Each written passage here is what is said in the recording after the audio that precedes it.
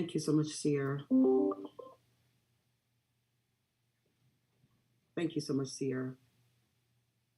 Good morning to the Board of Commissioners and to the citizens of Douglas County. Today is Monday, December 12th, 2022, and welcome to our 10 a.m. virtual Zoom work session today. We call this work session to order. I'll start with roll call. District 1 Commissioner Henry Mitchell III. Present. Thank you. District 2 and Vice Chairman Kelly Robinson.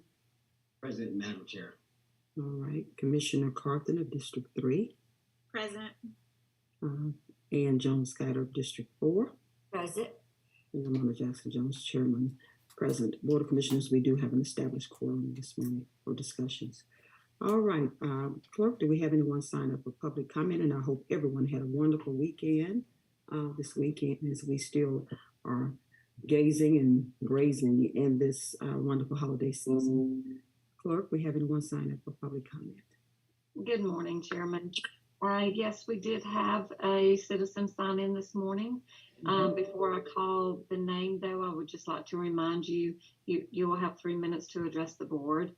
Once you reach your 3 minutes, I'll let you know to wrap up your comments. And if you could state your name and address and your topic for the record when you begin. So we have this morning, and I apologize if I mispronounce your name, Ms. Charlotte Dubois. On the line. So Charlotte, if you are ready, you can go ahead and begin. You need to take yourself off. Yeah, there you go. We can't hear you. We're not able to hear you. You're off mute, but we're not able to hear you.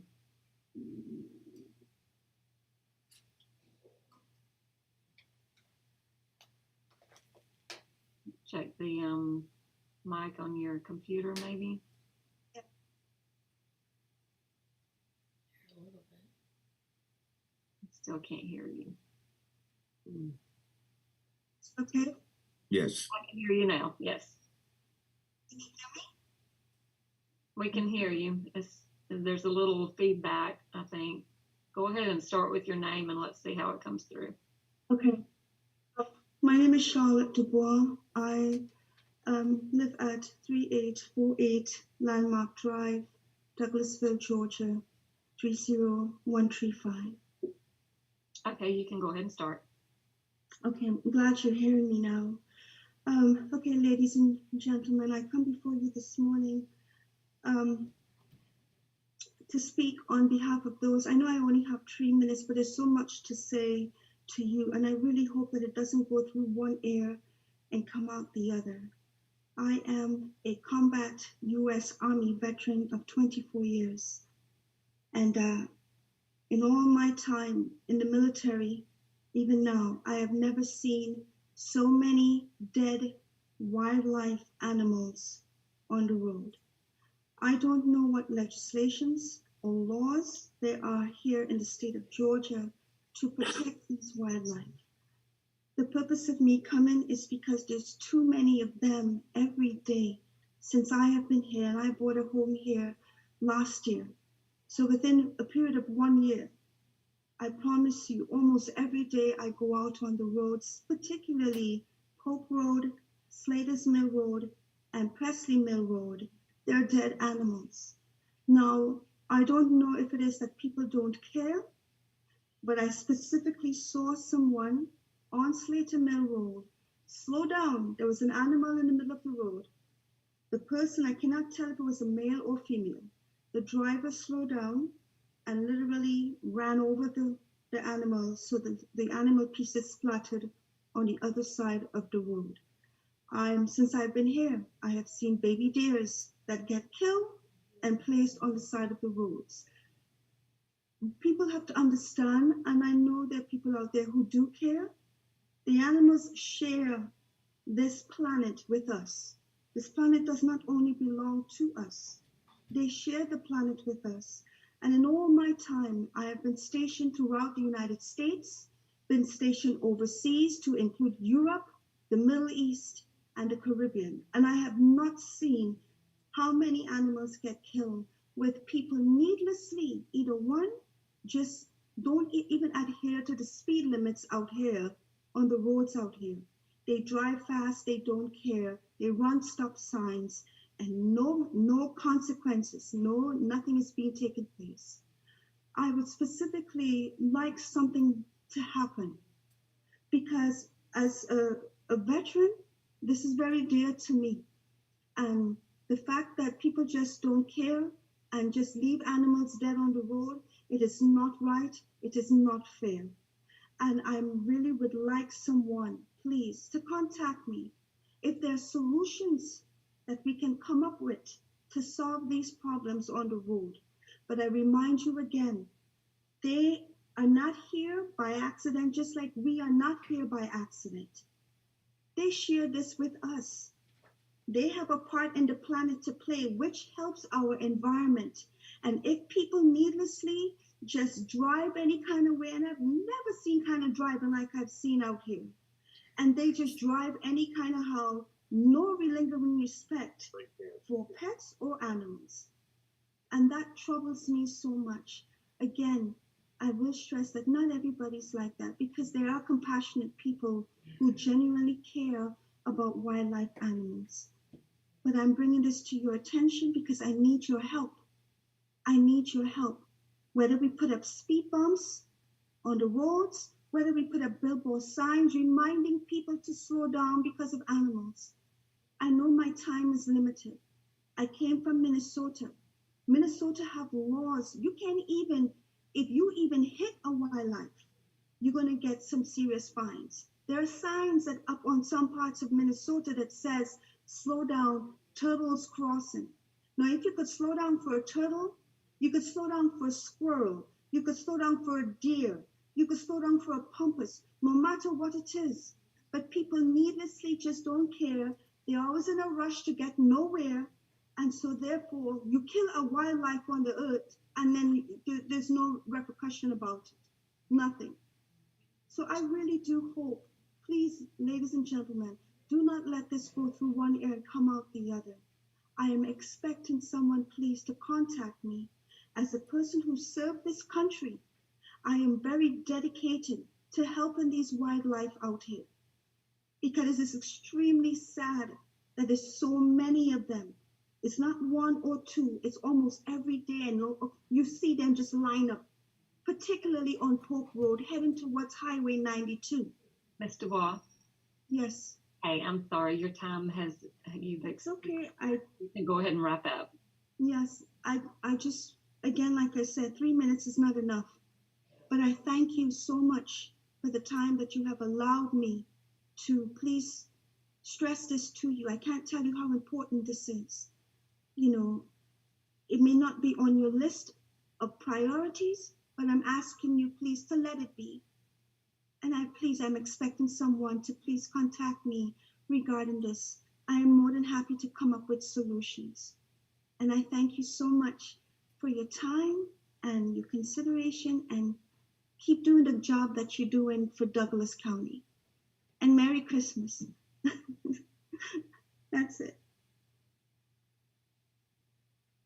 Thank you so much this morning, Mr. Ball, for coming in. Lisa, if you could reach out and get Mr. Ball's telephone number so like we can have a conversation, and maybe we can exchange ideas, and she can provide us with some, and we can make sure that we protect, continue to put emphasis on protecting our wildlife here in Douglas County.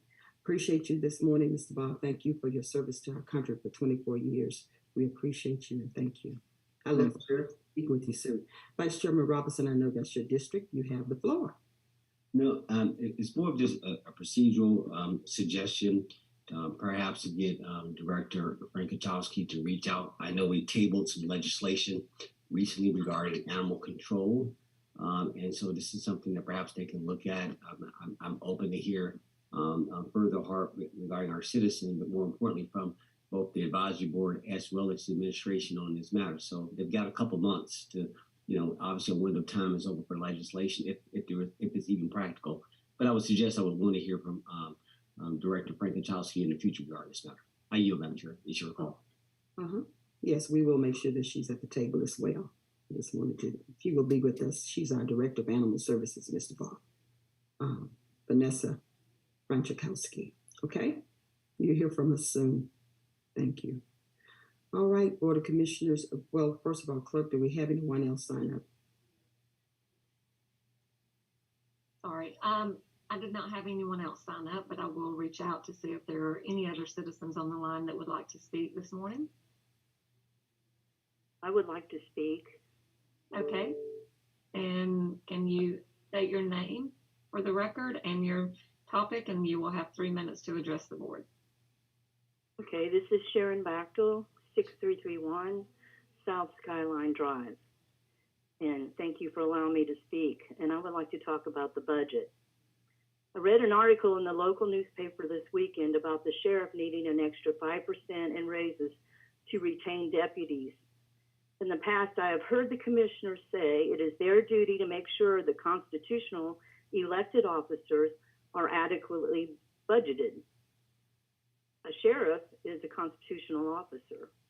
Last year, the probate judge asked for and received not only a hefty raise for herself, but also a large increase in her budget. Sheriff Pounds did not ask for money for himself. He asked for money for his employees. If he cannot retain or hire new deputies, he cannot do his job of protecting us. It's called the law of supply and demand. At this time, not too many people want to be in law enforcement, so we are going to have to pay more to keep the ones we have and staff the 40 empty positions. According to your survey, the citizens wanted you to prioritize public safety. It is important to keep crime down in our county, not only for safety, but also for bringing in new businesses and families to our county. If the sheriff cannot do his job because he is shorthanded and his deputies are overworked, crime will go up. This will reflect back on you, the commissioners, for not financially supporting the sheriff's needs. I noticed in the commissioners' budgets, you gave yourselves an extra $50,000 for professional services. Is this where you say that Facebook upkeep, a professional service, is more important than the citizens being protected from crime? In 2021, the county budget had an overage of $33 million. This year, Ms. Bivins says there is an overage of $13 million. It seems to me there should be enough money to give the sheriff his 5%. The safety of the citizens should be prioritized. You need to look for other ways to cut the budget. You need to give support to the sheriff to keep us safe. Thank you. Thank you so much, Ms. Batchel, for your input this morning. And we appreciate all of your support and your participation in county government here in Douglas County. Lisa, do we have anyone else sign up for public comment this morning? I will ask if there are any other citizens that would like to speak this morning.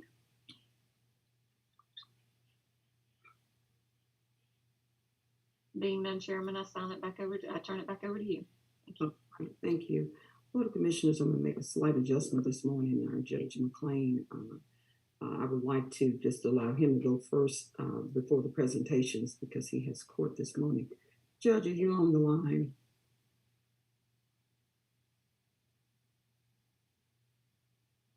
Clerk, is Judge on the line? He is on the line. Okay, what tab? I'm looking at his tab number. Can you give me the tab? He is number 8 and number 13. Okay. Madam Chair, I apologize for butting in. This is Dawn Crew in his office, and he took the bench and told me to grab him as soon as you all were ready for him. Would you like for me to do that, or? Yes, if we could. Yes, if you could. Okay, I will be right back. Thank you. Okay. Do you want to take an easy one? Yeah, for that, let me grab something that's pretty easy. Is Joshua Best on the line? Yes, ma'am. Okay. Josh, I'm going to just try one of yours quickly. Tab number 10, authorization to accept an award from the Council of Accountability Court Judges Law Enforcement Grant in the amount of $34,253 with a local match of $4,110 and amend the budget and authorize the chairman to sign all related documents pending final legal review. If you could just tell the board what this is all about, Joshua Best. Good morning. Thank you for your time, Madam Chairperson and members of the Board of Commissioners. This is a grant that the DUI Court has been applying for at least the past 2 to 3 years. It's the Criminal Justice Coordinating Council. It's our CACJ grant with law enforcement. This is one of our, it helps to supplement us having law enforcement do our surveillance of our participants that are in the DUI court program. So we use that money to help pay for the law enforcement that are doing the surveillance, doing the curfew checks and things of that nature for our DUI court program. And as you can see, we've been awarded $34,000. $4,000 that will be matched by salary, more than likely my salary for that particular grant. Madam Chairperson. So, and that's it. That's pretty much. Thank you. Board of Commissioners, have any questions regarding this grant? All right. Thank you so much, Joshua. I know you have a few more, but let me check to see if the judge is here. Judge McClain, are you here? Okay, we'll go to tab number 11. Authorization to accept a grant award from the Criminal Justice Coordinating Council Enhancement and Innovation in the amount of $6,932 with no match, and amend the budget and authorize the chairman to sign all related documents pending final legal review. Mr. Best, again, you have the floor. Once again, this is another grant from the Criminal Justice Coordinating Council. We just wanted to take this time. As you know, COVID kind of caught everybody by surprise for a little while, and we also wanted to take this time to use that enhancement money to kind of beef up our remote services, just in case, because we don't want to be caught in a situation where with COVID again, to where we don't have some certain remote services. This enhancement grant will allow us to allow our participants to submit certain documents via online portal. It will help us along with them being able to log in and do check-ins. It has like they take pictures of themselves to certify in geolocation to tell us where they are. So if they're doing community service, we can have that geolocation and their picture to verify that they've done, just enhancing the verification and the remote services of the things that we are doing here at the DUI court. If they continue to do it again, maybe we'll get a little bit more money to continue to enhance our programming here at the DUI court service. Okay, thank you so much, Mr. Best. Any questions, board, regarding this enhancement grant? Okay. Judge McClain, are you here yet? Okay, I'll go to tab number 9, which is Director Milholland. Thank you so much, Mr. Best. Hello, how you doing this morning? I'm doing great, and hope you had a grand weekend. We're going to go to tab number 9, authorization to apply for a grant to fund the 2025 Hazard Mitigation Grant update in the amount of $30,000 with a 5% local match, and authorize the chairman to sign all related documents pending final legal review. Director Milholland, you have the floor. Yes, I was contacted by GMA. They wanted me to go ahead and apply early for the grant. This will not affect the budget till 2024, probably towards the end of 2024, when we'll have to do a RFP for a consultant to help us upgrade our hazard mitigation plan. But it was a little bit unusual to be this early, but they had funding available, and they didn't want us to miss out. They don't know what funding will be available in that year. So, but we could go ahead and secure this funding now, so we know we'll have funding for the next update. So just ask permission to go ahead and do the application and secure the funding for the county for our next hazard mitigation plan update. Okay. Any questions, board? Okay, look forward to the update of the hazard mitigation plan. Thank you so much, Director Mulholland. Judge McLean, he's not here yet. So I'll move on to tab number 12.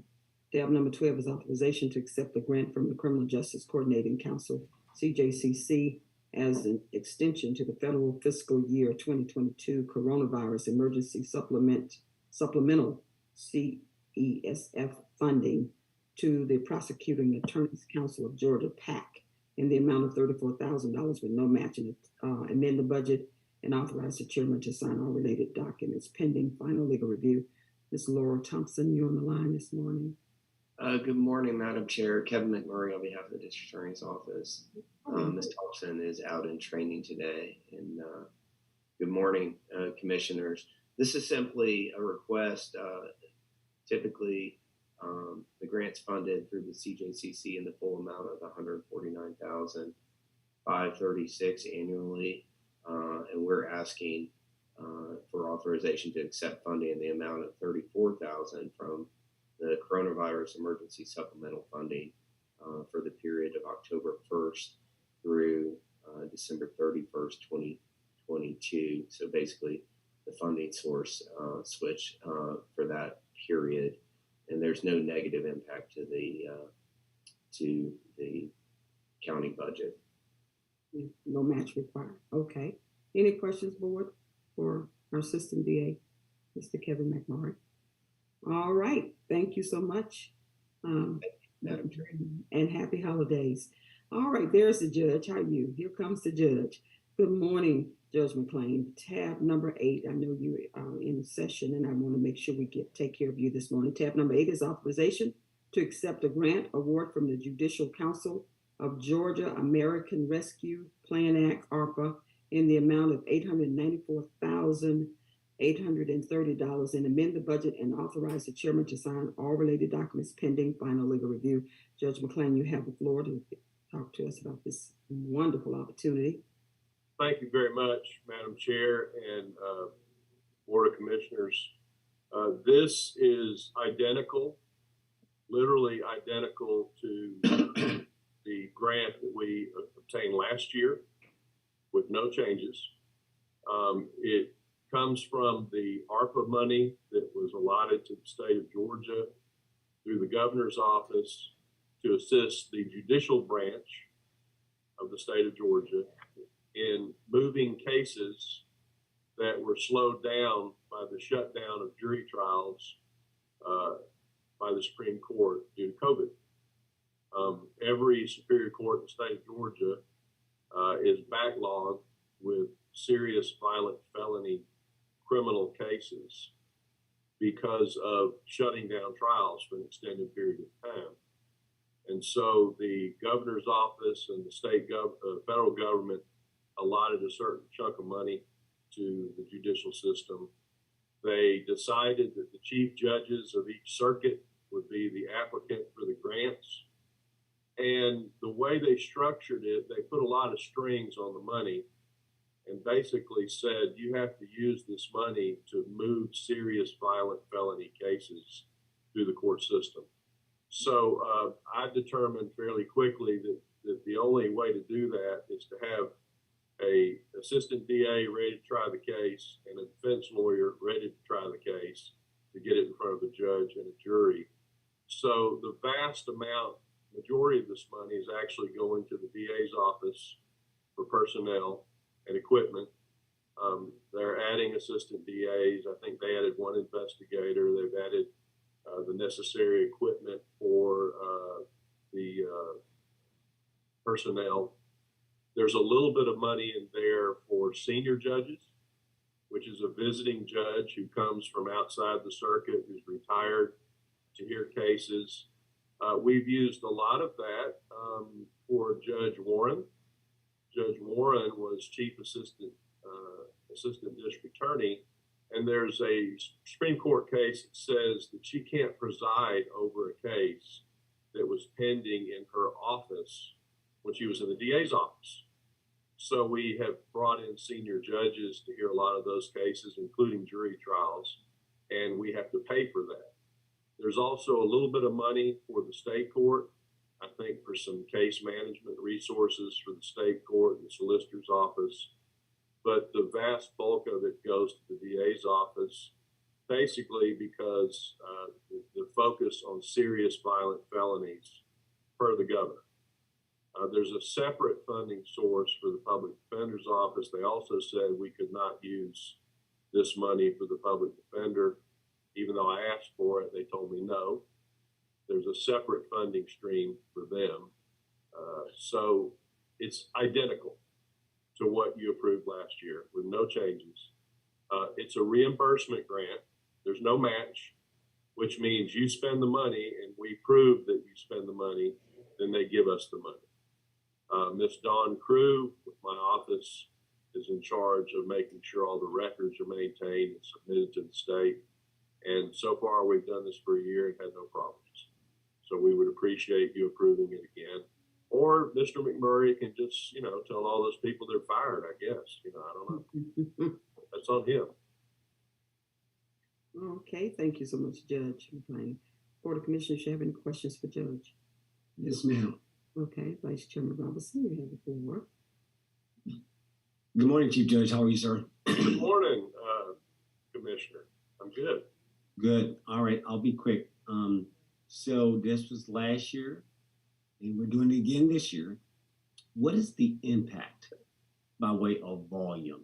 I think over the past couple of years, you guys are always good at showing statistics like, okay, there's 2,000 felonies. You come up with some number that you keep up with. So how will this knock down the queue? And what impact? Can you quantify this extra money, this basically $1.6 million over 2 years? What type of impact would it be? Eligible 10 trials, 10 cases, 20 cases, 100? What does that mean for us? Great question. Thank you, Commissioner Robinson. So we do have to document that to the state statistically, first of all. I monitor it periodically and periodically meet with Mr. McMurray and hit him upside the head or give him a donut or something to encourage him to him and Ms. Racine to stay on top of this. But I can tell you, I've actually got it written on my slick board that when we first got the money, we had 116 serious violent felonies. And as of October 20th, we had 85. So you have to understand they come in too. Right. They keep coming. But we are whittling down the number. They're the most difficult cases to manage and move because by definition, there's minimum mandatory sentences. These are armed robberies, rapes, aggravated child molestations, murders, cases where they're difficult to move through the process without either a jury trial or a reduction in charges if the state feels that's appropriate. So we are showing progress. I can give you the numbers as of October 22nd. I haven't checked them since then. I don't know. Mr. McMurray, can you update the commissioner at all on that, or am I putting you on the spot? I'd be happy to provide that to the board at a later date or after this meeting. It wouldn't take me long to get that information, but I don't have it at my fingertips. But I will reiterate that the resources that have been provided, Commissioner Robinson, are having an impact, and it's a tangible impact. These are the most serious cases, and so they take a lot to move, and we collectively, the judicial system here in Douglas, I think is seeing progress and frankly more progress than many of the other circuits that I interact with. So I'll be happy to provide that after the meeting. No, thank you both, and thank you, Judge. One of the things is that we always through these exchanges we get to learn and appreciate what you do, and what I try to do is translate the narrative that you put forward, that things are getting better, that we're knocking it down. But for me, I need data. It can't be invalidated or marginalized. Like, no, I need to know what was the impact. Like, are you knocking it down or what? tell me that you're doing it. You got to show me. So that's one thing. I was okay until okay, no, I can't wait for this. I need this no later than tomorrow. What the impacts. If I look at 100,000 adults, 10,000 is 10%, 1,000 is 1%. So we're talking about less than 0.1% of our population. And I put real money behind this thing, and I support it. I get the public safety argument. I get the judicial. Know where the board sits, that you guys are important. Provide us with data so we know what we're doing. We got to line this thing up. But we need the data to understand how it all fits, how many people are arrested, how many things are pushed through the system, how many people are judged and sentenced. We need the data. So you'll see me going hard on this for the next 40 hours. We need the data. So thank you, guys. I won't belabor this. I wasn't trying to. Judge, we're good. I just wanted some data. And thank you. You have it as of October 20th, 2022. That's fine, sir. Thank you. Madam Chair, you'll keep going. All right. Any other questions, board? All right. We're going to move to the next tab, which is tab number 13. Judge, you have tab number 13. Approval to renew a contract with Icon Software Corporation for the case management system in the amount of $49,500 to be funded through the department's budget for the courts of the Douglas Judicial District, and authorize the chairman to sign all related documents pending final legal review. Chief Judge McLean, you have the floor again. Thank you very much, Madam Chair. So this, once again, is an item that's no changes since last year, first of all. This contract went into existence at least since 2016. Judge Emerson was the driving force behind, and the clerk's office behind hiring Icon to create a case management system for the Douglas Judicial Circuit to replace the sustained case management system. The case management system basically does a lot of things. You can produce documents, you can keep records, you can bring up a court file on your computer and look at it. You can generate notices to litigants. You can file court orders. You can compose documents. And we have used this system successfully since that time. It's proprietary software. Nobody really knows how to keep it running and keep it fixed and keep it going other than Icon. So I will just say, even though it came into existence through Judge Emerson, I use it every minute of every day, nonstop, constantly. So this contract is simply for Icon to manage and maintain the system and fix any problems that we may come up with from time to time. Thank you so much, Judge. Any questions for our Chief Judge, Board of Commissioners? All right. Thank you, Chief Judge McLean, and enjoy the rest of your day and happy holidays. Well, thank you. I think I may come back to see you in executive session because there's a personnel matter involving the drug court that my staff are going to want to discuss, but I'd like to weigh in as well also, if you don't mind. Okay, so we'll just have Lisa contact the office and let you know when we go into executive session. Okay. Thank you very much, Commissioners. Enjoyed seeing you again. All right. Thank you, Judge. Board of Commissioners, we have approval of our minutes. Just tomorrow, I ask you to be aware and just to review the minutes so we can approve accordingly tomorrow. We have the commission meeting minutes of November 29th and the work session minutes of November 28th and the executive session minutes of November 28th. All of these meetings minutes are related to the year of 2022. So be prepared to approve accordingly. Board of Commissioners, we're going to move right into our presentations. We have our presentation number 1 this morning, which would be Douglas County Financial Literacy and Entrepreneurship Program Update. And we have Dr. Kim Holder with us this morning. Dr. Holder, you have the floor. Good morning. Good morning. Thank you so much. Hopefully y'all can see my screen now. Does it look okay? Yes. Perfect. So I'm here to update you on our progress for the Douglas County Masterclass Series. I'm really excited about the progress we've made over the last few months, getting videos created, as well as getting our website up and running. But if a picture is worth 1,000 words, I think that a video is probably 10,000, maybe a little more with inflation. And so I want to show you what we've been building. I think that'll do more than me talking about it. So let's move forward on this.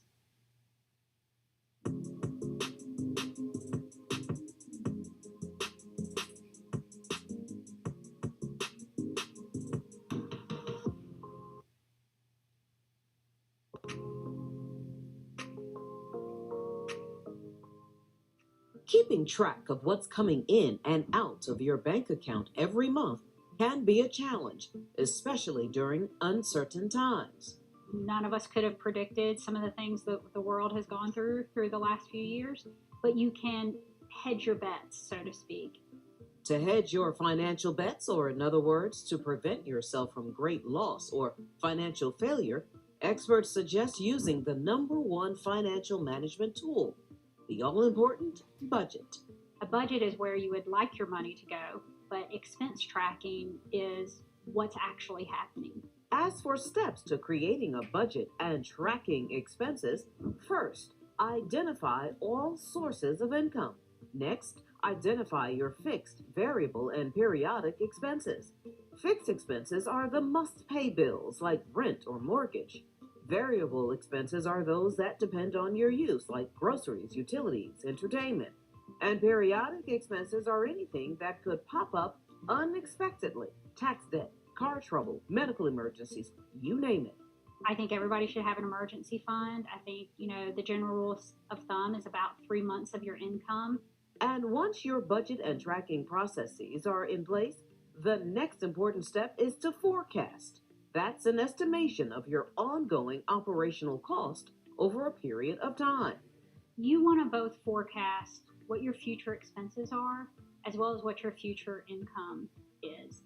As we've outlined in this masterclass episode, the pathway to your financial success includes creating tools to budget, track, and forecast your way to your financial freedom.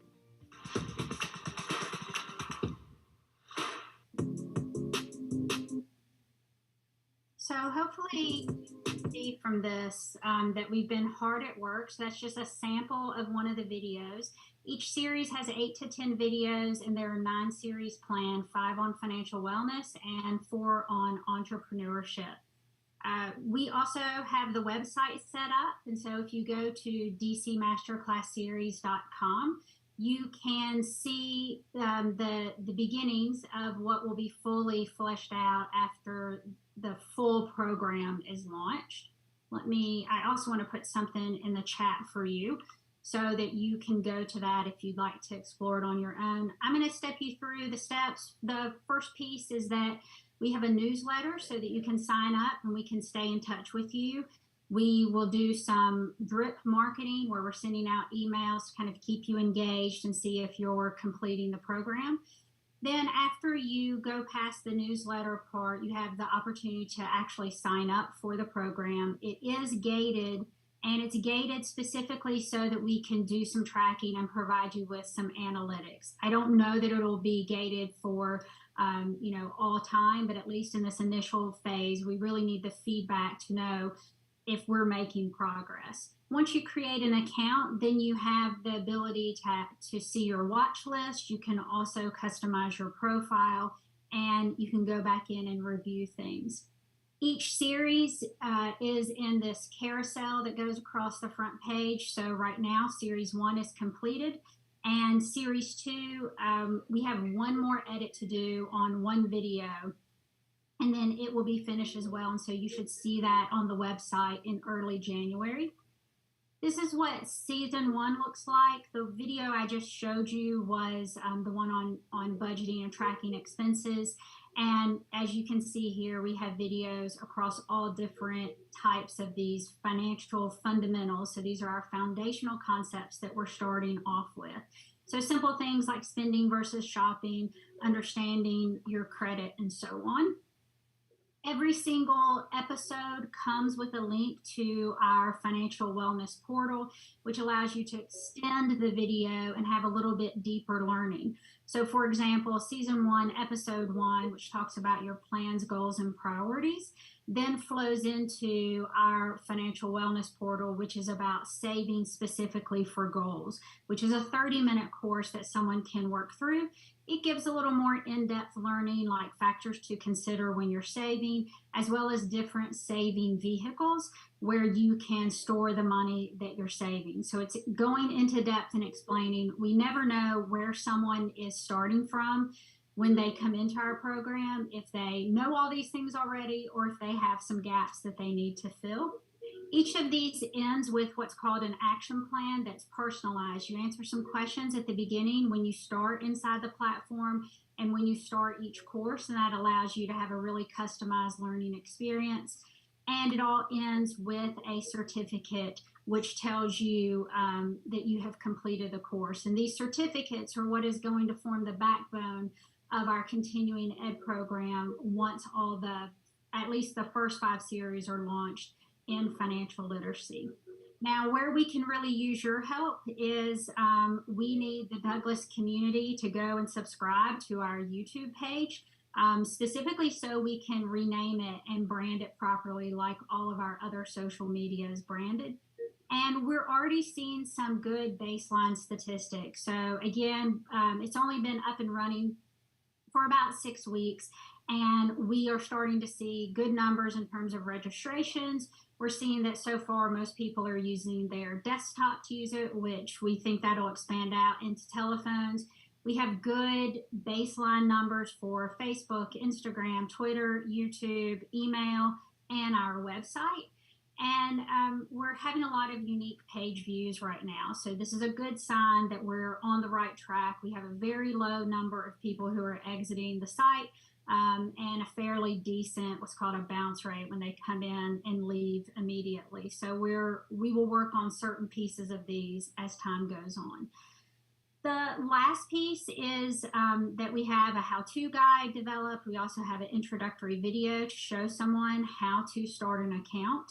And we have this About Us page, which goes back to where we started. And thanks to the Board of Commissioners for giving us this opportunity. It has links to each of their profiles so that people in their respective districts can learn a little bit more. Overall, I really just have to thank our team. We have Anna Teal with Teal Marketing, who is managing all of our socials. We have Lina Savage and Thomas Mitchell, who are the brains behind the beautiful website. And we have Shania Chavis-Rucker from Media Miracles, who is creating these great videos. And just so you know, the video series takes about 2 months start to finish because we have to come out, film, we have to find various experts in each field. And the second series that we'll be launching soon is on growing your money or investing. If you want to know more and you have your telephone handy, you can scan these QR codes. The one on the far left is the website. The middle one is our getting started video, which will show you how to set up an account. And the last one is so that you can help us out and subscribe to the YouTube channel. Our timeline going forward is that we should be filming Series 3 in January and February. We should be filming Series 4 in April and May and Series 5 in June and July, which means that we'll be able to hard launch the financial wellness part of the program, the first 5 series, sometime early next summer. And then we'll hit the entrepreneurship series after that, with everything being available in early 2024. We do believe we'll get a little bit faster at this, but we also want to make sure that we're putting forth a really quality product for all of the people in Douglas County. So if there's any questions, I'm happy to answer them. But otherwise, I just want to say thank you again to the commissioners for entrusting us with this project. And thank you to Douglas County for allowing us to help offer these resources to all of you. Thank you so much, Dr. Holder. Board of Commissioners, we have any questions for Dr. Holder? Remarks? Vice Chairman Robson, you have the floor. Thank you. Good morning, Dr. Holder. Good morning. Good morning. All right. Thank you so much for that overview. I'm impressed by the progress. But just for those who have not, obviously maybe new to just this moment and who you are, can you tell a little bit about you in the context of your area in the university and what this means in this partnership? Because I think that's going to be important.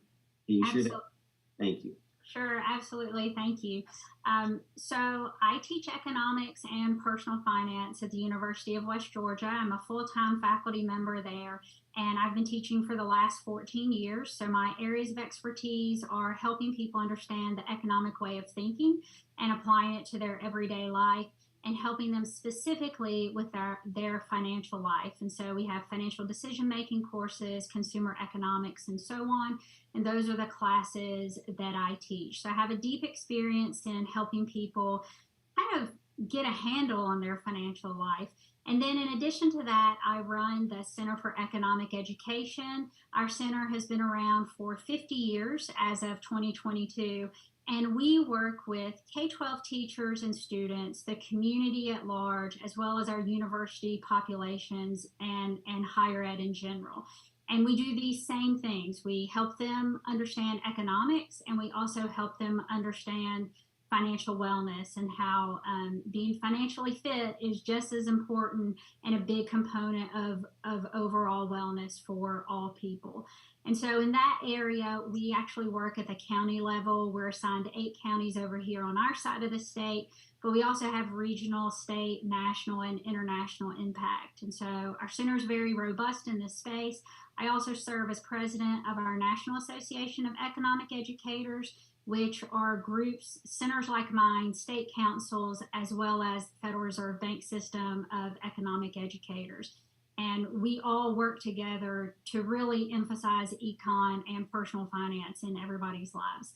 Economics includes both personal finance and entrepreneurship, which I believe is part of why we were chosen for this program in terms of our expertise. We also have expertise in managing funding for very specific community projects. And so we were really excited to be able to work with a team of people, a team of experts in each of their fields, and build a really solid program. Thank you for that. So analytics will be provided. As you know, I'm big on data. So performance beyond just the output, the deliverable of the videos and the certification, we will have performance and demographics and things like that, right, over time? Would that be available to us? That's true. So there's a couple of things. First of all, we have to get our numbers up so that those things start showing through, and we'll get some of those pieces through Google Analytics over time. But the big part will come when we're rolling out the financial literacy program in full, when the first 5 series are completed and we're able to begin our workshops and external events. And that's where we'll really gather individual data on who is signing up for the program, who is coming through our whole process, not just kind of stumbling across it via socials and other means. And we'll also be able to get some information about feedback as well as progress. And so what we want to see is that we're moving the needle in Douglas County. We have plans to work with the library system. We already have a great relationship with the West Georgia Regional Library System, and we have a graduate student assistant whose only role is in 2022-2023 to be reaching out and starting those partnerships for us. So we have already started working on our plans for what will happen in 2023, and we anticipate then having more numbers for you. I know you're a numbers person. I heard you earlier, and so we will absolutely take care of that for you. No, thank you for that. And I'm going to keep with my last point, and thank you for that, is it's ironic that the video you chose to run was about budgeting. And some of the topics that you shared or came through, or the concepts came through, again, revenues, or as you called it, income and expenses. But also you talked about the importance of forecasting. Right. Why is forecasting important? Just really quickly, because again, we're applying this right now. The board is about to set its annual budget. And but why would forecasting be necessary if I'm just budgeting in the moment? I mean, give us a free one on this one, Doctor, because this is good. Because again, why do we need a forecast? Now, Vice Chair, I already turned in my grades, so this is a little extra credit that's happening here.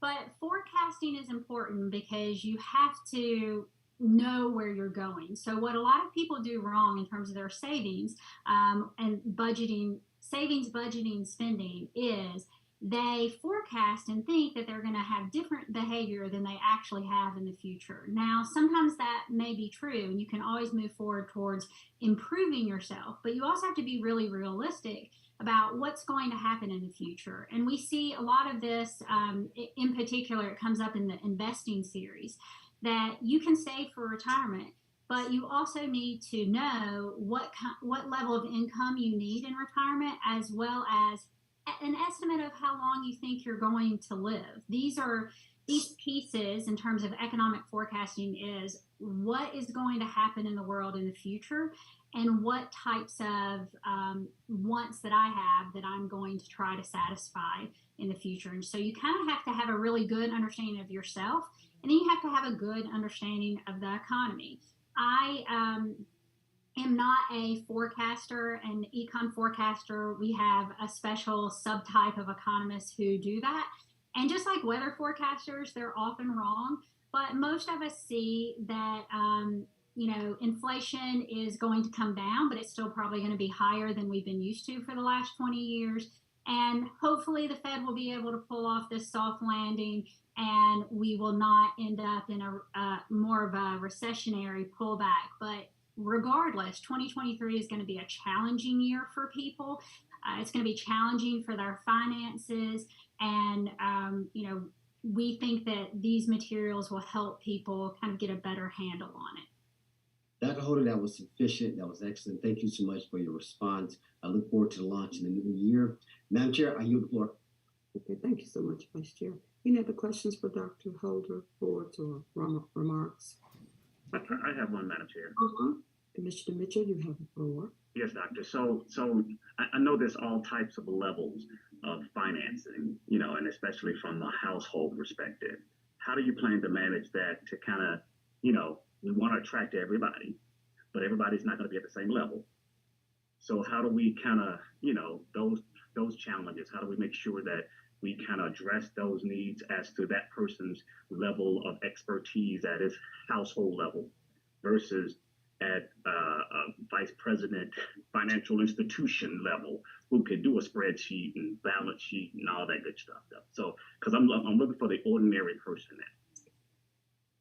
And we definitely address that in our design. So each of these individual videos can be viewed solo. They run about 2 to 4 minutes. They can be viewed as a standalone product. They can be viewed as many times as you want. And we're pushing them out in all different avenues. So even though we prefer you to access things via the website, simply for the tracking and the data, we also, tweet them out, put them on Facebook, put them on LinkedIn and Instagram, because it doesn't really matter how you enter the program. They start with a very basic level of understanding, and the videos really are tuned into someone maybe in the middle school, high school level could understand what's happening. The wellness platform is for people who want to extend their learning and go deeper. And so that is geared a little bit more to a slightly older population or people who are further along in school. But that's because it's a bit of a deeper dive. And so someone who has zero financial understanding, they may start just with the videos. They'll build their confidence and their financial know-how, and then it will help them move into the deeper modules. People who master that and it's still not enough for them, then on the back end of this, we plan to have continuing ed, which would include workshops, as well as the possibility of credit by evaluation and being able to roll this over into potential class credit at the university level. So what we've tried to do, I imagine it like a department store or shopping mall, where it doesn't really matter what door you come into, we're going to help you find a place and find a way to access that information. And we deal with all types. We actually had someone in one of our financial wellness webinars this past semester who didn't know what endorsing a check meant. And simply because they do most of their banking online, it's perfectly reasonable. But everybody comes to it with different levels of expertise as well as different confidence. And we've been very successful in working with anybody across the board. So we have a great program in Carroll where we're working with precariously housed and homeless populations. We work with people from all different employment levels and as well as on up to university professors. Everybody needs a little financial coaching in their life at some point, even the experts. Absolutely, and good. I'm glad to hear that, Billy. And so, if I'm hearing you correctly, these some module settings where these guys, 1, 2, or 5 guys, I don't know kind of what the kind of the team up relations / session goes, or is it more individual? Because my finances, my balancing my checkbook differs from one of the than my peers. So is it more that focused, or is it just kind of broad and you just got to find out, you got to build them from that perspective? It's really both, and I know that's it's a typical econ answer, right? We have two hands. So on the one hand, it is individual, and we're not taking cohorts through the program. We're really hoping that people, that it's an individual journey. But also at the same time, our future plans are this kind of workshop model where we will take people through as a cohort.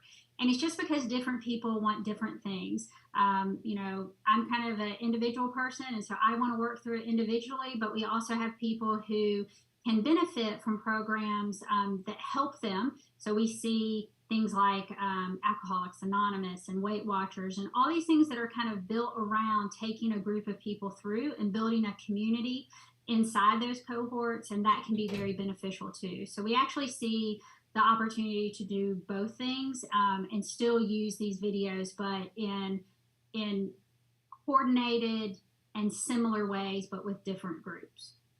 Got it. Well, good. I mean, I'm excited, and I think the community is as well. So I think this is really some good stuff. But again, I know I'm at a whole different level than the average person who's at home just trying to, pay gas, light, and water bill and balance that. That's right. That's and speaking of the banking industry, so, I haven't been in a bank in God knows how long. It's all electronic. It's all that. So are we assuring that we looking at it from that aspect as well as the brick and mortar? Yes, one of the things is we're not here, to promote any particular type of bank.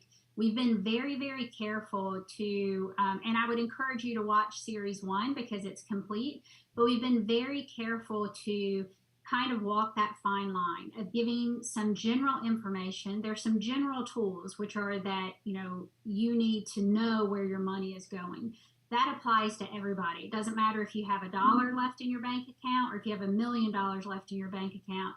You still need to be aware of where your money's going. So in these videos, we try to make statements that are really applicable to all people and not just a certain type of person.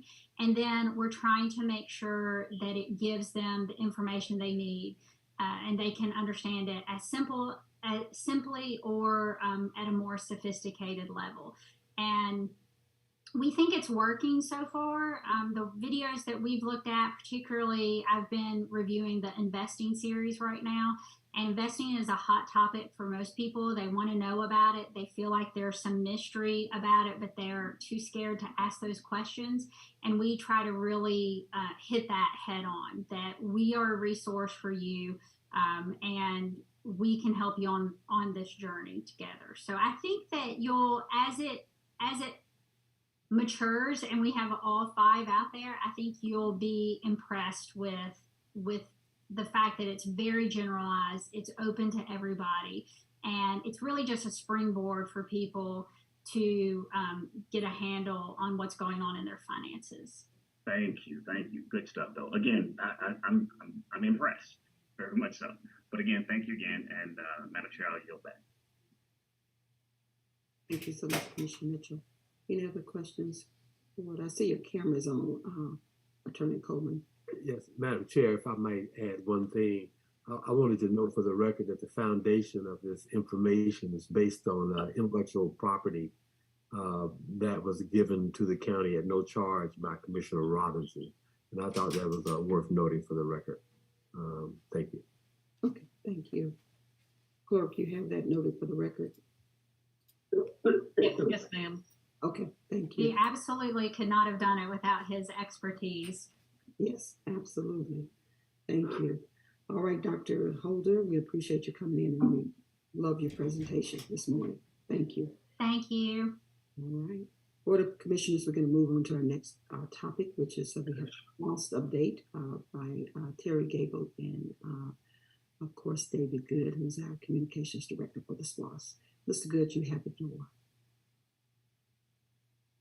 Thank you, Madam Chair, Board of Commissioners, citizens, stakeholders, and business owners. I'm David Good, and I'm here to present on the 2016 SPLOS. I'm going to present on October revenues and work through November. And thank you, Rick Martin, for the share the screen. It seems like my internet is slow on my side. Can anyone see the screen? Yes, we can see the screen. Mm-hmm. For some reason on my side, I cannot. Let me see if I slow down take my video off and maybe I can see. Oh, I can't see it. I'll go ahead and click on it. I'll reshare it in case you're having any trouble. David, okay. What did you say, communications director? I heard you say something. I was just resharing it in case he had any trouble. Okay. Can you see it now? On my side, I can't see, but I'll present as I go to screen as you slide. What I'm gonna do, we have a feedback communications director of the SPLOS. Is it any way we could maybe come back to your presentation, allow us to take care of the technical difficulty? Can you say you may have some problems on your end? All right. Oh, there you are. I can hear you now. Okay, good. There you go. All right. I think by me turning off my video, I was able to come through. There you go. All right. You have the floor. Awesome. Okay, as I was saying, the financial remain strong. We have projects. Everyone, please mute your mics other than this speaker, which is Mr. David Good. There you go. All right. Thank you, Madam Chair. Again, we're going to be presenting on the October revenues and work through November. We didn't have any projects, but we did work on a lot of projects. And we'll be talking about activities in fire, EMS, transportation, parks, and rec. And then at the end, we'll be giving the bi-monthly vendor report. Next slide, please. And as I was saying, the financial remains strong. October revenues are $3,091,230. That's about $1 million over the original projections of $2,098,494. The total revenues since the beginning of SPLOS, which is back on April 2017 through October 2022, are $160,156,777. That's about $23.2 million over the original projections of $136,908,270. And I want to remind the citizens and the Board of Commissioners that the Douglas County portion is 72.26%. So if we look at those numbers, that means our total revenues just for the county are $2,233,722.8. And then for the total right now would be $115,729,287. So that's where we are if you consider just the county. Next slide, please. Right here is just a chart showing from November of last year until October of this year. And right now we are almost at $3 million showing per month. It's around $35,934,000 just throughout this 1 year period. Next slide, please. Right now we have, can you go back one? Yes, fire station number 9 at the budget of $8.3 million. The design development plans have been completed for review. An architect has submitted a supplemental agreement to increase design fee based on increased scope and construction costs.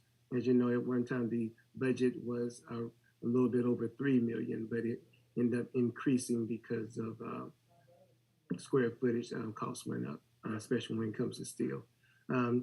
for the resurfacing, and also because we did increase it from 3 bay to 4 bay. The resurfacing program for 2022 at a cost of $9.86 million. 5.7 of that is coming from SPLOS.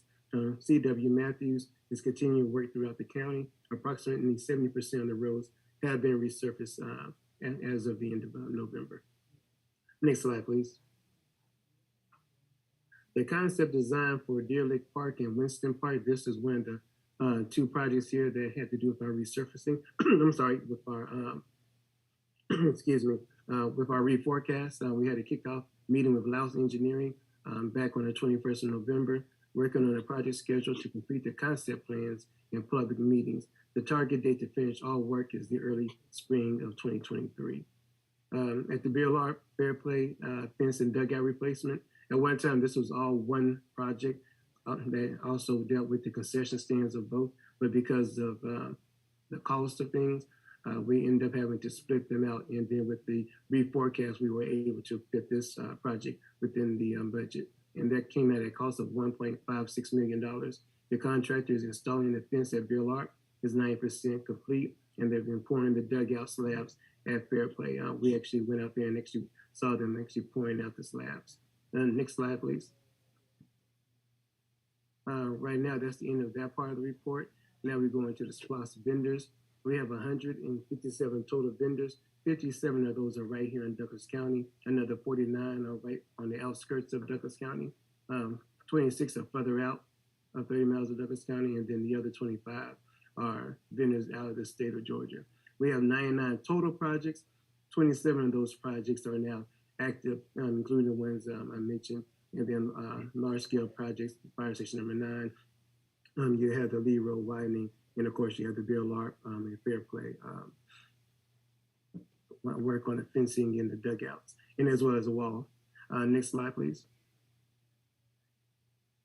Right now, Douglas County, as well as those around Douglas County, we call those local. They represent 67% of the vendors that's working on SPLOS projects.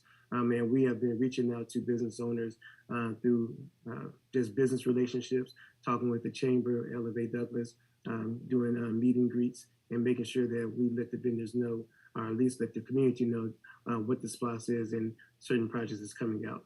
Next slide, please. Right now, you just see the breakdown.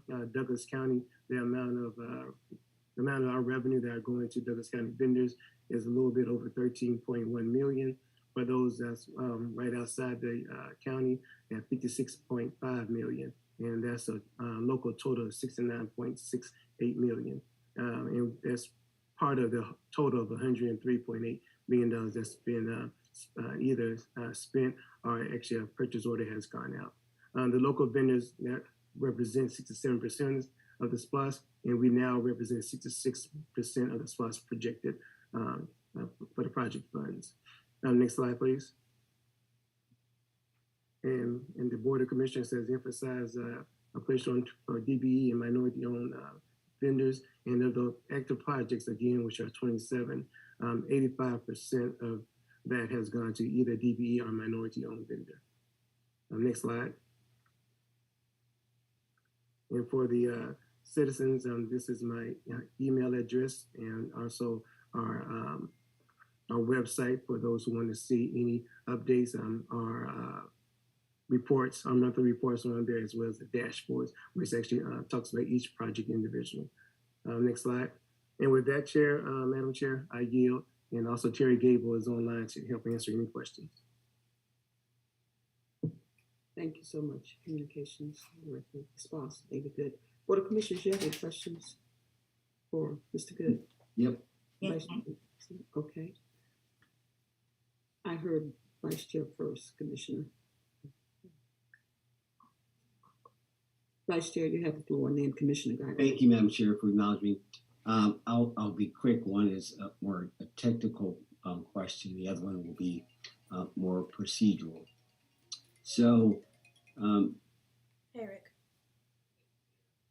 we've got less than 4 months left on the current SPLOS as relates to timeline Yes, and charging of the citizens by the vendors, the 1%.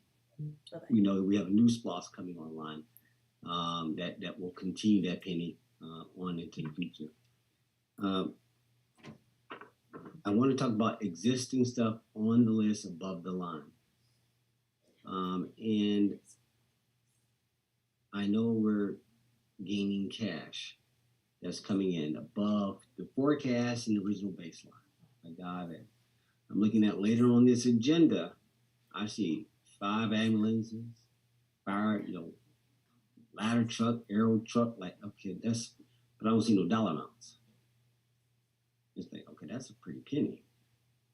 We're gonna squeeze that all in one transaction, one moment in time. And I'm trying to get my mind around, is that in the current SPLOS that just hadn't been ordered, are y'all pulling from the future to do this? And you may not be able to answer that, Dave, but I need you to be on standby to help the guys later when I ask a very direct question. Now, how are you going to do this? Why we didn't put the total amount and disclose what this is going to cost in a single transaction, a single authorization? And so it's like, woo, that's more than $1.3 million spread you just mentioned, which is not saying that everything just goes to that area. It gets spread. And I think what are you talking about the 1.3 million, is that just for us total, including the city, or after we subdivide our cities? So I'm trying to reconcile the math. And so I'm just gonna make that statement. Don't solve it now, but David, help these guys out later. Chief, y'all be ready for this. And how y'all gonna reconcile that? Because I don't want to belabor the moment. My peers have something to say. My second point is, my second point, sorry guys. My second point is to the my committee chairs, my fellow committee chairs. That would be of transportation, parks and rec, public safety, etc. One more time for the record, we got a list that Madam ACA has created, which is our current SPLOS, red, yellow, blue, all the different colors. We now need all of you guys to reconcile what is the new list. Can you get your executive directors, if they haven't already jumped on it, or their directors, to jump on that list, guys? Compile your first passage at what you seem as the committee chair, please, so we can stay on track. I know we weren't going to decide to the obviously the beginning of the year as it relates to a vote, but I'd love to get all 5 of us involved in this and weighing in, just so we can, the past is the past. And you get the shit going forward. And so I appreciate you guys' participation on that. Again, committee chairs, get your new list. And so, again, it's reconciling the old and the new. You already got a pre-existing list, and you want to add some stuff to it. I know how the chairs work. But let's try to get that list, before, obviously, our next meeting, which will be the first year at your convenience, of course, respectfully. Madam Chair, that's all I had as an ask my peers. I have no more questions for David and Terry. Good job, guys, over the past 5-6 years. You guys have been solid. Madam Chair, you have the floor. Thank you. Oh, yeah, Madam Chair, can I say something real quick? Yes, you. Yes, I guess during the period of time that my video feed might have went out, it might have sounded like I said 1 point, but for the accounting, it's 2.2 million. That was for that part, and I might have mistakenly said 1.2. That's my error. Thank you. All right, thank you so much.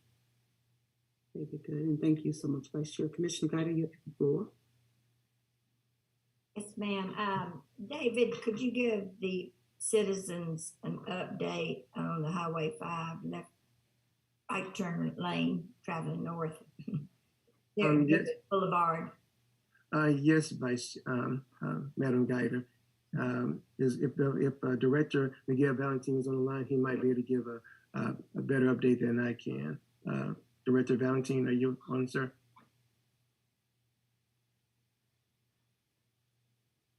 Yes, I'm on the line.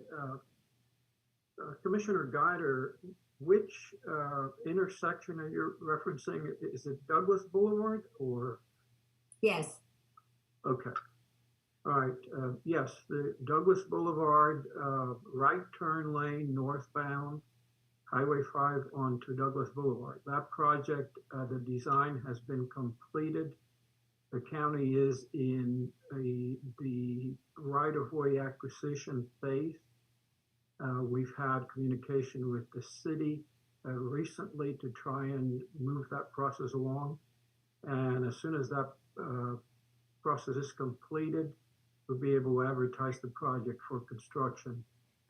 We've received the the permit from GDOT to be able to do the project.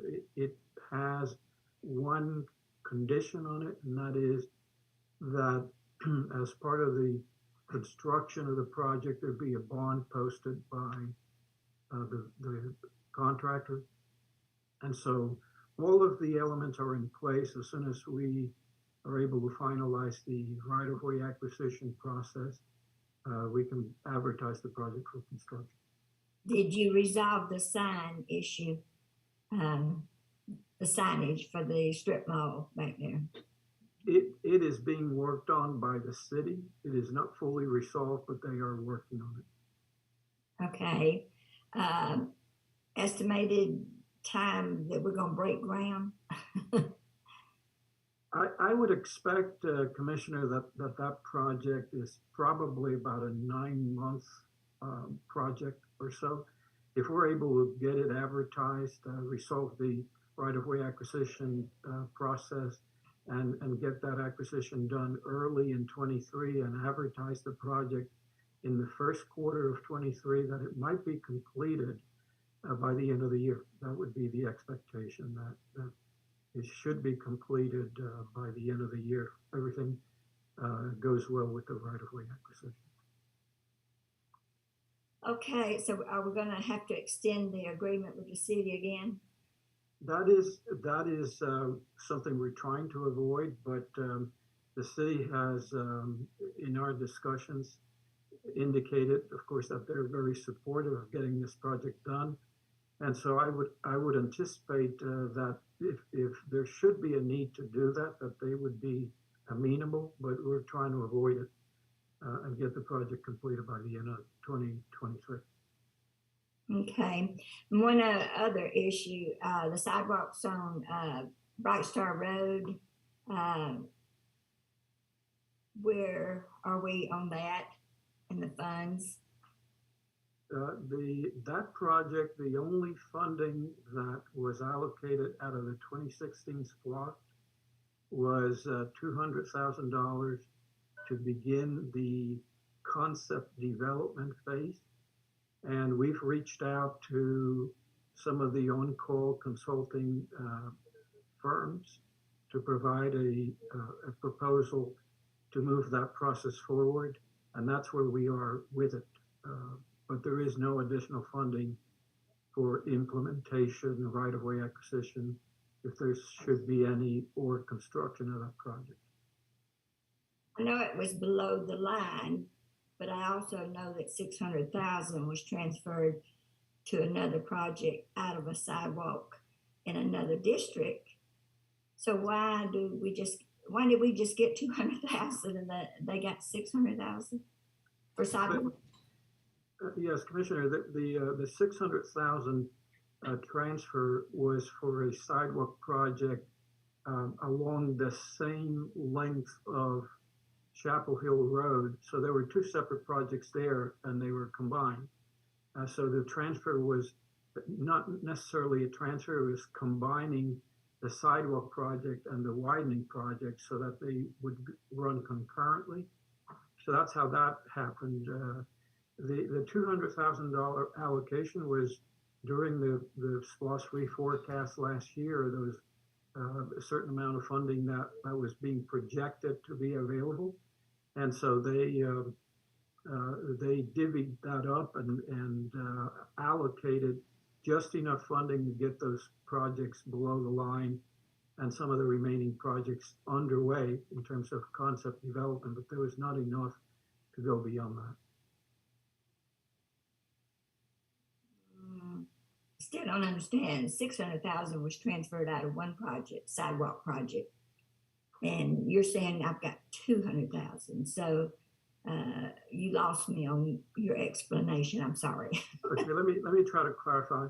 The sidewalk project was on Chapel Hill Road.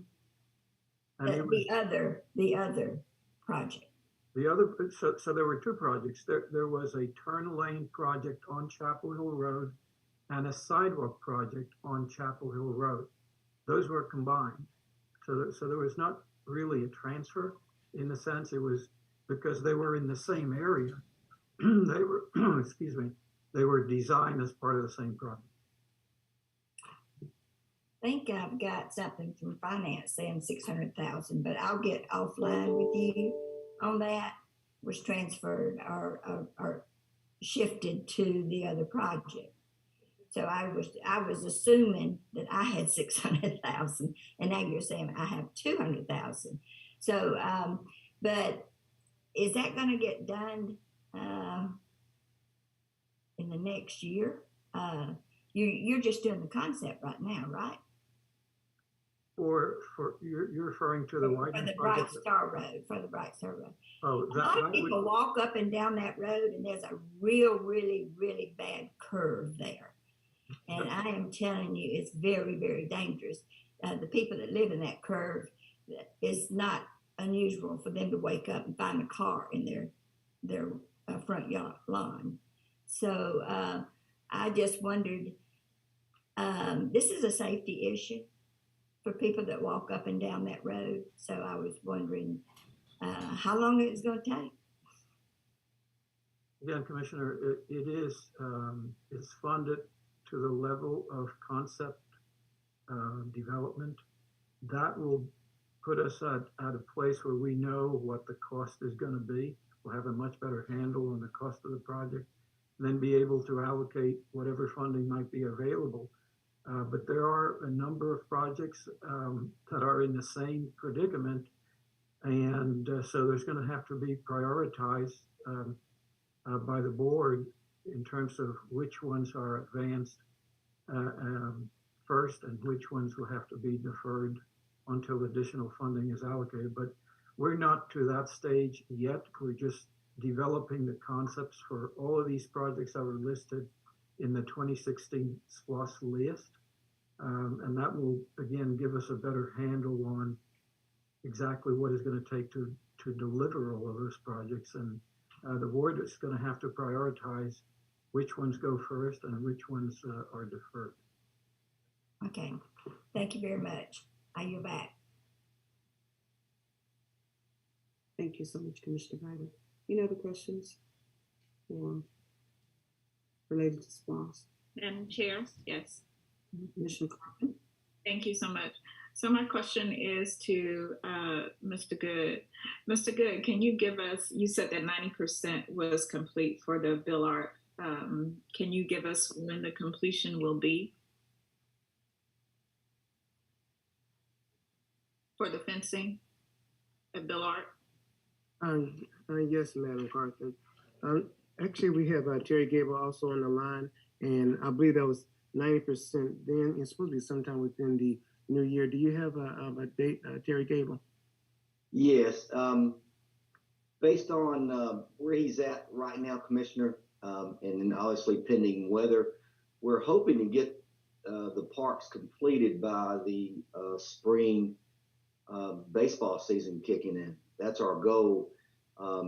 He did get a little bit later start, and materials has been part of that issue, and then with the weather. But our goal is to get it completed by spring 2023. So you're saying to finish the fencing at Bill Art, it'll take another 3 months, and it's 90% complete? Well, in the 90% complete was the work that was done at Bill Art. So we still got, that's for both parks. When I'm talking, I guess, the completion of both parks, which are in his contract. Yeah, but I just asked about Bill Art. So Bill Art, yeah, it will. He's Bill Art will be completed. He's still got to do the dugouts. Is all he's got to do there. So I guess the completion date I was using was for the entire project. So Bill Art will be completed. It's a good chance they'll be completed by January before he can get that finished. Okay. I'd just like to know that the update on that. Someone asked me about that about a month ago. And thank you so much. And then Director Valentine, one question for you. It jogged my memory. Where are we in regards to the project for the Chapel Hill sidewalks and the design? That project is pretty far along in the design phase. Yeah. And so we anticipate that they've completed the preliminary plans. They're working on the right-of-way plans and the final plans. And we would anticipate that we will be beginning the right-of-way acquisition phase on that project in early 23, perhaps late first quarter, early second quarter of 23. And my expectation is that based on the number of parcels involved, right-of-way acquisition would probably run through the rest of 23.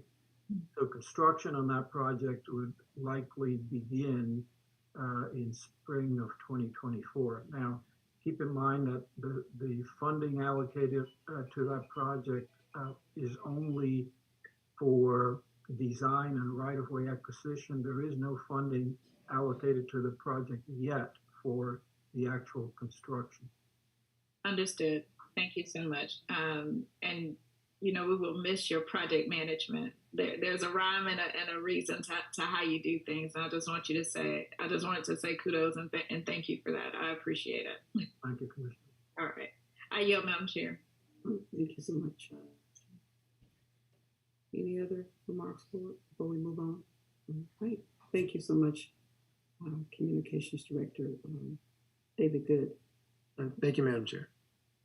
And also, Mr. Gable, thank you for being here as well and your responses.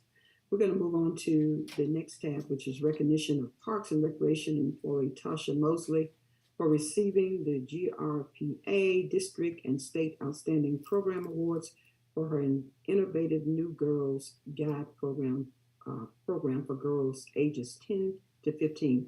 Director Gary Dukes, you have the floor. Good morning. Good morning. We're excited about winning this award, Madam Chair. It's a state award, and it is for the outstanding new program in the state of all the recreation departments in the state. So we're excited about that. We're going to have Ms. Mosley tomorrow at the commission meeting to recognize her. And at that time, we'll give all the details of the award and the program itself. Thank you so much, Director Dukes. Any questions, board, about this amazing presentation? I'm telling you, this is phenomenal. This is the first in the state, so we're number one. I love it. Any questions, board? All right. Well, we look forward to the presentation tomorrow, Director Dukes. Well, we're going to move on to our next item, which is the next tab, which is Fire Chief Citizens Award recognition of Douglas County resident Shannon Johnson. You have the floor, Chief Johnson, Fire Chief. Madam Chair, Board of Commissioners, citizens, we're just excited that our fire safety message is resonating throughout the community, even with our young and our teens, as well as our seasoned people. And Mr. Shannon Johnson, he had received some training or some education in school a few weeks prior to him having a fire in their home, and using that training, he was able to help rescue his family from a fire by alerting them and helping get everybody out the house. And so we're just so excited about this young man. We decided that we would ask to bring him before the Board of Commission and give him an award for his outstanding life safety efforts. So his name is Shannon Johnson. He's a second grader at Mount Carmel Elementary School here in Douglas County, and he's done a great thing, and we want to recognize him. Great. Thank you so much. Any questions, board, regarding the presentation coming forth tomorrow? All right. Thank you all for just briefing us so we'll be prepared in advance for these presentations. And the next one is recognition of Fire and EMS team member Deputy Fire Chief Eric Phillips, administration. I guess he's the Chief of Administration, for receiving a redesignation as Chief Fire Officer, CFO, by the Commission on Professional Credentialing. Fire Chief Jolivet, if you could just brief us quickly. Okay, thank you, Madam Chair and Board of Commissioners. This is a prestigious award, Chief Fire Officer designation. It's one that in the world we only have about, I think, 1,200 in the entire world, and in Georgia we have very few that meet this designation, and we're fortunate enough to have Deputy Chief Phillips as one of the recipients of this designation. And I hate to toot my own horn, but I'm in that number as well. But we want to recognize him tomorrow, just showing that our support and commitment to development. And this is, like I say, it's international recognition, and we want to make sure we bring light of that on tomorrow's presentation, a short presentation, to give him a plaque and everything. Okay, thank you so much, Fire Chief. Any questions, board, or as he bring this presentation forward to us tomorrow? Again, thank you for preparing us accordingly. All right, thank you, Fire Chief. We're going to move on to the next tab, which is customer service presentations, and I'll be our ACA, Assistant County Administrator. You have the floor. I believe it's brief. There you go. There you go. Okay, good morning, Madam Chair, Board of Commissioners. Yes, tomorrow we will be just presenting the 11 individuals who were recognized by the staff for their customer service skills, as well as recognizing the members of our customer service team tomorrow at the Board of Commissioners meeting. Thank you. Okay, thank you. Board of Commissioners, you've heard just what will be coming before you in terms of presentations, and I wanted to do that so we could just be prepared accordingly. All right, do you have any questions for Madam ACA? All right, if not, we're going to move on to tab number 4, board, which is resolutions to adopt the 2023 budget. And we have our CFO, Ramona Bivins. And I believe you just going to give us a briefing. What was your plan, Madam CFO? Good morning, Madam Chair, Mr. Vice Chair, and Commissioners. Yes, Madam Chair, it's just a briefing, basically, because during the last meeting, we had the public hearing, and there was only a few changes from there. The bottom line has not changed, but I do want to update the board on some things that were added to the budget. And again, we reduced it from some contingency funds that we had available. So again, it's a zero net impact to the budget. And I want the board to be aware of those changes that are incorporated into the $124,912,814. We added a position, a full-time position for the purchasing department, along with travel and training. So that total amount was $79,450. We also added the other contracted services in the amount of $65,000 to the Internal Affairs Department for the strategic planning services that are provided from an external vendor. And then also we moved 2 positions from the Communications Department to External Affairs. And that is a net zero impact as well. We just moved money from one department to another one. So tomorrow on the agenda, what you will have is a resolution requesting the board to approve the 2023 proposed budget with the total general fund expenditures and revenues of $124,912,814. And then special revenue funds, the total will be $48,121,597. Capital projects fund $17,015,844. The enterprise funds, $9,276,120, and the internal service funds in the amount of $17,759,229 for a total fiscal year 2023 proposed budget for all funds, $217,085,604. Thank you so much, Madam CFO. Thank you. You've had a briefing regarding what to expect tomorrow. Do you have any questions? Yes, ma'am. Commissioner Guider? Yes, Director Bivins, the Citizen this morning mentioned a newspaper article about the Sheriff's Department. I had mentioned something about the Sheriff's Department, additional 5% at our meeting last time. So have you talked with anybody from the Sheriff's Department? No, ma'am, no one still has not contacted us. What I have is to show, we did prepare some data to show what has been included in the budget for the for the Sheriff's Department So for 2022, they got a 10% increase. That was $2.1 million. For 2023, it does include an additional 5% that was already approved by the board of basically $1.2 million. So the total from 2022 and 2023 for salary adjustments is $3,290,752.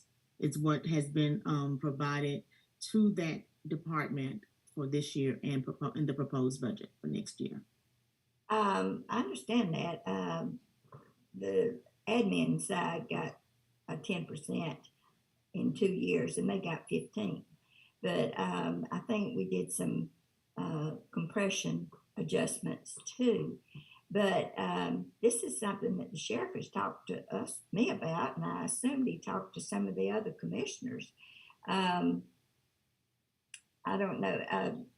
Chairman, have you talked with the sheriff about this? An extra 5% in order to recruit people because of the 40 vacant positions in his department. Commissioner, I understand that those vacancies are beginning to dwindle because they've had some folks actually. We've had some discussions, but we looked at trends from previous administrations versus mine, and this has been, they've received quite a few since I've been in office in terms of raises. They've never received it. I think the highest in the previous administration was like a 7%. Today we've hit 15. I'm just talking about this year. We did. We've had discussions, and he understands that this board has gone above and beyond. We looked at his beginning of when I came in office, it was 34 million. His budget was 33 million. Today, when we close the books, if it's approved tomorrow, it'll be a $41 million budget. So we did make adjustments to compressions in 2020, and the board approved those compressions for his area, for his department. So right now, he said that he is willing to just continue to work with us. He knows that the SPLOST is approved. He's excited about the equipment based on what I know. He's excited about this new equipment that's coming down for cars.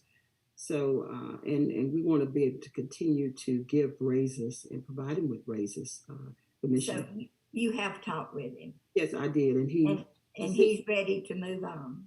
Yeah, he seemed like he understood when I talked with him. Yes, ma'am. Okay. If he'll work with us, because we work with him, and maybe next year again we can continue with raises. If we get to a point we hit a brick wall, then the raises will stop. So it'll be a moot point. So, we have to make this money up that we have projected, because most of it is coming from ARPA.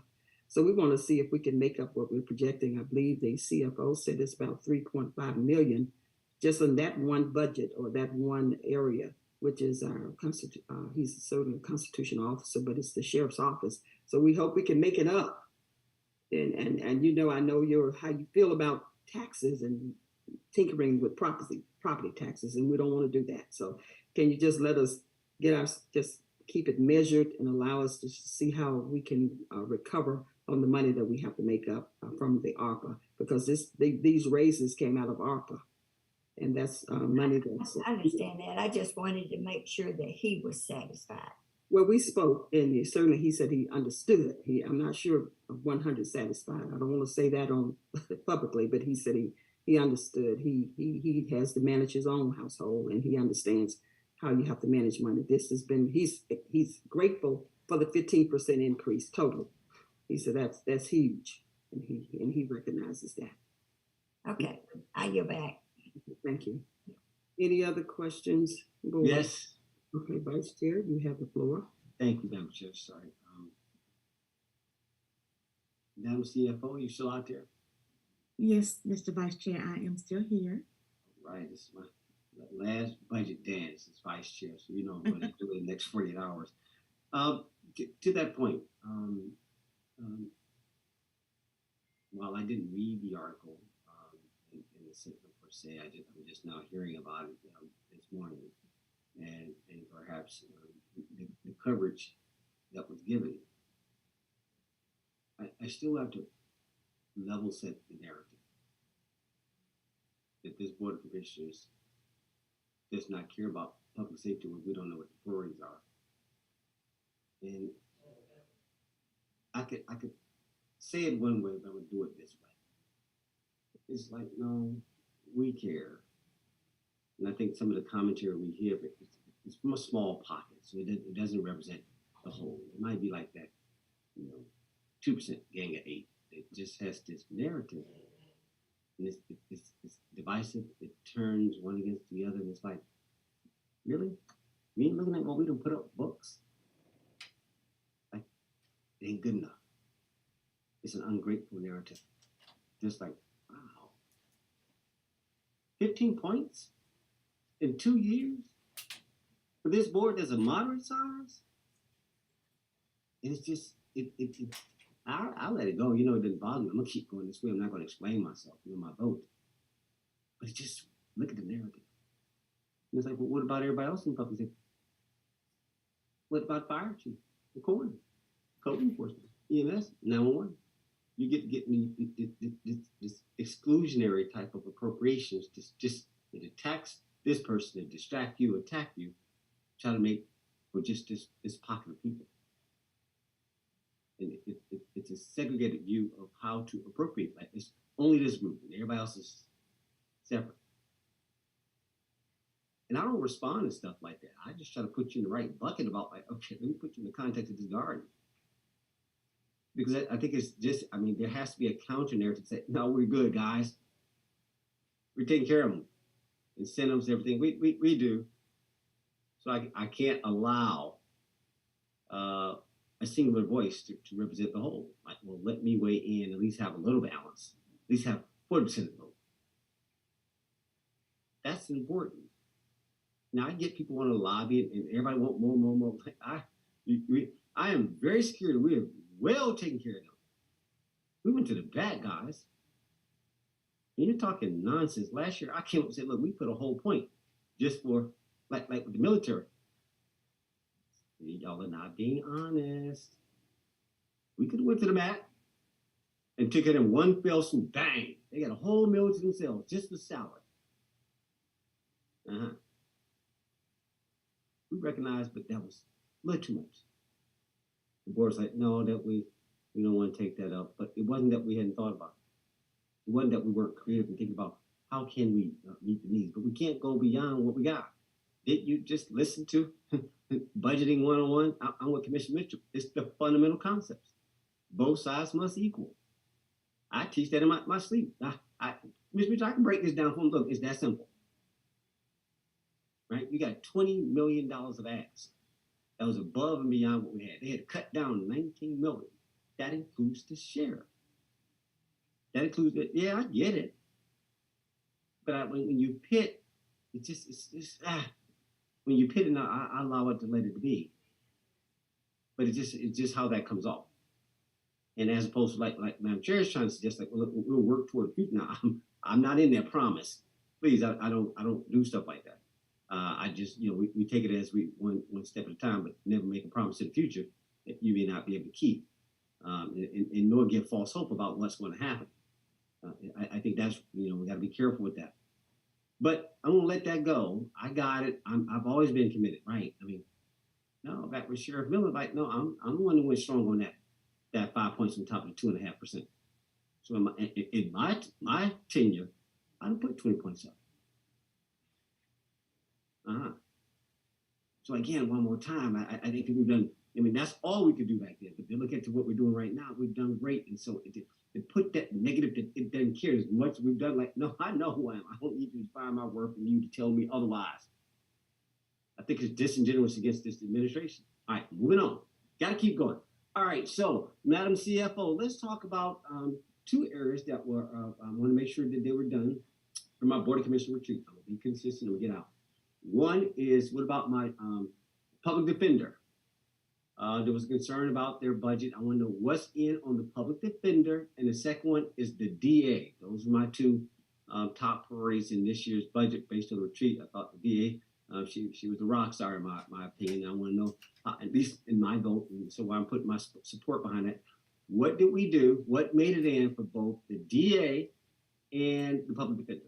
Please. To Judge McClain's point earlier. To his point. Can you help me out, please? Yes, sir. One moment. Let me pull my little cheat notes up here. So for the district attorney's office, we included funding for some interns on the operating side, and then there were some capital items for a new vehicle and some radios for their investigators. That's what made it in on the DA side. And then on the public defender. What was that total amount? Wait, back up. So, I'm sorry. So for the capital, the total is $66,000 for the capital. And for the interns, almost $14,000, $13,825. All right, so there was no money used from ARPA for $300,000. I guess I was briefed and told that there was some money that was moved around. I'm just checking, did it get moved around or what happened? So I'm trying to get clarity on this. What happened? Do you know? And if you don't know, you don't know. No, sir. Not with the ARPA, I don't know, sir. This is just what's in the general fund for the budget. But Okay. was there some ARPA? Madam ACA, are you aware of any money that came out of ARPA that went to the district attorney? I'm okay. I just need the answer. Yes, Vice Chair. So there is a proposal. I believe our Chief Technology Officer has a list of proposals that he's taken before the Technology Committee, and one of them is for the district attorney. I believe some software in the range, and Alex, I believe it's $260,000 that she's asking for. That's for the two-year price. For the 2-year price.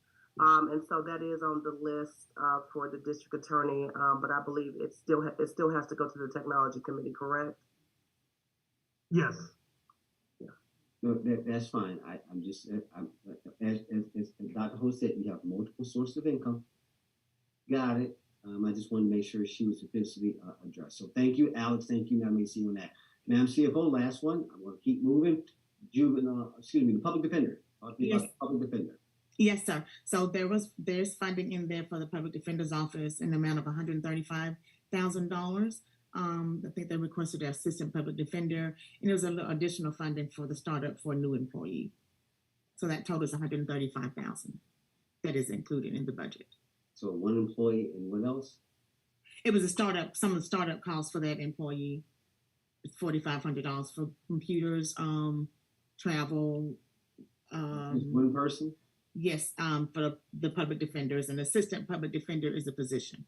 It's $130,000 plus the $4,500 for the ancillary cost for a new position. Okay, let that be for right now. But she got what she asked for. Let me look back here to see in here. Hold on. I mean, I know we had to prioritize, and so was that like her top priority? She needed to get that person? Yes, sir. Public defender's office. Public defender's Patsy was this. The number one priority was an assistant public defender because we did ask them to prioritize. All right, that's all I need. I'm going to keep going. Okay. Thank you, Madam CFO. Madam Chair, I'm good. Thank you, ma'am. Okay, thank you. Mr. Chair, any other questions for it? Okay, we look forward to your presentation tomorrow. Thank you, Madam Chair. Wait, Madam Chair, I got one question. Madam Chair? Yes, you have the floor. Yeah, Madam CFO, and I just as a procedural clarity, a policy just was recently passed by our financial department. Madam CFO, can you confirm that that the budget proposal has to be part of a recommendation out of the Finance Committee? Can you clarify what you wrote in your policy on the procedure on where this goes? Yeah, I'm trying to recall it. I don't have it in front of me, but part of that budget process, in addition to the revenues, recurring revenues and recurring expenditures and all that, was that the Finance Committee would make a recommendation to Madam Chair and the board of what we've come up with the proposed budget would be. And I believe that is on our agenda for this afternoon's meeting. I just want to highlight that, a new procedural change that the Board of Commissioners has a Finance and Audit Committee that will take a look. If you guys had any comments, by the time we get out here, throw them on in there. We can at least, obviously, reconcile them on the floor tomorrow. But the budget is as it is today. One question I had was contingency. And my question, it's a simple question. is the contingency that we fund, does it come out of recurring revenue or does it come out of the fund balance? The That's contingency. for your annual budget, contingency line item based on a reoccurring revenue expense section, or does it come straight out of non-reoccurring fund balance? This year it is in our, well, it's not coming out of fund balance this year. It is included in our reoccurring expenses. Okay. I want to take this up in the finance committee to my peers. Why are we funding stuff that's one-off out of our recurring revenues, recurring expenses? It's a rainy day. I mean, it's just something for y'all to hear my thoughts. Like, you got $1 million sitting here out of recurring revenue and recurring expenses, and these are one-offs. The rainy day, why isn't that not just coming out of the fund balance? Because you're blocking $1 million that could be used against to offset some of the stuff we're talking about. It's contingent. Contingency should not be funded out of your. I mean, the whole point is you're sitting on a lot of cash. You can assign a policy that says, okay, I tell you what, $1 million. What we got $1,025,000 budget. Let's say 100 million, 10 million, 1 million. That's 1% for easy math. 1.25%, whatever. All right, so you can put a policy in place that look, we'll set aside 1 to 2% of our overall budget that will always be out of the fund balance. You can assign this. It's something we're going to take up in finance committee, guys, but I'm really open for you guys, as my peers. Should we take the contingency out of recurring revenues versus recurring expenses versus the fund balance? Please weigh in, send us an email, text, however y'all want to get that to us before the finance committee meeting. But I really want to know, because we're going to take this up and come back with a recommendation along with the recommendation of the full budget by tomorrow. So make a note of that, Madam CFO. Madam Chair, I made my piece. I yield the floor. Thank you. Okay, thank you. Board of Commissioners, if there are no other comments, we're going to move on to the next item. County Administrative Business, tab number 5, approval of the renewal contract with Atlas to provide continued SPLOS project management team services for the total fee in the amount of $823,756.80 to be funded through the 2016 SPLOS funds, and authorize the chairman to sign all related documents pending final legal review. Board of Commissioners, this item is tabled from our 11/29th, which is November 29th, 2022 meeting. Deputy County Administrator Perry, you have the floor. Morning, Madam Chair, and to the Board of Commissioners and to the citizens of Douglas County. Good morning. Yes, we're just a few minutes before this afternoon, so still good morning. Hopefully everybody is well. This is the continuation of project management team services from Atlas. As you all know, the current 2016 SPLOS ends on April 1st, 2023, but the project management team services will end, current contracts ends on the 31st of December, 2022. Atlas is seeking to extend that contract as well as those services for the latter part of 2023.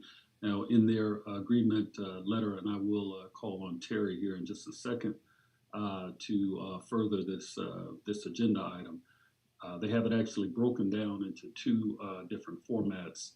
The fee for January through March is showing, 2023 is showing us $214,356.37, and the fee for April through December is showing as $609,400.43 for a total of $823,756.80.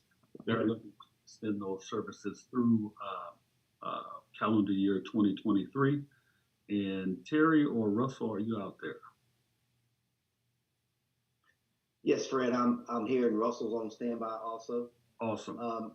But you pretty much hit it, Fred.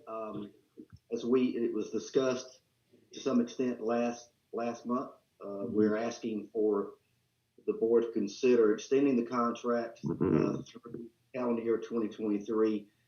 As everyone knows, we still got a lot of the original projects that still have to be completed.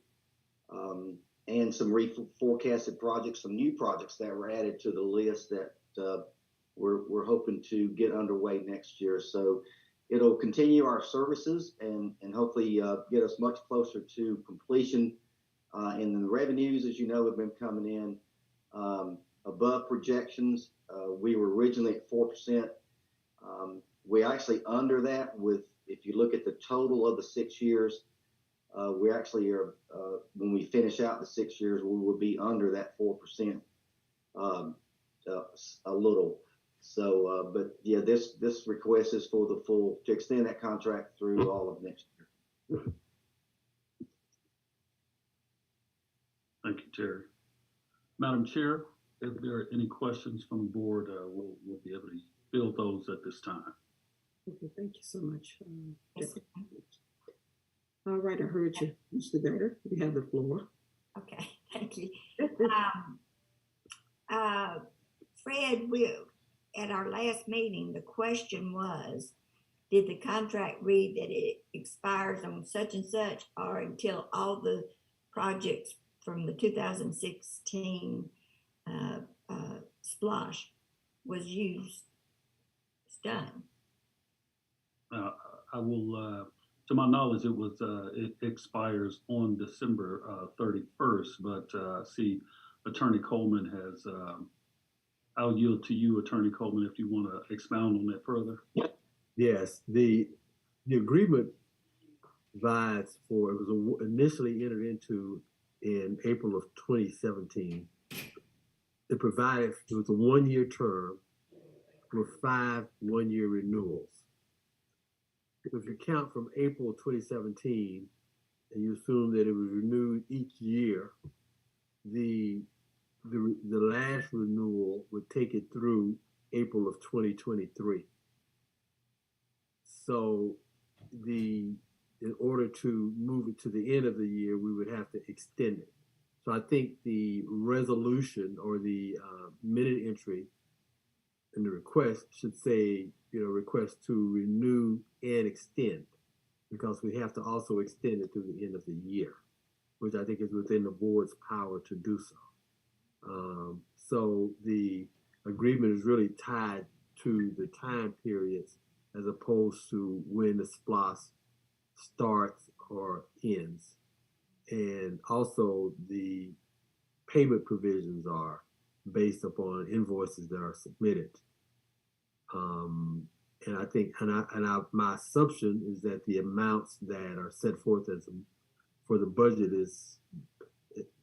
are based on some percentage of the SPLOS that would, approximate what they anticipate spending and what they anticipate the invoices to total. I think the folks from Atlas may confirm that is in fact where they come up with the money. But since it's based on invoices, I would also recommend an amendment that says up to that amount as opposed to of that amount, because the invoices may turn out to be less. So obviously up to that amount in the minute entry, if this matter is approved. Hope that's responsive to your question, Madam. A little muddy, but anyway. A little muddy, a little longer than you have. What I don't understand is January to April. Why would it expire on December 31st when the SPLOSH didn't expire on December 31st? And you said it was for each 1 year period. So why do we owe anybody for January 1st to April of 23? Well, it probably, if it was renewed at the last, and I don't know if it was, properly renewed at the last extension, but I would assume that those funds would have been included in that renewal. Maybe it was not renewed, and I think doing so now we can address that, but that would be my thought. I'm not sure, and we may want to get clarity, but I don't, as I read the contract, it's an April 1 year term from starting with April 2017. So we shouldn't owe anything from January 1st. Well, I don't know what the last renewal said, and I don't know if those funds. We just renewed the contract. You said it yourself that Well, it it's should have been renewed in April for 5-year. for a additional 1 year term. Yeah. And that renewal, if it was in fact renewed, whatever fund was set forth should have been for that term. I don't know that it was, I don't know that I have seen the renewal, but that's how the contract reads. This is Russell Small with Atlas. May I? Yes. Uh-huh. Our first one, like you said, was in April. It's when the contract was issued back in 2017. But at the end of the year, that year, the county started issuing a new task order at the end of every year. And, we were issued a PO that expires December 31st of each year now. So there was one approved for the year of 2022 to go through December 31st, 2022. There's been one approved every year prior to this one, a task order. But the 4% originally was based on to April 2023. That amount of money was our percentage was based on 6 years. I wasn't involved in the contract when it was first done, so, and I understand what you're saying, but it's just that's the way that it was set up for whatever reason, and I don't know what that reason was, that it was changed, the task order to go, so every year near the end of the year, we do a task order and say, we write the letter to the county and say, for this next upcoming months, here's our task order amount for that year. But it's based on the original contract, is it not? Yes, ma'am. The 4%. That's what I don't understand. This, and Attorney Coleman, you've looked at this and you're satisfied with this? I think what it sounds like is that while the agreement may have provided for the 1 year renewals, that in fact the way the parties operated was by task orders, annual task orders. That sounds like what Ms. saying, that it kind of morphed into annual task orders being approved by the county, and the task orders would have ended on a calendar year basis as opposed to the April year basis. So that would suggest that the task for 2022 would end in 2022. So in order to get through the next year, you would need another task order. I don't know what happened in terms of the renewals. I don't know if the agreement was precisely a renewal, but nonetheless, we've continued to perform under the agreement. And it's kind of changed to the task order, annual task order format on a calendar year basis as opposed to April. So it sounds like there have been no approvals for funds from January to April at all, based on what I've just heard from Mr. Small and Commissioner Perry earlier, that they now operate under task orders on an annual basis, and that apparently occurred at some point during the first year. And so you would assume that they've continued to operate under the contract, which to me suggests that while not formally renewed, that the county in fact renewed it by continuing to operate under it, and they've done annual task orders. So how much more is outstanding that we have not spent?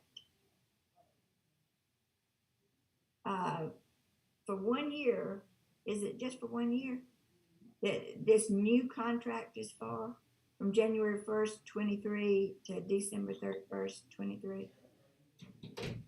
That's my understanding. That's correct. And we're going to pay $1 million,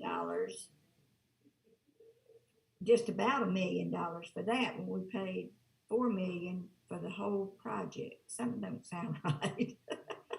But I have to rely on legal. And if you say it's right, okay. But I don't understand it, because it ties back to the original agreement. And it seems like we're paying twice for about 4 months. But that's just my interpretation. I'm not an attorney.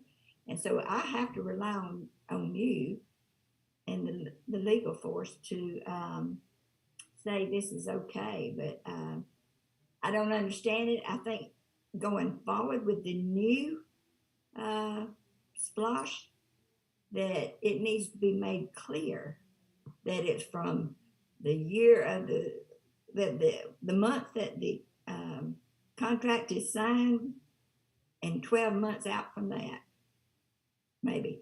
I don't disagree. I mean, I don't know that rules that were called for on an annual basis in April, I don't know if they all happened, but I do know that the parties continue to perform, at least I understand they continue to perform under the agreements. I think the initial amount has probably been supplemented on an annual basis based on the additional task orders that were issued. So when they morphed into the annual calendar year task orders, they probably all had an amount, and that amount would expire at the end of the next calendar year, and that the amount of the task order for this year would expire at the end of this year. That's my understanding, but I think when it was originally signed, they just said that they would get 4% to administer the 2016 splosh. And that's where I'm coming from. That's what I heard back in 2016. Evidently, there was more to it. The devil's in the details, I guess. So if you're satisfied, I have to be satisfied because I rely on you. You get paid big bucks. I don't. Well, I think that's my understanding. I mean, I'm relying. We're relying on your understanding. And I understand that. And I'm, based on the facts as I understand them, and I'm asking if maybe, Deputy County Administrator Perry can state whether or not my understanding is correct with respect to. Well, I don't think he's an attorney. I think No. I mean facts. No, I've explained my legal. Nothing against you, Fred, but. No. But my legal position is based on the facts as I understand them, and I'm asking the factual Deputy County Administrator Perry if he can confirm the facts. I think what I said legally is what I understand. You did look at the contract itself, the original. Absolutely, look at the contract. Okay. What I described to you in terms of the renewals, et cetera, is based on my review of the contract, which I did initially when Commissioner Carthen asked me to look at it a couple of meetings ago, and that's what it's based on, my review of the contract itself. And if I could add, Attorney Coleman, your understanding is correct. We're just, I'm trying to confirm with the finance team when the task orders began, what year, as we started with this agreement in 2017, what year did those task orders begin? Well, I have to rely on y'all, so I just wanted to question because that was the question that we brought up 2 weeks ago. Why are we having to pay to April, especially when we thought it was a yearly contract?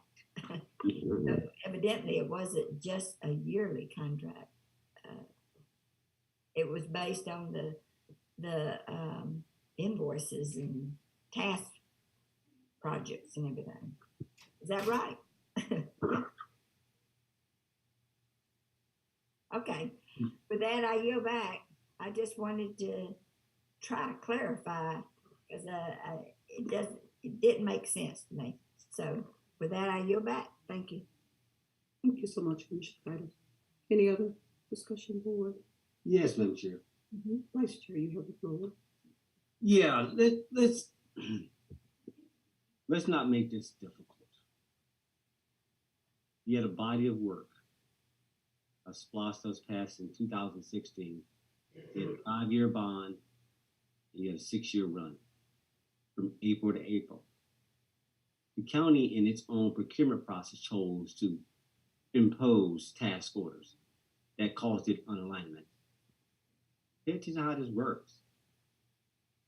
The legal and the procurement weren't aligned. I'm just sitting here like, I know we're gonna fix this. We'll fix it for going forward. But think about the spirit of it. You can shut this thing down on April 1st. It'll be a letter of the law. The contract ran that long. That's it. Stop it. Now you're sitting on all this cash and all these unmanaged projects. You shut it down. It's over. Ain't no above the line no more. Ain't no yellow. Done. Move on to the next one. Now, how much executive sense does that make? Who would do that? The whole point of us designing it that way is 4 points off the top to ensure that no matter how far this is going, there's somebody will be able to manage it until the cash ran out. Then you stop. The cash exceeds. You have enough cash, you will turn it off. That 16 will end on April 1st or March 31st. It will stop. There will be no more pennies. We've done 16 billion pennies based on 160 billion. Right? You got that many pennies. It's over. Right? So that, but you have enough cash. There's still enough scope of work that has to be fulfilled. It's all baked in. It went beyond, above, and beyond. Now you can shut it all down, or you pay these guys to finish the body of work until the cash runs out for the statements of work that's currently there in play. That's what we're trying to get done. It's the work of the people. Yeah, clean up the technical, clean up the procurement versus the legal, but that's simply it. That's our imposition on the vendor. That's us doing that and not aligning them up. And we're just not revisiting it 5 years later. Like, I mean, I get the county attorney. He's got to catch up. Like, y'all know how y'all been running this place?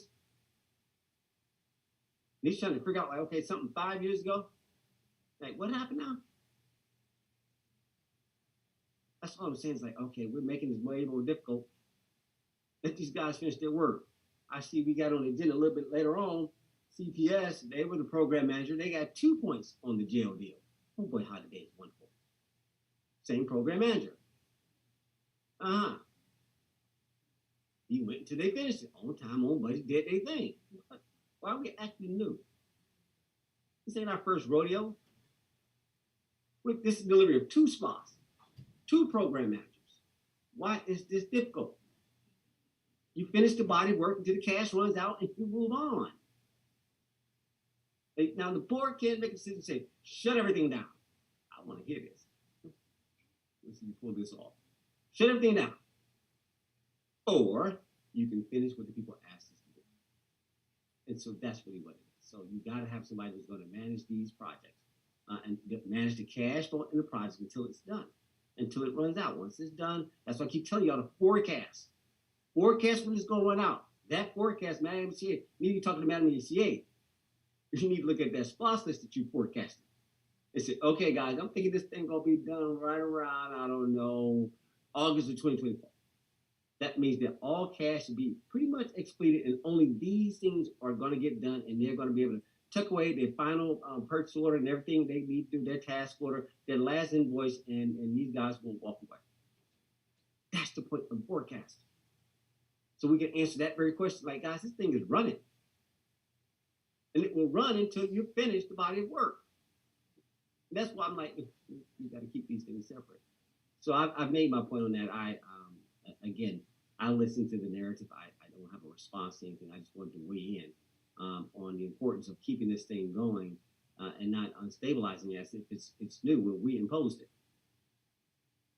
Like vendors sitting here like, look, I'm just doing what you asked me to do. I'm following your procedures. I'm following what you asked me to do. I'm just here managing the projects. I'm not telling you y'all want to stop or keep going, but they must be paid.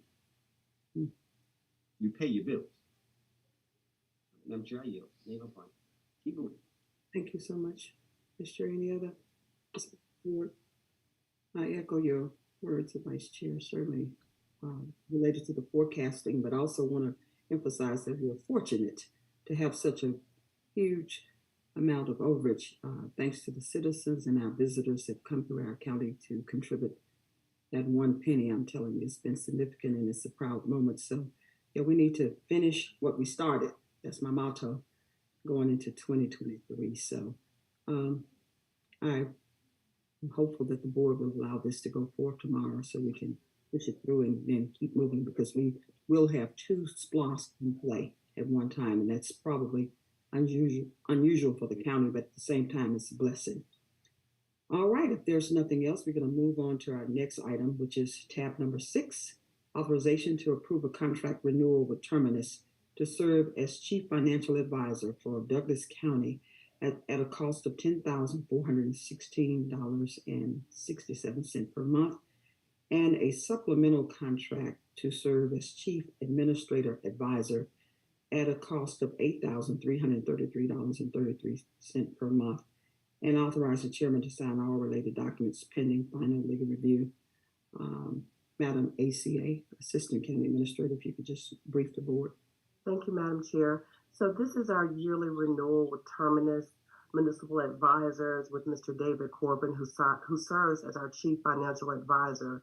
As you stated, Madam Chair, the amount for those services will be the same at $10,416.67 per month. However, this year, we're coming forth with an additional ask that we provide another $8,333 per month for Mr. Corbin to serve as our Chief Administrative Advisor. As we know, we are in the search for our county administrator, and we are in an active search for that county administrator. However, during this time, we are asking for this contract as a supplement, as a monthly contract for Mr. Corbin to provide those services, and he would be providing overall leadership and advice and direction to the government, as well as the Deputy County Administrator and myself, the Assistant County Administrator, our directors, our staff, and would be available to the board for high-level advisement on county issues. And so we're asking that the board approve this request, and I am available for any questions or concerns. Thank you so much, Madam Assistant County Administrator. Any questions, board? Okay. If they're not, we're going to move on to the next item. The next item is tab number 7, approval of a contract amendment number 1 with Terminus Municipal Advisors, LLC, for government financial support services. The term is January 1st, 2023 through July 31st, 2023, in the amount of $8,700 per month to be funded from the finance personnel budget, and authorize the chairman to sign all related documents subject to final legal review. Madam ACA, again, if you could brief the board. Assistant County Administrator Tiffany Stewart-Stanley, you have the floor. Thank you, Madam Chair.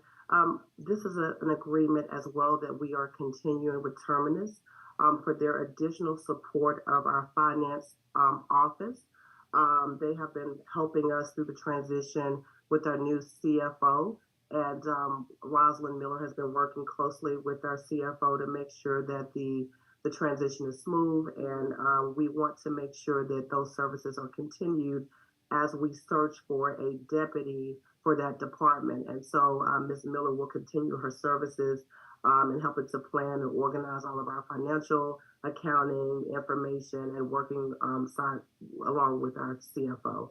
And that contract, as you stated, would be for $8,700 per month, and it is from January 1st through July 31st, 2023. And I am yielding for any questions. Okay, thank you so much, Madam ACA. Any questions, board commissioners? Yes, Madam Chair. You have the floor, Commissioner Carter. Thank you. So, Madam ACA, I know we do have a requisition out there for our county administrator. We're looking for, and that Terminus will be filling in the gap for that until we find them. And I know we just approved for a human resource service to go out and look for that person for us. So whether we find them on our own or we use the headhunters to do so, I know we're looking for that. In terms of the deputy finance position, how are we handling that? Is that already on the website, or what means are we using to fill that position? Sure, and the last time I looked, I did see the position on the website. I will yield to our HR director, who could give us some more information I know right now I don't think we're using the headhunter right now for that position, but that is something that I think we can look into. Miss Carter, are you on the call? Okay. Good morning. Yes. There she is. Thank you. I'll yield to you. Yes, we are currently recruiting on our website and on Indeed for that position. CFO Bivins has been reviewing the resumes as they come in. We have not had a great deal of candidates that have risen to be considered for that position. We can, however, once we complete the legal review of the contract, we can work with Brightwell to send us resumes for that position as well. Okay. So I just wanted to make sure that we're utilizing all of those resources, although we do appreciate Terminus for backfilling for us. We do need to get people in those positions quickly so that we can get back to normalcy, so we can find some normalcy within the executive branch of the government. But thank you so much for that update. With that, Madam Chair. All right, thank you so much, Commissioner, and I echo your words. We do want to restore our normalcy as soon as possible. Thank you. All right, if there are no other questions for Madam's ACA, we'll move on to our next items. Board of Commissioners, we're fortunate we've already covered 8, 9, 10, 11, 12, and 13. We're going to move to tab number 14, authorization to renew an agreement with Comprehensive Program Services, Inc., CPS, with the Douglas County Sheriff's Office for the period from January 1st, 2023 through December 31st, 2023 to provide enhanced security electronic services for all covered electronic systems at a total cost of $190,276.09 to be funded through the department's budget, and authorize the chairman to sign all related documents pending final legal review. We have our Colonel on the line. Are you on the line? Good afternoon. Lieutenant Colonel, you have the floor. Lieutenant Colonel Pounds. Good afternoon. Good afternoon. This CPS is our consulting group that deals with Black Creek. They negotiate the deals for us. Actually, we had issues with them back in the past, and CPS is holding them to the fire and making sure they do everything they're supposed to do. Black Creek does our cameras and our doors in the jail. But this is just a renewal for the consulting firm. Okay. Any questions, board? Yes, Mr. Okay. Vice Chairman Robinson, you have the floor. All right. So, Lieutenant Colonel Pounds, is anybody from CPS on the phone? No, sir. All right. So you'd like to handle this by yourself. All right. So, what do they call Black Creek? Yeah, Black Creek. And I only bring this up now because it's something that, you know, when we invested in that asset, that facility, in wildlife, my commentary tends to go to that. I still believe in it. I believe that we're going to do it right. We can build it right, make it nice. Put all the political slants in there to decide, like, oh, okay, fine, move on. I did vote to put it on the agenda for the public to decide. I never back off of that. But in looking at it, it's like, gosh, but the money we put in this thing, this stuff, it's not working like it should be. We were sold a best of breed. We were sold that we could run this thing from. I got to say this now because, again, we've been blessed with a SPLOS, so this is a good pivot. And so I get that we're going to pay $190 to CPS to. I get it. They still on the books. That's fine. They do a good job. They have level 5 access. No problem. That's not my issue. My issue is that we got these guys that are maintaining this like, okay. I'm hopeful that you take this back and you're also talking to Chief Connor and the sheriff and saying, okay, guys, we need that list on what your parade is going to be from a capital perspective. Like, many times we don't replaced and modified, and this thing doesn't work. Like, we got this guy paying them $200,000 just to keep this thing going because the guy moved on. They sold you a product, but they didn't give you no ongoing technical support. It was too much. It was too complicated. Like, I get the game when people grow up in government and they spawn off these entities and they sell back to all the counties and cities. I get it. But here we are having to clean this up. And I just hopeful that I have no problem with the contract per se, but it's more about the bigger issues. Why are we prepared? Is that part of your priority list? Cameras and doors and all that. I mean, I'm not building another jail. So the question becomes like, okay, is that on the list as a priority for us in light of cars, in light of everything else? Is cameras and stuff important to you? So Absolutely. And hopefully we are in the process of trying to find someone that can do this. It's just a long, drawn out process. So we have had discussions about this, but right now we can't find anyone that's going to do us any better, or they may be way more expensive at this time, but we are actually trying to find a better way to get this done with our doors and our cameras. But yes, sir, they are essential to us, the doors and the cameras, and that is a priority of ours. Yes, sir, I agree with you. And I understand it as well. You know, I know that if we got issues, then we should be looking elsewhere, and that's what we're doing, but it's just not working out for us at this moment, but not for lack of trying. Right, so to that point, I appreciate you guys what you do. Your job should not be to maintain jail. We need to provide the public safety that, to the point earlier. And I'm hopeful that like we have consultants or our own internal staff that can help facilitate that. So I'd like to at least have some type of assurance that, okay, we have a new procurement officer. That, guys, listen to what we're saying. He's struggling to find somebody to do cameras in a major jail. Like, you know how many prisons and jails across this nation? You tell me we can't find nobody put some high-end cameras in this thing. And so I'm with you. You know me. I'm all with y'all. Like, oh, we saw that. Let's get behind that and fix that. You got the funding, so let's not just let them keep maintaining the same old, the thing. And that, okay, we're gonna do this right, and it is on the list. But you guys have to validate that it's going to be a priority. But I mean, it's stuff like this. Like, okay, guys, y'all hear? That's not what they do. They don't have to specialize in this. They're gonna do the best they can. But Madam Chair, to our point, if we can come alongside of them and like, come on, we can write an RFQ or RFP. Say, wait, we talk about what we the 8th, the 12th largest county in the state. Like, you telling me we can't, what now? We can't swing somebody's attention to come and help all the positions? You heard what he said? He said all things. He just said, he said all things. It was implied. It's across the board. I mean, this contract is worth something. And I think, Madam Chairman, you hear me. We'll talk offline. Madam Chair, I think that there's something that can be done here, independent of what he needs right now. I get right now. But again, we're planning right now for a new sponsor, and that has to be a list. We're talking about within 30 days. So they've been dragging this for, 12 years, 10 years. I'm fine. But we got less than 10 weeks to get this all together. So that's all I'm just bringing forth the urgency. Madam Chair, I yield the floor. Thank you. Thank you, Lieutenant Colonel Pons. I'm good, sir. Thank you, sir. Madam Chair. Commissioner Carpenter, you have the floor. Thank you. Good afternoon, Lieutenant Colonel Pounds.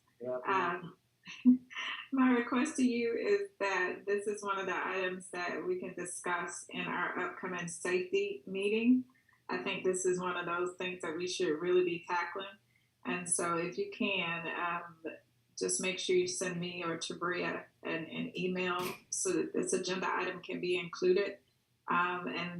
Just like Vice Chair Robinson said, our procurement department should be able to help in getting you all someone for this, because I think this has been ongoing since I was a commissioner, so at least 4 years.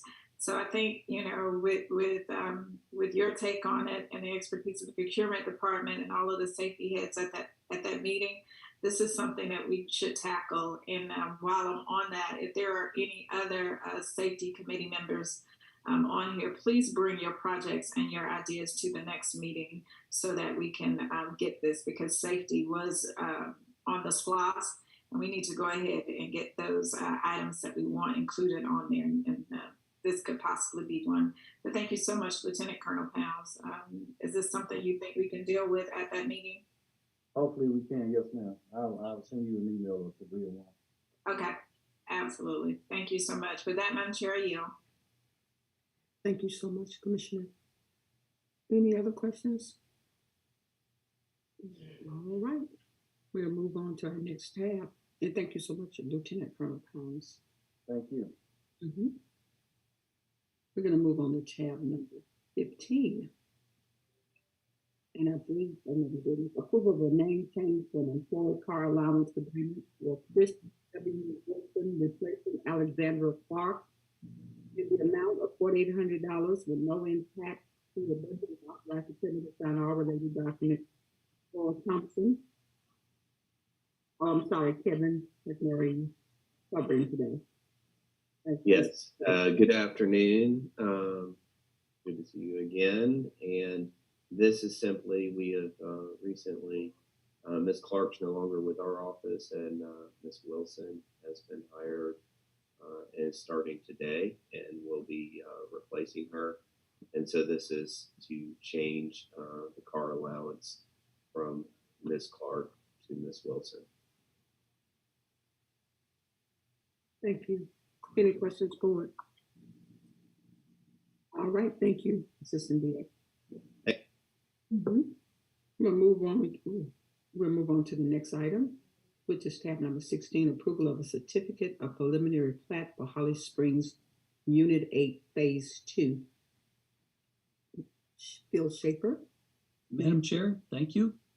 This morning I'm bringing you Holly Springs final unit. It represents Unit 8. Phase 1 was platted originally in 2005 and built out. This is now Phase 2 for Unit 8. It will add 42 lots. About all of them will be 1 acre in size. It's 57 acres. And this will allow for the final connection for the Holly Springs subdivision to Highway 166, which we've kind of been waiting for quite a while. The roads are built and the infrastructure's in, and the Development Review Committee approved this one in November 10th. So they're actually recommending a recommendation of approval. And I will read what they would staff requests the board to authorize the certificate of preliminary plat approval and accept the dedication of public right-of-way as depicted in form thereon and as will be dedicated in fact with the final plat, and authorize the chair to execute all related documents pending all technical and final legal review. And with that, I'll yield for any questions. Thank you so much, Mr. Shaper. Board, do you have any questions for Mr. Shaper? Madam Chair, I do. And Mr. Shaper, if you can get with me offline, I know there was a request for quite a few residents on the back side of that 166 where that gate was put up at Holly Springs that does not allow for public safety to come through. They always have to enter the other side of Holly Springs. And so I'm just a little concerned about how we can possibly rectify that now that this build out is about to happen. So. I'd be happy to. Commissioner, the road will be continued all the way through. There won't be a disconnect. Okay, so that gate is coming down. Yeah, it has to come down. Perfect. And that's something we need to let those residents know, because I've gotten quite a few over the years emails regarding that. So, but let's get offline just to make sure we're both on the same page. Okie dokie, can do that very easily. Thank you. Thank you. With that, Madam Chair, I yield. Thank you so much, Commissioner Carpenter, Vice Chair-elect. All right, we're going to move on. If there are no questions from the board, we'll move on to our next tab, which is tab number 17, approval of certificate of preliminary plat for the view of Grover's Lake. The view at Grover's Lake, and it's Phase 1, Unit 2. Mr. Shaper, you have the floor. Madam Chair, I have, this one's been a while in the making and been redesigned a couple of times, but here we have the second portion of Phase 1, Unit 2 being developed. They did not quite develop all of it originally when it was approved. And this is now coming online with an additional 31 lots, matching what has already been built up above on the entry road there for Jordan Lane. This will also allow them to bring those lots down along the lakeside to the point that makes more sense to stop. And then I have also in hand being reviewed the Phase 2 and 3 portions that we originally saw many years ago in approval that we will be bringing you as soon as they have those redesigned. So we have simply another 31 additional lots now for this particular phase, and they're calling it Unit 2. phase 1 of phase 2 of unit 1. So we'll move that forward. And again, staff is requesting for this particular subdivision that the board authorize the certificate of preliminary plat approval and accept the dedication of public right-of-way as depicted in form thereon, and as will be dedicated in fact with the final plat, and authorize the chair to execute all related documents pending all technical and final legal review. With that, I yield back for any questions. All right, thank you so much, Mr. Schaefer. Board, do you have any questions regarding this plat proposal? All right, thank you. Progress is being made on that residential side. Thank you. You're welcome. We're going to move on to our next tab, which is tab number 18, approval of the modification with Hussey Gay Bell Design Services for the new fire station number 9, Thornton Road, Douglas Hill, for the increased scope and construction costs in the amount of $514,113 to be funded through the 2016 SPLOST funds, and authorize the chairman to sign all related documents pending final legal review. Fire Chief Jolivet, you have the floor. Thank you. Good afternoon, Madam Chair, Board of Commissioners, citizens, and colleagues online. Basically, this is a within budget forecast that we had already anticipated. So we're going to start with the first sheet here. This is our proposed project schedule, and right now, June of 2022, we started the schematic design and all the different processes that took place. And now we're in the, can you scroll down some, Chief Farmer? Chief Farmer is assisting me this morning. We're in the design and development phase. And in that phase, that's where the extra cost is coming into play. Initially, when Hussey Gay Bell took over the project, was assigned to the project, they was looking at a total budget of $3,200,000, and then their percentage was 5.55% of that, which was $176, and that costing was in addition to the total civil service cost of $95,200. But now that they're done the design work and done all that process of design development, they're looking at a budget of $7,616, and if you multiply that by the 5.55%, it drives it up to $418,913. So we're going to be showing you how that work out. But this project here, I mean, this schedule here, can you scroll down some, Chief Homer? We have a couple of key things in there. One is March of 2023. We're looking at the bid document issued and the bid opening, which is great news. And if everything goes well, after the bid is awarded and the notice of proceed is issued, we're talking 11 months. And within those 11 months, May 1st, 2024 is the punch list completed and turned over to the citizens, ready for operation. So we're talking about 17 months. I mean, we're excited to have this building, projected building in place by May 1st of 2024. And we've been working behind the scenes to make sure we have all the things we need. So I just want to let y'all know about this schedule, projected schedule. All right, Chief Farmer, go to the next, and this is just a glimpse of what we're looking at. We're looking at a 4-bay station. I know Mr. Good had mentioned initially we had said that in 2016, I think it was projecting, we were looking at 3-bay, but by the growing industrial area and the home ownership in that area, Station 9, Douglas Hill, Thornton Road area, it was said that we needed at least a 4-bay. And within those 4 bays, we'll have an engine, we have a ladder, we have a ambulance, and a heavy rescue truck to deal with some of the high technical rescues that we have that will be projecting that area. Next slide, please. Okay, and this is just another look. Right now, this is just the preliminary design. I mean, everything is looking well. We'll have to talk about the colors and different things inside the building, but just want to give you an idea of what the architect had put together. Next slide. And that's just another look at it. From the rear, it's going to be a drive-through station, easy access and available to the community in that area. All right, next slide.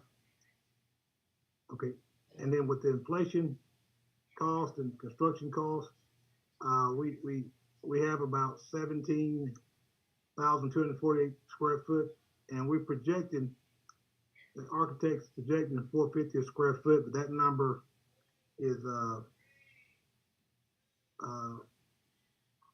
watching it real close, and that's where we get the budget for the $7,616,600. So we're trying to $616,600. So we're trying to move and make sure we stay within budget and stay on schedule, and that's with the added of the 4 bays and additional staffing areas. All right, next slide.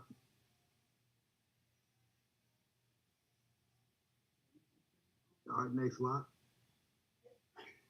Okay, so basically, what this is like I said initially, they're looking at the additional design fees and construction costs and all that stuff, and the main thing I said was it was still within the scope of our budget through our forecasting and everything. So we're talking about an extra. Next slide, ma'am. All right, next slide.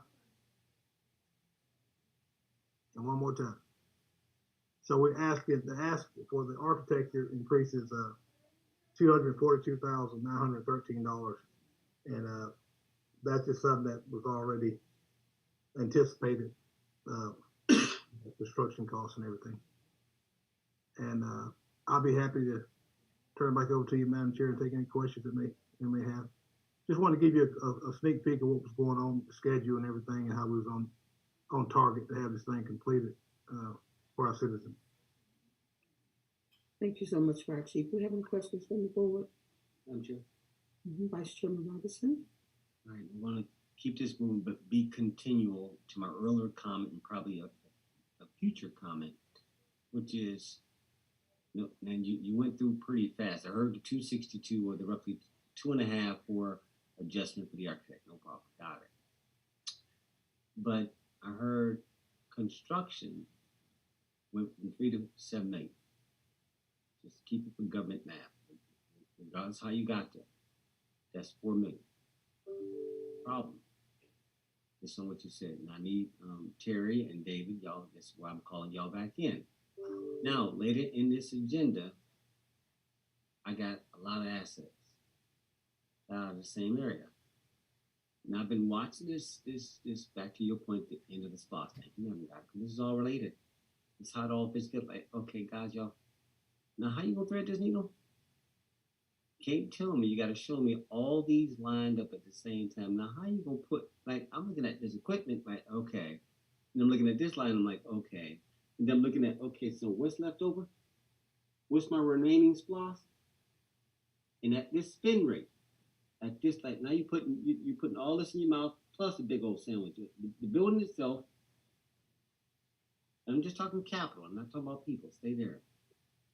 Can somebody give me assurance that with these 2 agenda items, because y'all put them on here, I get to ask the question.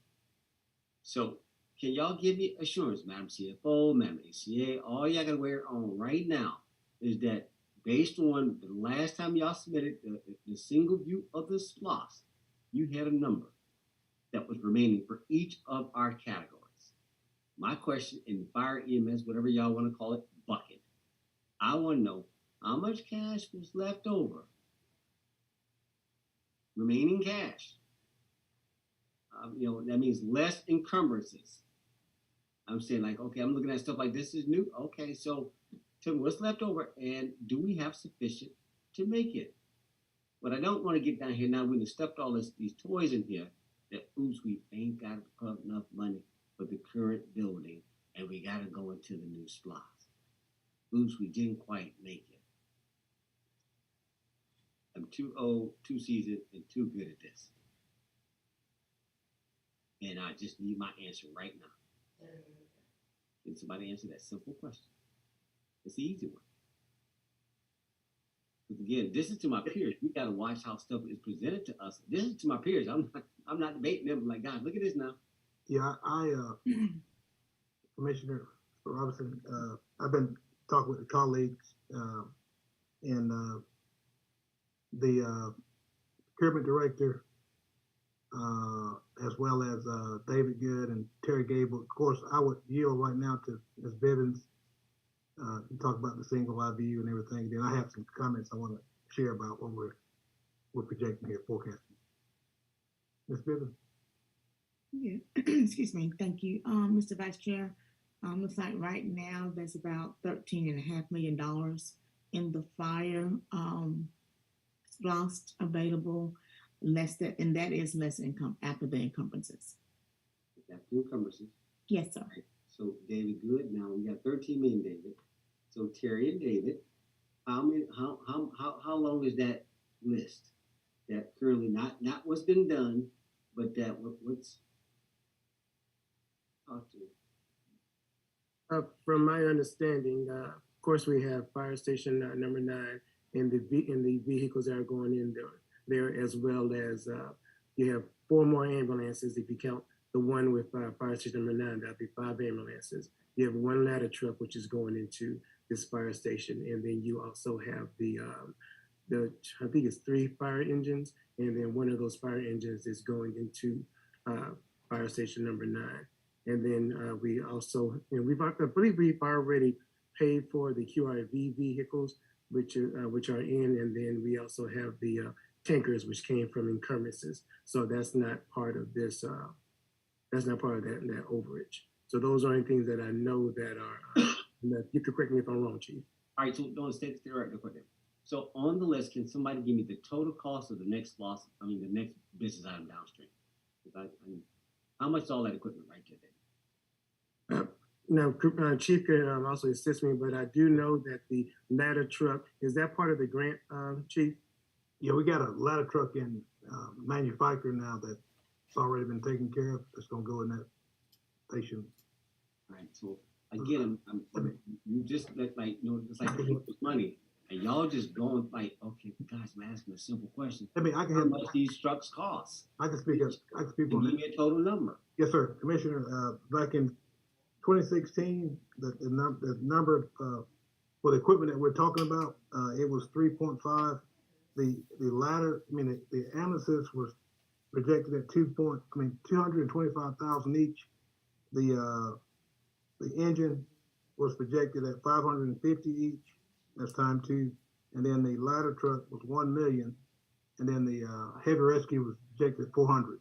But now that everything has gone up and all, what we're looking at doing now is getting the actual number through the bid process and through the RFP bid process. And once we get that, we're not in touch. We don't have to. It won't really affect us until we actually vote on procuring it in terms of the money wise, and then we don't have to pay anything until it come in. And with all the equipment delays that we have now, we're talking anywhere from 12 to 24 months. And after talking with the procurement director, she kind of helped me out with that. Procurement director, are you there? Can you talk about Yes. So when we have a request for a proposal or a request for quotes, we ask the actual vendors who plan to bid against the actual item to hold their prices for a period of time after the bid closes. And so that gives us the opportunity to negotiate contracts and then put in a purchase order to secure the item at that particular price. But we just don't know what that is at this point. Then we also have an option as well as purchasing these. Some items could be purchased through a cooperative agreement. Again, we just don't have the price right now until we actually go out and research from a quote perspective or a bid. but we don't want to go that route. We want to spend what we have, and I think David Good was telling me that we initially had 32 million set aside for our SPOS reforecast, but now with trending and everything, David, we're looking at 38. It was like 38 million. Right. When we had the original numbers back in 2017, it was 32 million was allocated for fire, and then during the reforecasting period, that number went up to 38. I believe it was like 38.8 million, 38.38 million. Can't remember the exact number. I don't have it in front of me, but that is correct. During the reforecast, that's what happened. And also on the original SPLOS, all these pieces of equipment that you're requesting were on the original SPLOS. They were not additional, except for, I believe there might have been a fire truck that was done with the grant money, but that was not it. But now also, Commissioner Robinson. Hold on. Wait, let me get my time back because y'all going too long. This is a math problem, not a storyteller. I just asked for a simple add up what the cost is going to be on that prior one. That's all I asked. So what is the cost of the equipment? David, answer that right now. Best you can, man. Stay there. That's okay. That should have been on, that's not you, David. It should have been on the agenda. Again, I shouldn't have to go asking for stuff that should be here. Y'all pick and choose what y'all put on the agenda for us to understand. These are big capital items. I just want to know the cost. David, do this. Okay, for the ambulances, that would be $1,125,000, basically $225,000 per ambulance. Can you just add them all up? All right. Okay, I'll do that. So right now we are 1125, and then with the fire trucks, I believe they are at 550. So that'll end up being another 1150. And then the last one would be the ladder truck. I believe it's at 1.2. So basically that'll be 3.45 million. I believe that's the best of my easy math. 3.45, fine.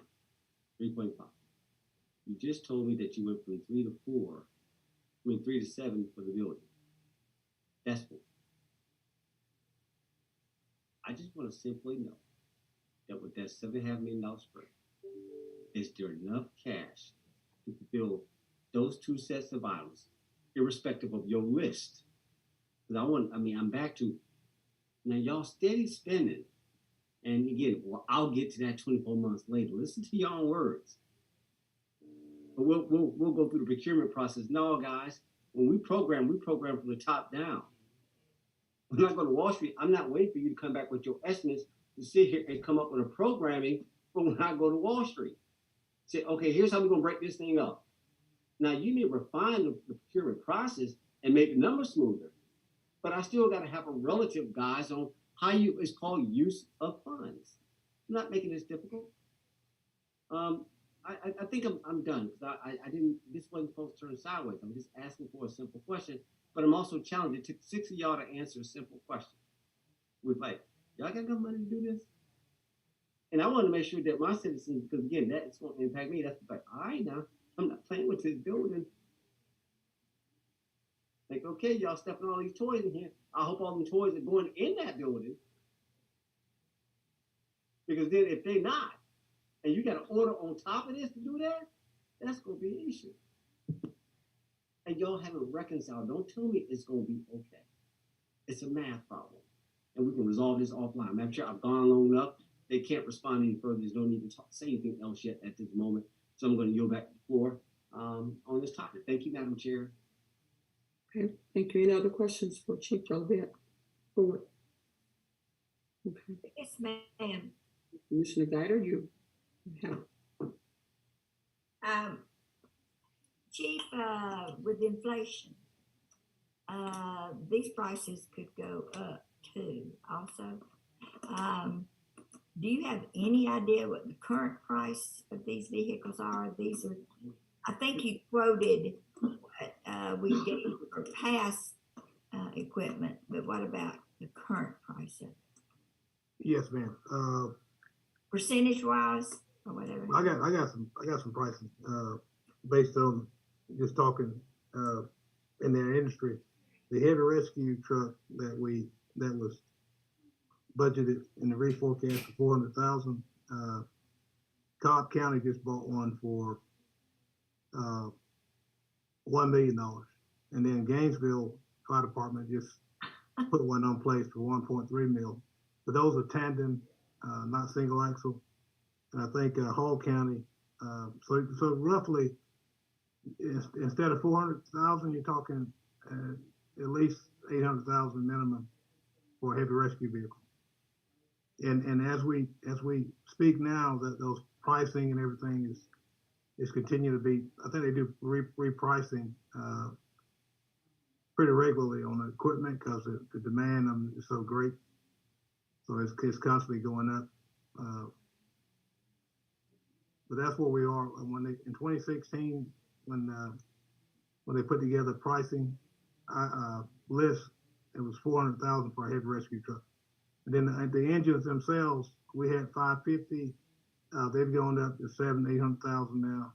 And then the ladder trucks, I think we had 1 million earmarked, and now you're talking. We just got one for 1.7. Our latest one that's in manufacture now is 1.7. So these prices that you've quoted this morning are nowhere. I mean, they're up. What? Now we talking 3.5 million for the 2016 numbers, and that number is steadily rising due to the inflation and the demand. And I know the good thing about it is as inflation rises, it's helping our bottom line as well. So that's what Mr. Good was telling me, that from 32 to 38, 39 million, that's supposed to help us out in terms of trying to keep up with some of the pricing. But we wouldn't really know the pricing until we go through a certain process, and that's where we can get an idea of what the pricing is, and if it's something that we have the funds for, we can lock that pricing in, and see. But just for this morning, would you not use the current price rather than the 2016 price? I don't really have the current, especially for item number 19. The only way to get the current price is to get in the process and the RFP process and get information, get numbers, real commitment, that kind of thing. So I really don't have I just know others are spending for similar equipment. And this. So you're asking for a request for proposal, right?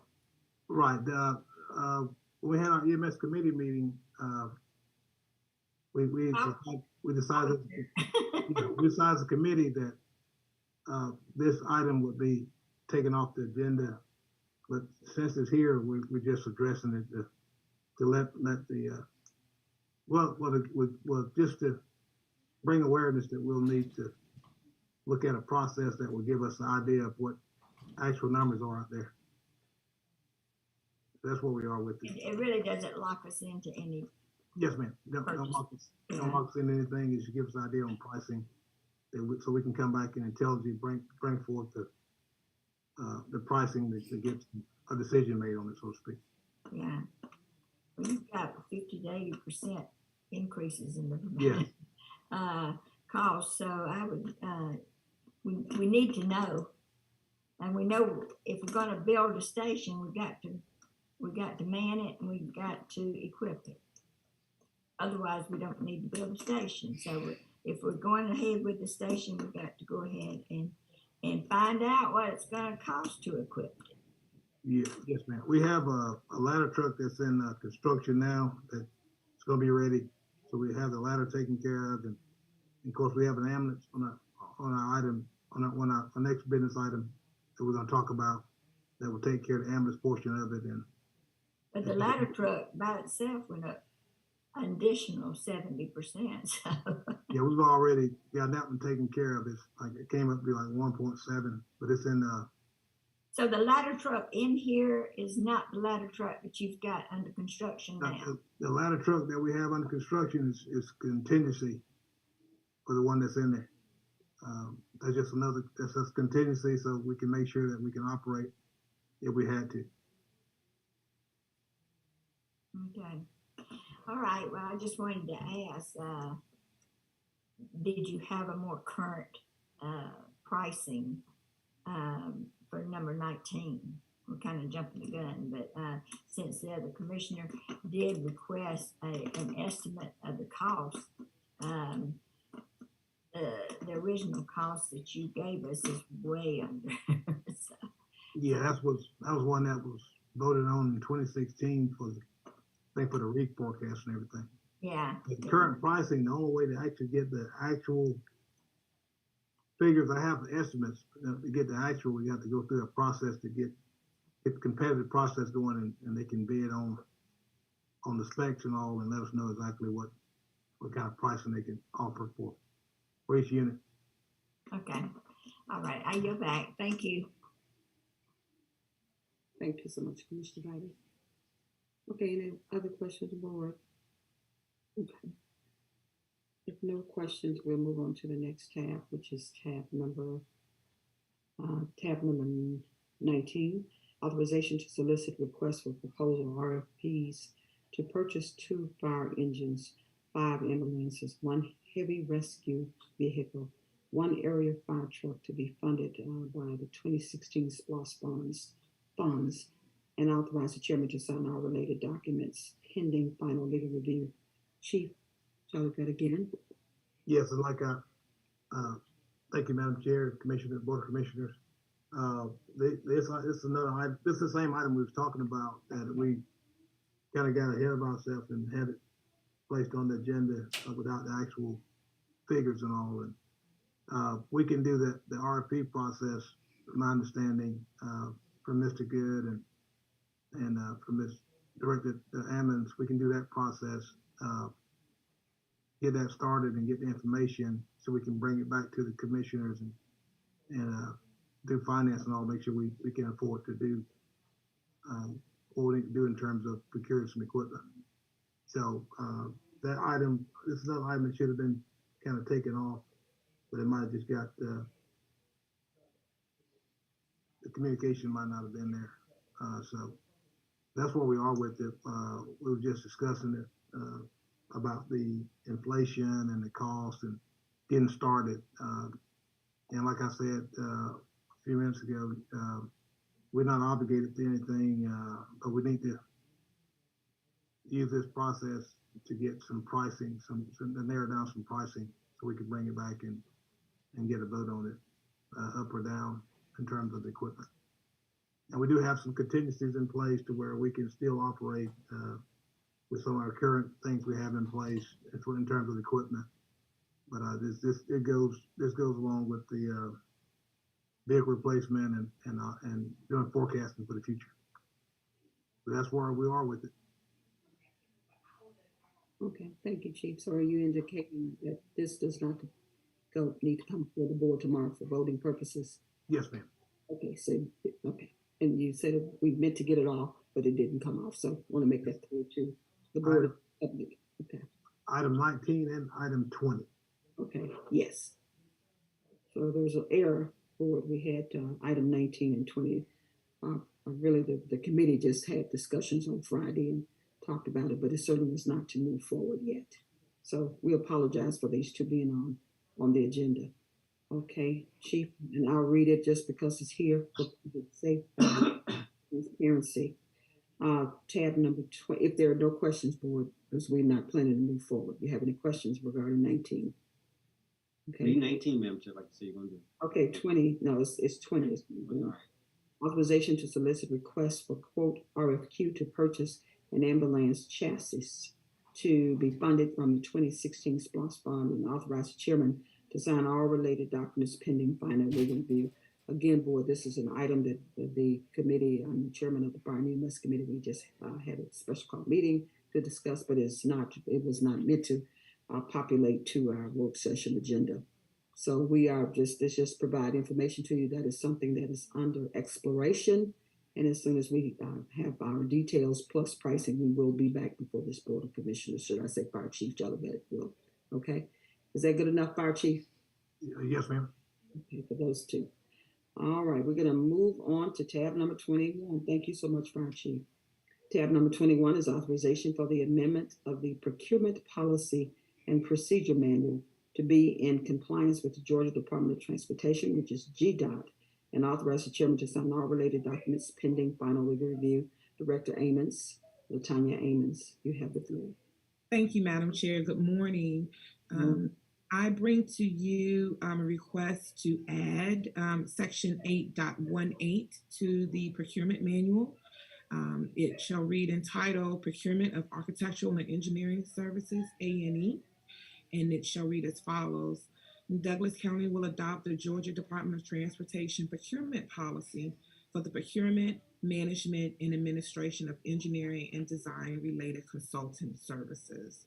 And just to give a little background for procurement, that is in line with Georgia Department of Transportation. And when we use federal funds, we have to follow the procurement rules and guidelines outlined by the Georgia Department of Transportation if the county has not developed exceptions to the state's policies and procedures.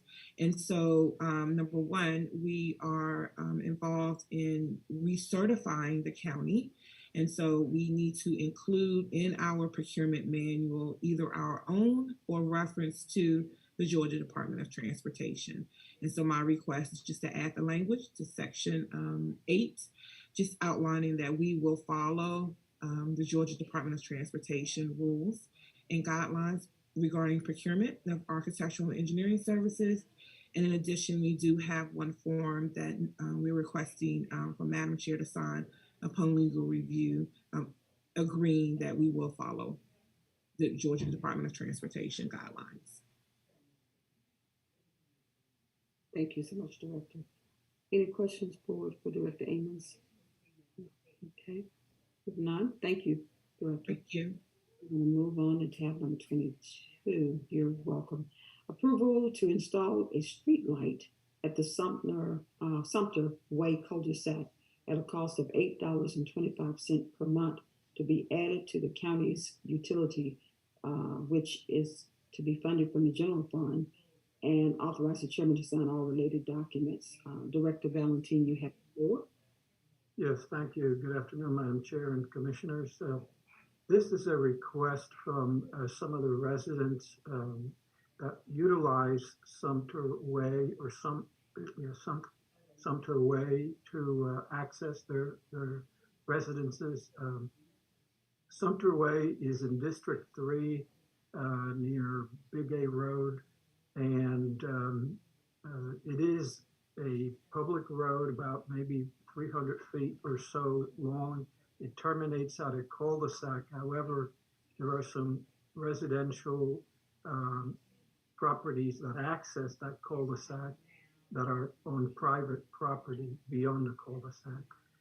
This request is to install the street light to illuminate that the end of that Sumter Way, so that the access to the public road is safer. Typically, if there is an addition of street lights within a subdivision, there is an assessment against the abutting property owners to help defray the cost of the street light. However, in this particular case, it is outside of the subdivision proper, but it is still within a public right of way. And whenever we have, in the past, whenever we've needed street lights at an intersection or along a road where there isn't a subdivision that attaches to that area, then the county has assumed responsibility for the payment of the service fees. Again, there is no cost for the installation per se. There is an existing pole that the luminaire would be attached to. The monthly cost for the utility fee would be $8.25.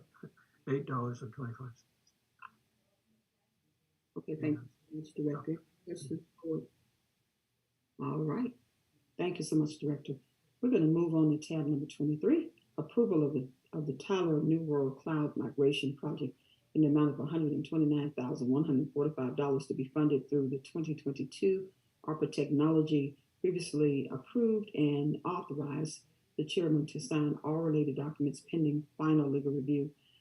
Director Alex Bentoncourt, our Chief Technology Officer, you have the floor. Good afternoon, Madam Chair, Vice Chair, and Commissioners. What we have here is a project that we had approved and was recommended by the Technology Committee at the beginning of the year. We've been working diligently with the Thompson Hines team, and they've been fantastic at getting us all the prerequisites that we need in the agreement, for data privacy and protection that we require vendors to have. And we finally have the agreement ready to be signed. This will move our main line of business application, which is New World, to the cloud, which will increase productivity, accessibility, and performance.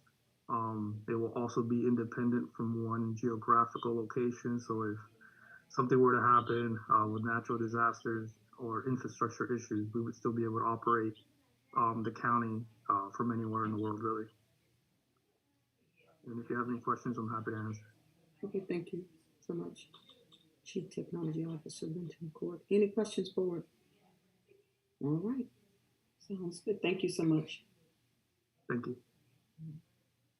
We're going to move on to our next item, which is tab number 24, approval of the settlement of Emmett Ward litigation, and authorize the chairman to sign all related documents pending final legal review. Legal Department Attorney Colburn, you have the floor.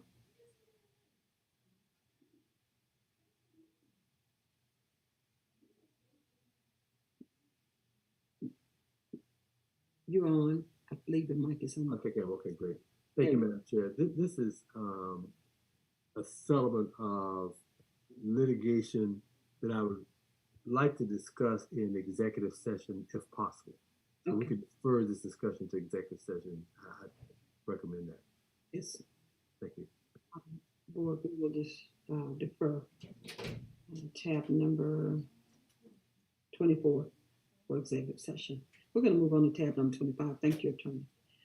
Tab number 25 is authorization to enter into an MOU with Dr. Catherine M. Lewis for an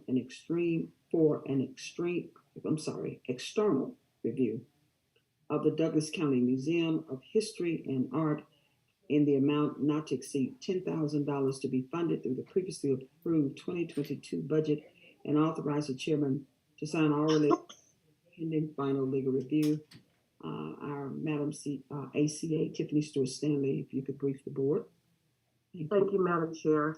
Last year, the board appropriated in our funding money to make an assessment of our Douglas County Museum of History and Art.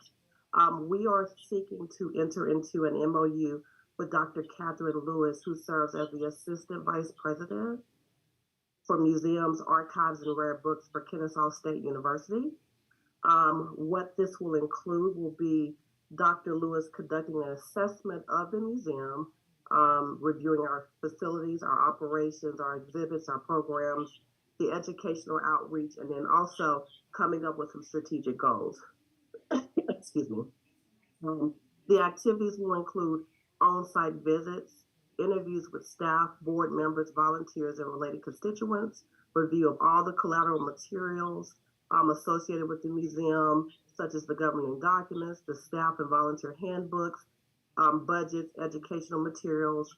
Then she will also do a survey of the competing institutions in the region, and she'll specifically focus on government-backed museums in our region to give us an assessment on our museum, as well as she'll prepare a SWOT analysis of the museum. And then also she will do a report that will include recommendations on how on the museum, our mission, our vision, our operations, such as staffing, budgeting, facilities, and then of course our exhibits and public programs. Dr. Lewis has done more than 40 exhibits for organizations like the Atlanta History Center, Delta Airlines, Augusta National Golf Club, United Way. And she specializes in areas such as World War II, the Holocaust, public history, African American history, women's history, and museum studies. She has served twice as the president of the Georgia Association of Museums and Galleries for the state of Georgia. The estimated amount of the budget is she put on her scope was somewhere between $4,000 and $7,000. However, we just put not to exceed $10,000 with the additional amount to be remaining in case we need to use that amount in this assessment. So that is what I'm presenting to the board, asking for approval of this MOU, and I will yield for any questions. Thank you so much, Madam ACA. Board, do you have any questions regarding this museum assessment? Yes, ma'am. Okay, Commissioner Guider, you have the floor. Okay, thank you. Tiffany, what did she do last year? She hasn't done anything last year. This is just coming to fruition. We had to complete a search. So we're using the money that was allocated last year in this year's budget in order for her to do the evaluation. Oh, okay. Because I didn't understand what I thought you said. She did something last year. Oh, I apologize. No. We're just engaging her now for these services. And this is just her expertise in the way museums are set up and what will increase maybe traffic. Yes. Things like that. Yes, ma'am. She'll be doing an analysis of the entire facility and making recommendations, which we will bring back to the board. All right. And what board did you say she served on? Sure. The Georgia Association of Museum and Galleries. And there's a whole other host of them that she serves on. But that's the main one. Yes, ma'am. Okay. Thank you. All right. You're back. Thank you so much, Commissioner Guider. And that certainly just want to bring light to the SWOT analysis that you mentioned, Madam ACA, just for the point of reference for our audience. The SWOT analysis is to look at our strengths, our weaknesses, and opportunities and threats. And that's a part of this strategic plan process. So we're excited about her coming forth, and I hope that there are any questions from the board. If there are no questions. Yes, Madam Chair, I do have a question. Commissioner Carthen, you have the floor. Thank you so much. Madam ACA, can you tell me how long this assessment will take, since we did put it in the budget last year, but we're just now getting to it and it's the end of this year? Yes, thank you, Commissioner Carthen. So it took a while to actually find a professional to do this. And so from my understanding, it would be over, I think, a 3 to 4 month period. It's my understanding from my conversations with Ms. Hudson. Okay, so this was somebody that was recommended by Susan Hudson? She was actually recommended by the Georgia Association of Museums and Galleries, who recommended her for this. But Ms. Hudson just helped facilitate the process with her being the chairperson of the museum board. Okay, and this will my only question, and if possible, I would love to sit in or be one of the ones that she interviews and sing the direction of the museum. It's just that in the technical aspect, like most museums you visit now, they are very up to date with modernization. I mean, you can have earphones on. You don't even need a person. The technology guides you through the museum. You actually you get immersed into the history. And so one of the things I would like to make sure she does understand, I'm hopeful that she does, is bringing it into the 21st century for museums so that we would get more foot traffic. And so is there anyone, or will she also be able to help us look at how that museum is laid out, or is that a separate contract, or where are we in terms of that? I think from the scope of the work, it seems to be included because it talks about the facilities, the program, and the materials. So I think from what I'm reading, and we can get with legal later, and of course, Ms. Lewis for more information. But I'm assuming that would be a part of this scope. And Commissioner Carter, one of the things that you said earlier, one of the things that I was speaking about to Chairman Jones about is making sure that we maybe take some of those visits to those other museums like we've been doing for the coroner facility and different facilities, so we can see and then we can also, kind of give her some ideas of, what we're looking for as a county as well. Absolutely. Okay. Well, I look forward to this this report. I'm pretty sure it'll be high level, but at least it'll give us a starting point as to what we can do. It's such a gem. Even though it's in the city, we want to make sure that we're utilizing it and that it becomes a part of the quality of life for Douglas County. Our cultural and arts system helps to bring in economic development, so we just want to develop it the right way. Thanks, Madam Chair. With that, I yield. All right, thank you, Commissioner Carpenter. Any other questions, Board? If not, we're going to move on. Just one, Madam Chair. Chair, you have the floor. Madam AC, question. So how engaged were Susan Hudson and that team up there? Were they pretty much on board with kind of all of this, or just kind of want to know their input on that? Yes, they are engaged. Like I said, Ms. Hudson was the person to help locate Ms. Lewis for this, and so she is engaged. She's also interested in just looking at options as the chair of that board to make the museum better. So they are supportive. And she did, in this whole process, talk to the board that she serves on as the chair in this whole potential scheme of things. I would hope from you. Not that you know the answer to this, but I'm just curious to know when you say that she probably did this or not, or if not, she probably should be doing this, because I think you're going to find that these guys, which I care about that board, but I think they're dated to that degree of what, as Madam Vice Chairman Carthen stated, we're behind in time from a technology perspective, and I think that's where that shot in the arm that they might need. But I'm afraid that they might get it and not like it or welcome it though. You understand where I'm going with this? No, I definitely understand that, and I think once the report is prepared, I would definitely will meet with Ms. Hudson as well as the museum board, and just make sure they understand what the county's directive is, in with the museum going forward, and what the Board of Commissioners intent is. Because the goal is not to run them off; it's just only to increase the foot traffic.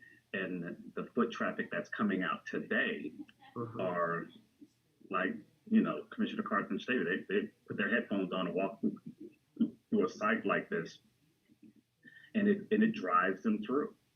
It moves them along versus needing someone to be there to drive them or move them along. Not that we don't want that personal touch, but I visit a lot of museums and I see a lot of what technology has done. Yes, it's a good and a bad, but the good part is that it moves people along and it tells them the stories that needs to be told, from what that artifact brought to this particular county or brought to whatever Douglasville and Douglas Countyans will want to probably hear. So, but as long as these guys are on board, and because like I said, I don't want them to feel threatened by this new potential technology that this young lady may bring along. Yes, I've spoken to Ms. Hudson, but like I said, I don't know what her conversations have been with the board. But if you like, I can find that information out and bring it back to you. If you would, because I want everybody to be on board with this potential change. Not that it's going to happen or not, but I don't want any surprises that I didn't know anything about this. So, because trust me, my colleagues will get those calls as to what they didn't know. Right. Thank you. I yield back. Thank you, Madam Chair. Okay, thank you so much, Commissioner Mitchell. All right, if there are no further questions, we'll move on to our next item. The next item is authorization, which is tab number 26, authorization for the chairman to execute ARPA sub-recipient agreements with Community Service Board, Midway Resource Center, Vision 21, Share House Inc., The Pantry, Lionheart Consulting, Media Miracles, University of West Georgia, Teal Marketing, and Cobb Douglas Public Health pending final legal review. Madam ACA, Assistant County Administrator, if you could brief the board. Thank you, Madam Chair. So these ARPA sub-recipient agreements that we're seeking approval for are just it's basically tying up some loose ends. All of the funding for these agreements were provided between the 2021 and 2022 years for ARPA, but after looking at the final rule and working with our consulting firm Landmark, we feel like it's in the best interest of the county to also enter into ARPA sub-recipient agreements with these institutions, just to make sure that they are aware of all of the reporting requirements for ARPA and all of their requirements that are necessary in order to use the funds for ARPA. And so these agreements have been prepared, and we are just asking the board's approval of the agreement. And these agreements will be used going forward with all of our ARPA sub-recipients to make sure that they understand all of the terms and conditions of using ARPA funding. And with that, I will yield for questions. Thank you, Madam Ace. Any questions? Commissioner Gregory, you have the floor. I understand an MOU with some of these people, or agreements with some of these people, or organizations, but consulting firms, marketing firms? Yes, ma'am. So when we did the funding for the financial literacy program, part of that funding was ARPA, because you can use that for entrepreneurship and financial literacy in certain circumstances. And so when the board approved those agreements, they approved that type of funding as one of the funding sources. And therefore, that's why we're having to do the agreements with some of the things that you see on here, like Teal Marketing and Media Miracles, just to make sure that we have a clear understanding, and if we get audited for these ARPA fundings, that agreement is in place. Okay, it just seems like a pot of mixed community involvements, because some of them are paid. They're not 501(c)(3)s. Yes, but according to Landmark, it's going to be in the best interest of the county to just still have a sub-recipient agreement in place so that we are clear on the duties of all the parties that are receiving ARPA funding. So this will protect us if we are audited, if these firms don't, do what they're supposed to do. We have MOUs that are already in place, but we need to get these additional agreements signed. Okay. All right, I yield back. Thank you. All right, thank you so much, Commissioner Ryder. Any other questions for Madam ACA? Yes, Madam Chair. Commissioner Thompson, you have the floor. Thank you. Madam ACA, have these entities already been paid or are being? Some of them have. Some of them are, I think the Community Services Board, they've received some of their funding, and I believe Public Health. But all of the others listed here, I believe, may not have received any ARPA funding yet. But I can double check that for you. Yeah. So this is pending them signing the agreement. Yes. Because the county is ultimately responsible for it, but we have to let them know upfront what they are responsible to get back to us in terms of agreeing to accept these funds. Yes. And so I think Jill has been in contact with all of them, and it's just a matter of getting the board to approve the agreements, and we'll be able to get the signatures. Got you. And is there a stipulation as to when they need to report back to us in those agreements? I don't have the agreement pulled up. If you give me a second, I can. But I know that they are consistent with the agreement that with our reporting structure to the federal government. Awesome. Yeah. I just want to say thank you to you and Jill. Y'all are getting this process underway. This is major for Douglas County because we've not been able to do this before, and so putting these processes in place is crucial. We appropriate, but we do lean on you all to ensure that we are following the guidelines of good fiscal establishment and making sure that each dollar is accounted for, whether we get it from the taxpayers and locally, or the taxpayers from the state, or the taxpayers from the federal government. We want to make sure that we're utilizing it correctly and reporting correctly. So I'm excited about this. So keep going. Thank you, Madam Chair. I yield. Okay. All right, thank you so much, Commissioner Carter.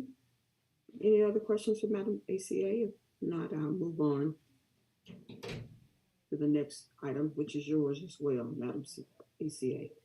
Tab number 27 is authorization for the chairman to execute MOUs with Douglas County Community Services Board.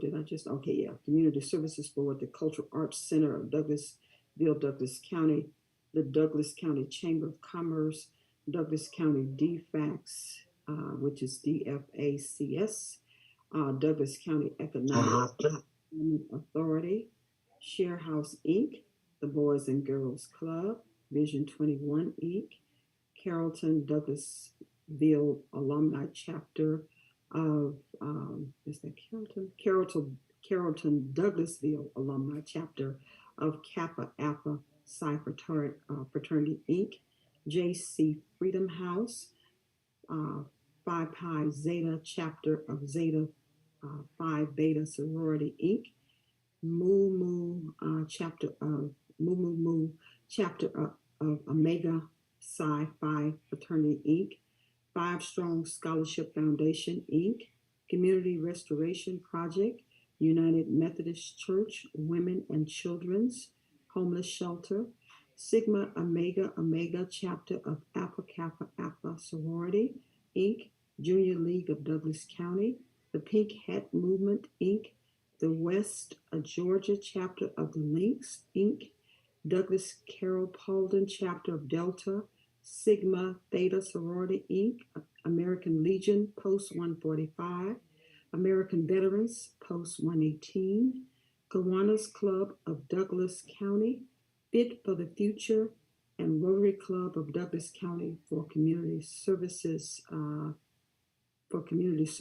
pending final legal review. Madam ACA, you have the floor. Thank you, Madam Chair. So traditionally, the Board of Commissioners has provided support for community services and entered into agreements with organizations to provide support for the community.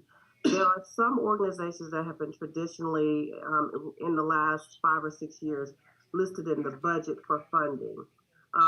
Those organizations, and I will read those organizations that actually are listed in our budget for potential funding, are as follows. The Douglas County Board of Public Health, $410,000 from the general fund. The Boys and Girls Club, $15,000 from the general fund. The Douglas County Community Services Board, $1,200,000 from the general fund. The Development Authority, $350,000, $250 from the general fund. The Douglas County Family and Children's Services, $70,000 from the general fund. Share House, $10,000 from the general fund. Vision 21, $10,000 from the general fund. And then we also are proposing for the Chamber of Commerce, $100,000 from the Uninked Fund. The Cultural Arts Council of Douglasville, Douglas County, $125,000 from the Uninked Fund. So those are the organizations that have been traditionally listed and that are actually listed in the budget. However, the board has had a desire to expand that list to provide additional funding for community in exchange for community services that these organizations provide to the community, and would like to expand the list to enter into MOUs. And so what we were instructed to do was to compile a list of organizations that would be able to potentially qualify for these fundings. And right now, in the budget, there's about $103,000 allocated for these MOUs, and we have a list of about 30 organizations that we have received with commissioner input. And so that's why you see the list that you have before you today. The list that you read, Chairman Jones, is short of some of the organizations, but we do have a list of close to about 30 additional organizations from those that have been traditionally placed into the budget that are being put forward to be considered for funding from the budget. And so I will yield for any questions or concerns. Okay, thank you so much, ACA. Board of Commissioners, do you have any remarks, questions? Yes, ma'am. Okay, I heard Commissioner Gatter's voice first, Vice Chair. Okay, Commissioner Gatter, you have the floor. Tiffany, I was just wondering why duplicate names are on this list from item number 27, and they're also on item 26 list. Yes, thank you for asking that question, Commissioner Gatter. So there are a couple organizations that are actually going to be providing some services to the community through ARPA, and that's why you see them listed under that. So these are two separate funding agreements. So where, let's just say, for example, Vision 21, will be conducting our rental community services, where we're, rental and things like that for people who need funding for rental, homeowners, and utilities. So they're actually providing a service, and that's why you see them listed there. But we've also traditionally provided funding to Vision 21 for their services that they provide for things like homelessness, employability skills, and their shelter. So they're two separate things. So do all of the people on this list, they provide a service to the community? Yes, it has to be some sort of community service in order for them to be listed, in order to qualify for this funding that we're proposing in the community services MOUs. Now, is this money coming out of the budget or? Yes, it is. It's coming out of the budget. And is this a yearly thing? So right now, this is the initial request for this. From my understanding, this will not be a guaranteed thing to these organizations in number 27 every year unless the board sees fit to do so. But right now, we are just proposing that these organizations be considered for this year's budget cycle. Okay, because there's a lot of sororities and fraternities on here, and do we have a detail as to what kind of service they provide to the community? We will provide that to you. We can definitely get that to you, listed out, the different types of community services that each organization provides. Okay, because a lot of people do a lot of things and they're not on this list. And I just wondered about all these, especially some of the fraternity and sorority. I'm sure they do projects, but do they actually serve the community on an ongoing basis is what I'm looking at.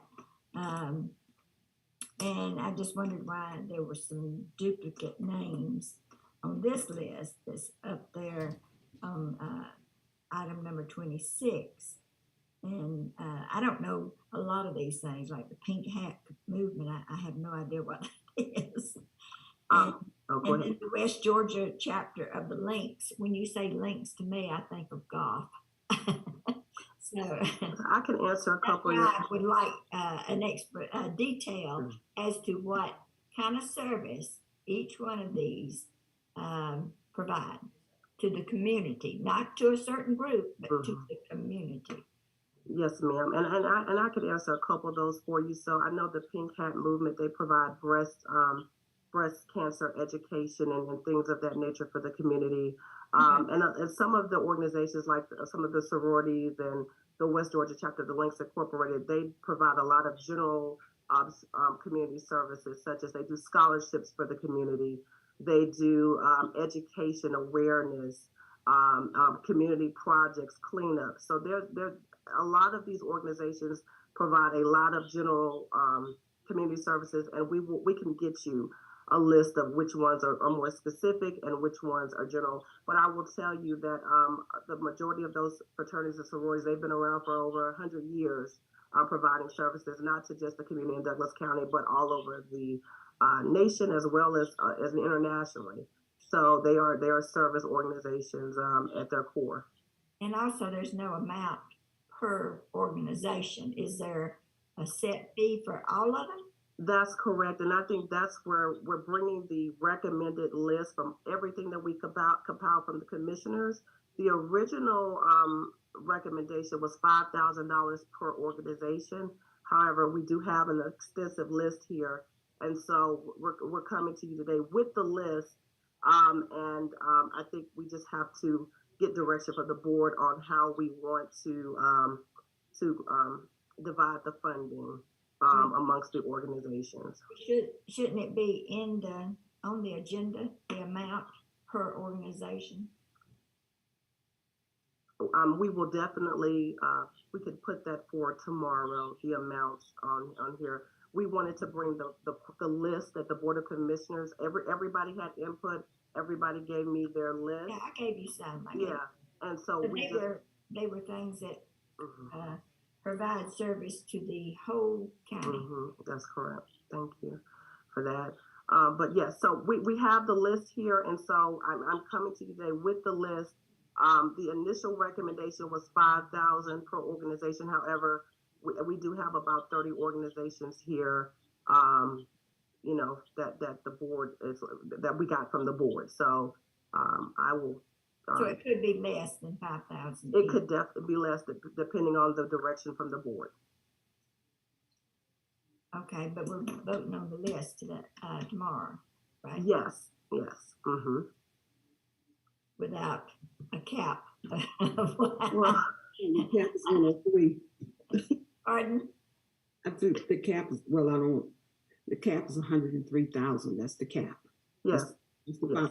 But is it going to be at the discretion of somebody as to this one gets 5,000, this one gets 2,500, this one gets 1,000, or?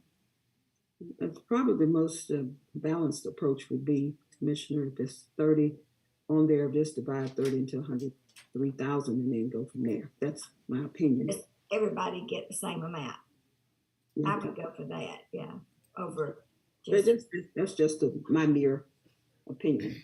Okay, but it's certainly to the will of the board. Okay. And then I believe Tiffany, you said you had some additional names to go on there as well. Well, the 30 does include all of the names that I received from all of the commissioners. Okay. So far. If we divide that into 30, what do you have? I know you probably already crunched some numbers. And I'll give the floor to my vice chair. He has some questions.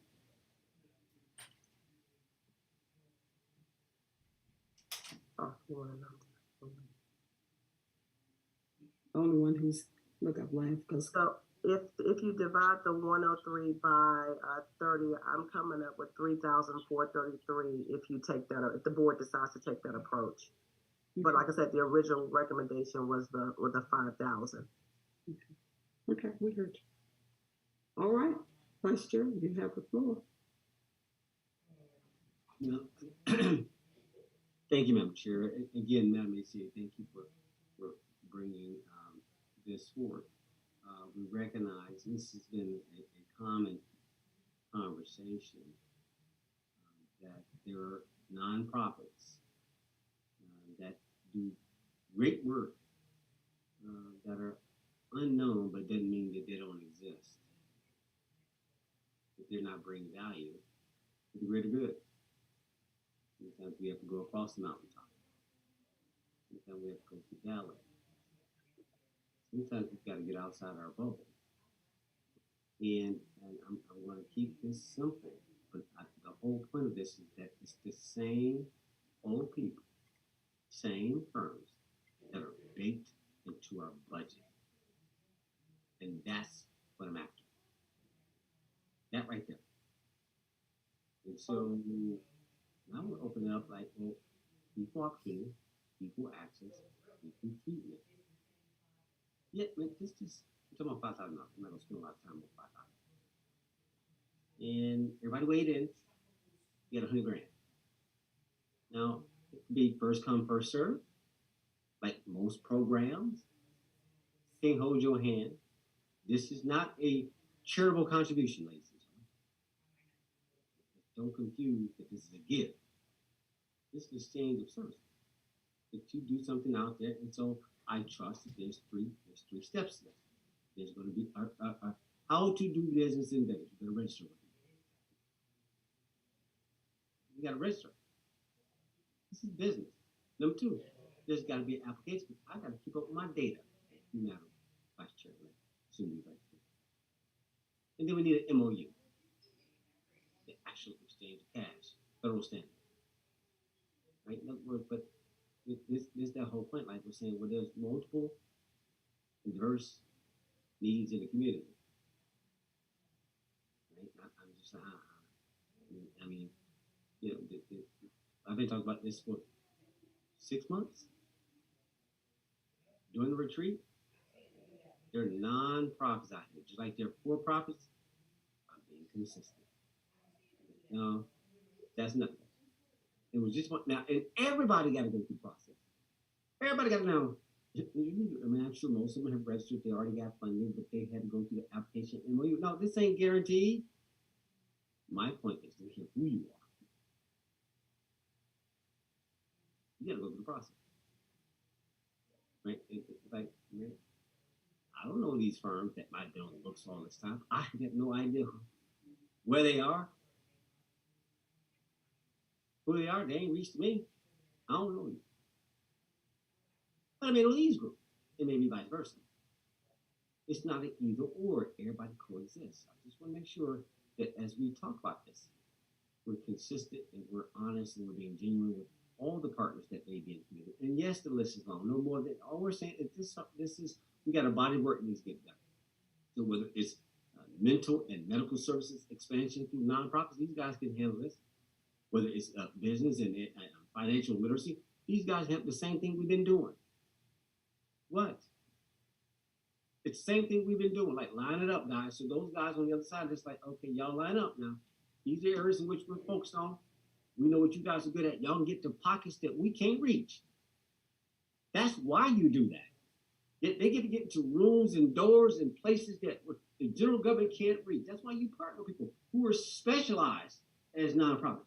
Already got a pre-existing infrastructure. They already know who people are. They already got them teed up. They just want a continuous, like, okay, look, we can expand capacity here. Go talk to Ray Lightfoot. Get some education on what it means to leverage partners in the community.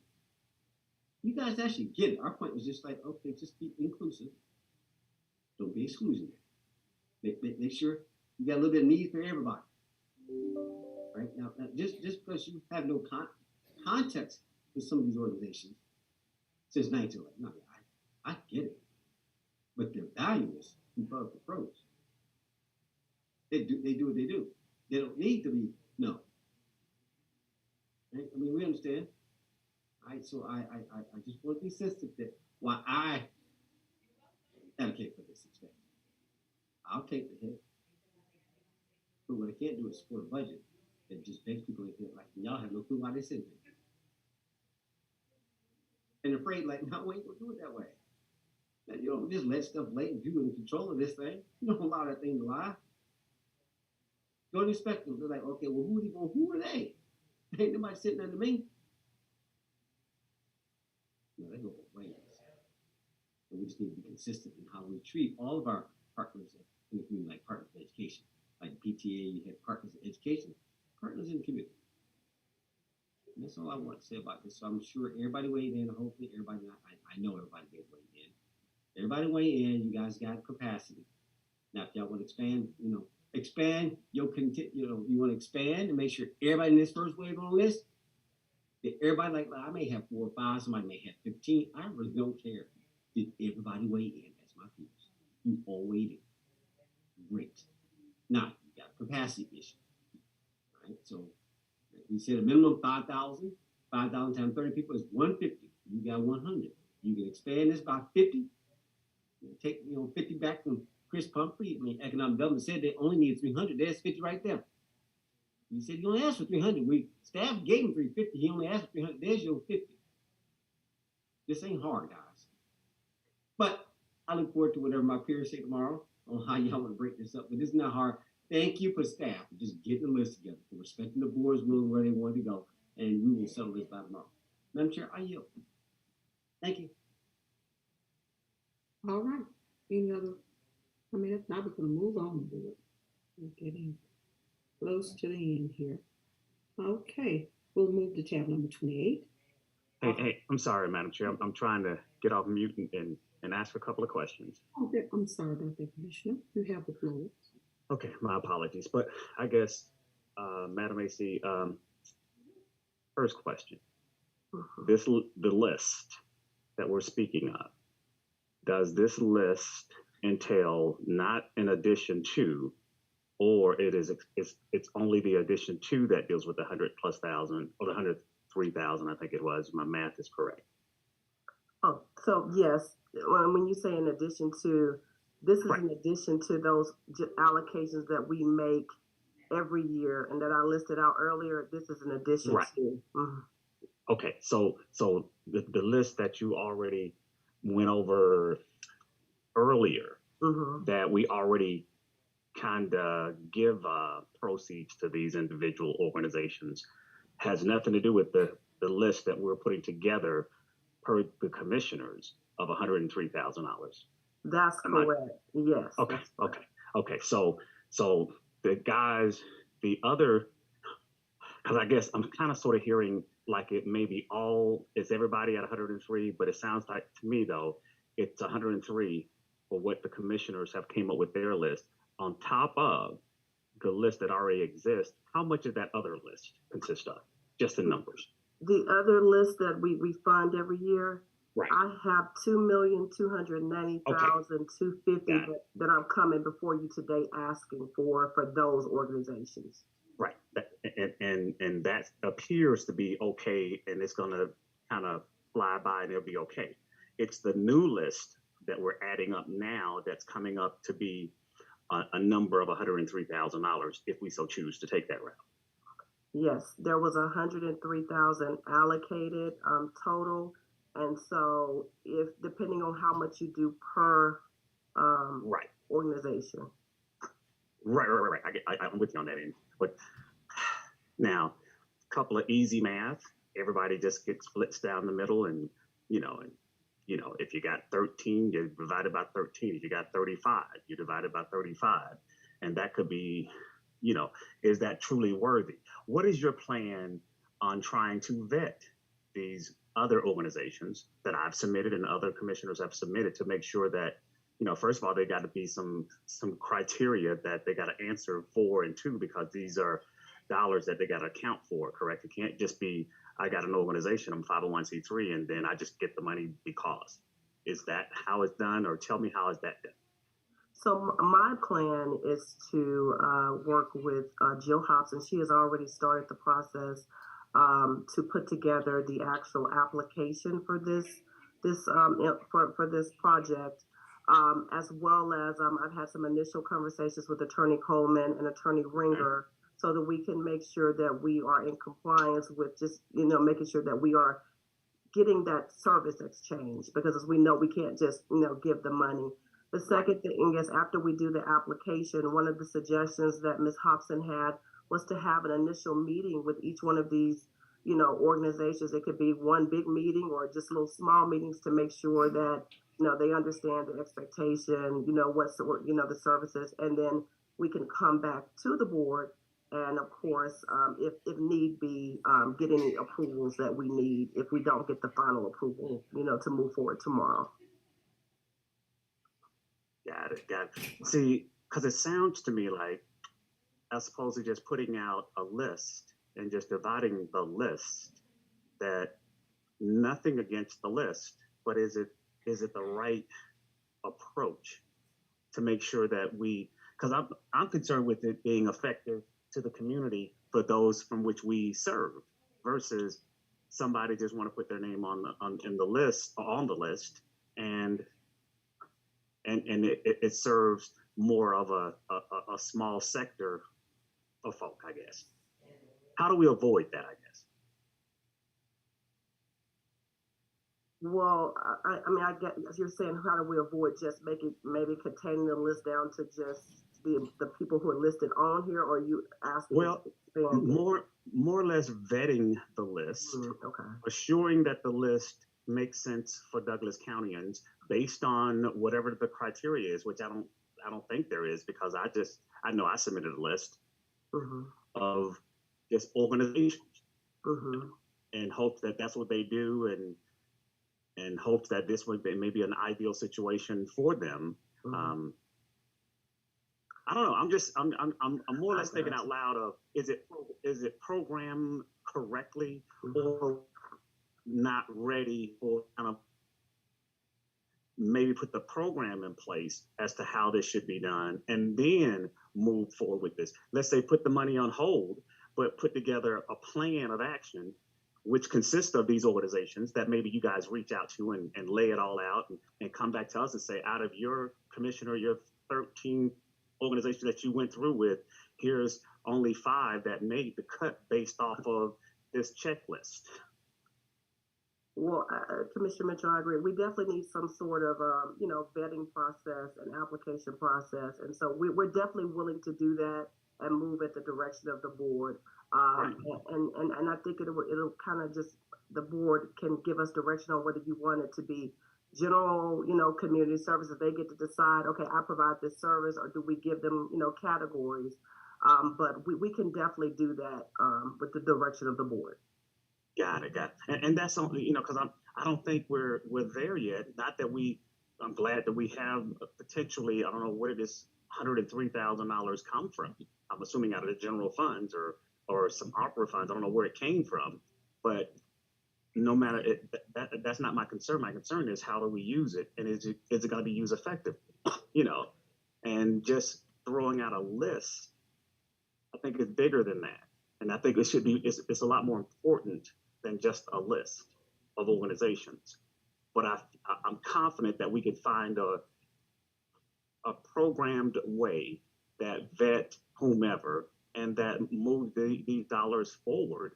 Now what that vetting list consists of, or what boxes has to be checked, I don't know yet, because I don't even know what that is. I don't think I was told to just give you guys a list, and I gave you a huge list.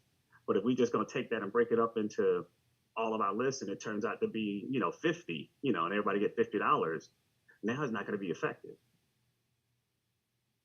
I don't think it would be effective in that vein. But yeah, I think we got, to me, and I hope my colleagues kind of hear what I'm saying. I don't think this is a bad idea. I just don't think it's been programmed out correctly yet. And I think you guys, meaning staff, put it together as to how and why and legally what we can and can't do. I mean, and then let's talk about this list that we're speaking of.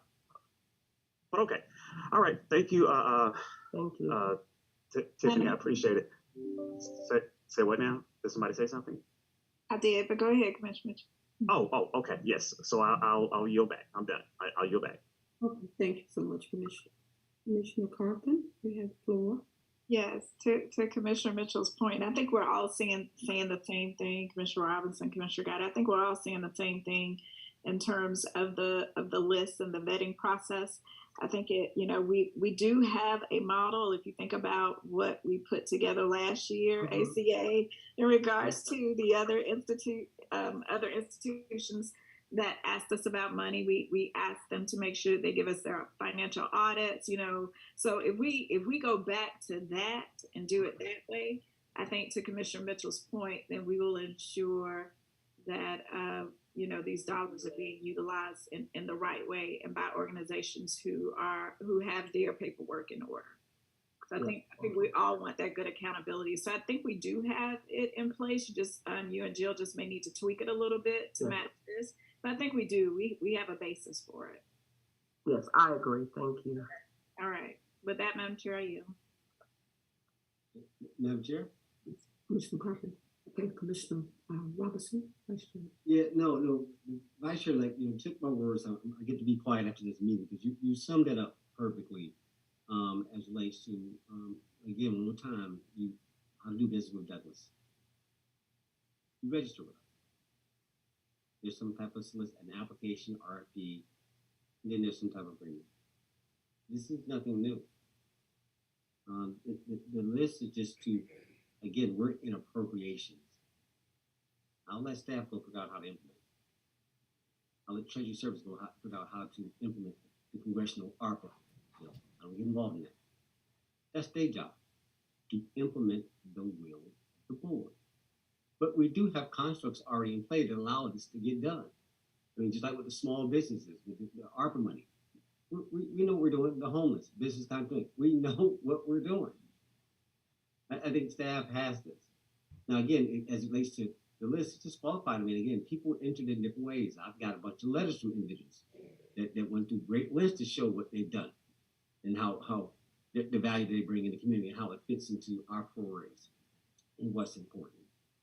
Y'all need to normalize that to that point, but it's not like you haven't thought about it. It's not like I personally haven't fought for it. I don't have a voice that speaks for the entire board. But I've been clear about this. I've watched this. And it's like, okay, but you're still just fighting other people through. You're making this group jump through so many hoops. Like, no, they all gonna go through the same hoop. Well, I done gave all this money, just $2 million over here. Where's my detail? Where's my data? That's the standard I'm talking about. I don't have time for the list conversation. My point is, really, y'all just spotting people through? This is us collectively. Just spotting firms through. Grandfathering forever. Ain't got nothing on the books to why, ain't got no accountability. Now we're bringing a new group through, and they got to jump through double extra hoops. And they got to justify their existence, like, if they only focus on like everything else. Does everybody go to shelter with share house? Does that mean everybody need? Don't. It puts some type of premium on one versus the other versus if they're in our community and they're serving somebody, they're meeting a base need, then it's worthy. And we began to sort of put premiums on things like, oh, we don't play that game. And I just as if we don't know who they are yet. Do they like, okay, well, I mean, let the process work its way out. I know the ones I put through. I didn't just come up with a list.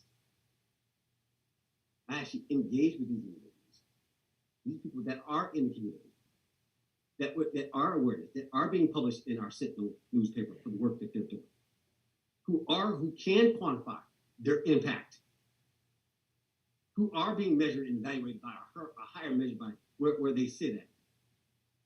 I just want to make sure that to the public, like, no, this ain't no, don't make like they just do come ups. At least my list. It's almost like, wow. But yet we'll all weigh in now as it relates to the dollar amount. One more time, I think 5,000 is probably like the minimum that we should do. And again, it's a first come, first serve. Like, okay, well, if you don't qualify, you don't qualify. I agree with all of y'all. They'll be vetted. They got to go through the process. But that means everybody, not just the new guys.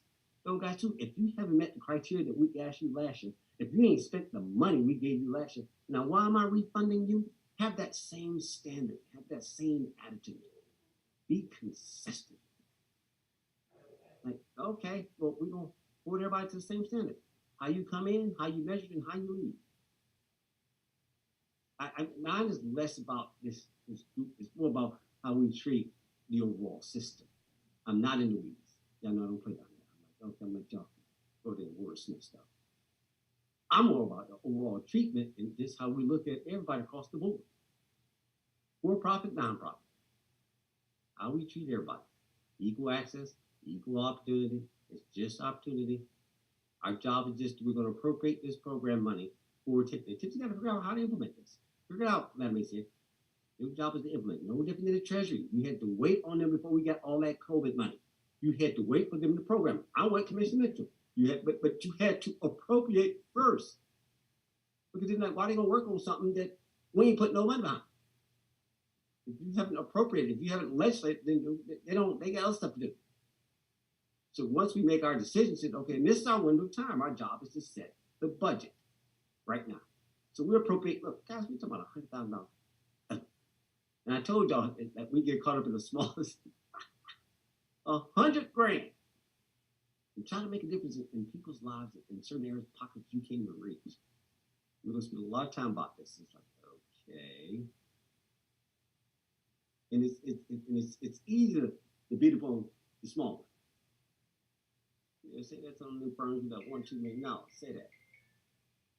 People that we ain't beholden. See, the thing is, we're not beholden to the small ones, so we tend to want to flex on them. But like, okay, say that to everybody else. I just want us to be consistent.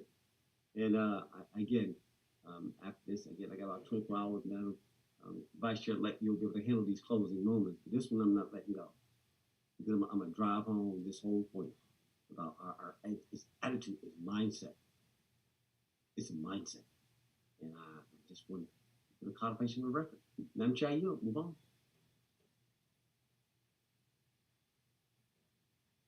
All right, thank you. All right, board, we're going to move on to our next topic. I should have said next part, which is tab number 28. Tab number 28 is authorization for the chairman to execute the 2023 annual agreements with Stanco and Associates Justice Consultants, LLC, Douglas County Travel and Hey, I'm sorry, Madam Chair. My apologies. You couldn't get off again. I know it. I was trying to get off mute again. My apologies. So where do we stand on kind of with this particular project? Is this going to be put on hold until we all can kind of regroup and come back, but set aside the funding of the, I think it was 103, if I'm not mistaken, or are we planning to vote on this tomorrow as is? I'm just curious to make sure I'm on the same page. Well, I believe for all intents and purposes, Commissioner Mitchell would like to, if the board would approve the $103,000 that's been allocated specifically for these particular agreements, if potential agreements, and then certainly we can work with the names that are listed when we define the process for the program. But the funding needs to be approved. Okay, so we'll approve the funding and set that aside until Tiffany comes back with a true program of this, of programming these dollars. Am I correct in what I'm saying? I don't want to, I'm not trying to mislead anybody anywhere. Certainly that's the will of the board. If they're good, I'm good with that. Again, like I said, my specific interest at this time is to get the funding approved. And I think, and I'm with you, I can live with that, but I just don't think we're ready to start dispersing. However, I do want to ask Tiffany one other question though. So Tiffany, so that we're clear, everybody else of the roughly the $2 million organizations that get this type of funding, they are doing what we legislatively stated. This is the policy that they present their budgets, their findings, what they're doing, and all that good stuff. So they are doing that. Am I correct in that statement? So for two of the organizations on the list, they did it last year because we gave them their funding a little bit later. The Chamber of Commerce and the Cultural Arts Council, they presented documentation and things, but everyone else, the Board of Health, Boys and Girls Club, Community Services Board, Development Authority, Family and Children's Services, Share House, and Vision 21, we have not gotten to that. They haven't been required to do it, but we will. We're, from my understanding, is the direction that everybody will be required to do it going forward. Absolutely, and I think this board has made it clear, I thought, that everybody plays by the same rules, and that is just submit your paperwork, whether it's on a napkin or a nice, beautiful spreadsheet, but kind of present your record of where the funding went, how did you use them, just all the details about your funding from us as the county. So that way we can justifiably state to if it's ARPA funds or anything else that we need to qualify that, we can say, this is what happened with those funds, not what you thought. So yeah, let's hope that, let's make sure everybody is following the same procedure. Everybody is doing just that. And whether it's the list of 3,000 versus the 2 million, everybody should play by the same rules. It shouldn't be somebody get to sidestep the rules. So, okay, all right. Thank you, Tiffany. I appreciate it. Madam Chair, I think I'll leave it there based on what you stated, that this will be more or less voted on. The adjustment would be just set aside the funds, and then we'll work on the programming of those funds. Yes, certainly. And I yield. Thank you. Yes. I want to feel the pulse of the remaining members of the board, make sure that's okay with y'all. I think the intent is to get this money approved. Funding. Are you open to you, Vice Chair? Yeah, I mean, I'm not making this hard. If we can't disperse $5,000 like we've just been doing over the past 2-3 years, it just, I don't see an issue forward. They've already got this prepackaged in what they're going to do. I'm not going to get into it. Again, one more time, you got to register. I'm going into my 7th thing, do Mr. Douglas, this ain't nothing new. Whether you're for-profit or non-profit, you got to register number 1. Number 2, there has to be some type of exchange application process in which you do things, and then you got an agreement. There's nothing new. There's no reason you can tell me that this staff who about to crank up a SPOS, a second SPOS, and all things we doing, they cannot run 30 of these. This ain't difficult. And then making it seem like, guys, why are y'all making this difficult? But then you got firms one more time. So that means, to that point, that means that nobody should get money until you have fulfilled what you said you're going to do, whether it's in the budget or not. See, this is my point. Be consistent. So the newcomers, they get to fill out the registration, they get to do their application, they get to go in with their MOU because they're just getting started. They fulfill what they said they're supposed to do. Now, for the guys that's currently on the docket, like you ain't did what I said last one, you ain't spent all the money that you're supposed to on this one, and this one you ain't fulfilled. You didn't. It's like we don't matter. It's like, okay, you're entitled to keep funding me. That's my only point. It's one thing for us to say it, look like I'm dead serious. They get no money until they fulfill what they said they're gonna do. Period. You do what you say you're gonna do, you get new money or existing money. Sounds good. It doesn't matter who you are, how long you've been here. That's my point. I want to stay there. We appropriate, do what the board does, get out the way. But as far as implementation, like, no, I will put that condition on. Not one dime until you fulfill what you're supposed to do. Keep it simple so people are going to get filtered by the fall. Oh, yeah, there's needs out there. I get it. There are needs in the community on the other side. Don't act like need. It's not like they're going out there to create a need. These are pre-existing these entities. They just have a new relationship with us. But that means they're already out there doing what they do. That's what I'm saying. No, this is not like some startup with a .com, a website. So again, one more time. Everybody, to get funding, you must fulfill what you're supposed to do. Oh, so we're just going to close our eyes and it's like, well, they okay with this. We're going to get convenient. So I'm fine, Madam Chair.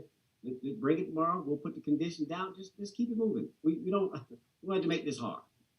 I mean, the board will do what it does, and we'll keep it moving. I'm fine as is.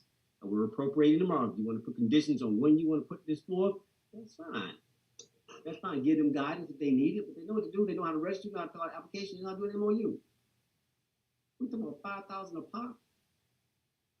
And we're making the thing seem like this is a SPOS. I want her to have just as much energy on this SPOS. This 16 billion pennies we about to go do. Let's have that much attention to that execution. Then $5,000 times 30. Let's have that same type of attention to these. Let's make sure we're on board for that. MTIU, I'm good. All right. There are no other discussion points. We'll move on board. Tab number 28. Tiffany, I'm going to read it once again at Madam ACA, and then we'll allow you to brief the board. Tab number 28 is authorization for the chairman to execute the 2023 annual agreements with Stanco and Associates Justice Consultants, LLC, Douglas County Travel and Tourism, Inc., Thompson and Hine, LLC, Lionheart Consulting, the collaborative firm, juvenile contract attorneys, Bonnie Binkley, Jana Evans, Tim McMillan, Sylvia Lester, Nicole Marinvich, Ananis Lopez Brown, Marcia O'Brien, and Amber Walden. And then the consulting service agreements with John Sweat, Anthony Nicolosa, and Philip Harris, and the employee car allowances pending final legal review. Tiffany Stewart Stanley, we have legal department, but it's my understanding the ACA, Madam ACA will brief board. Thank you, Madam Chair. Yes, I'll be doing this since Thompson Hine is listed as one of the contracts. So this is our annual agreements that we do every year for different contracts. And we have Stanco and Associates, which is the accountability of courts attorney. We have Douglas County Travel and Tourism, Thompson Hine, LLC, Lionheart Consulting, which is working with leadership development, strategic planning, the collaborative firm who does the public engagement for Connect Douglas, and then of course all of our juvenile contract attorneys that we use the juvenile court, as well as the employee car allowances for final review by the board. So we're just bringing these annual contracts to the board and seeking your approval to renew these contracts for next year. And I will yield for any questions. Any questions, board?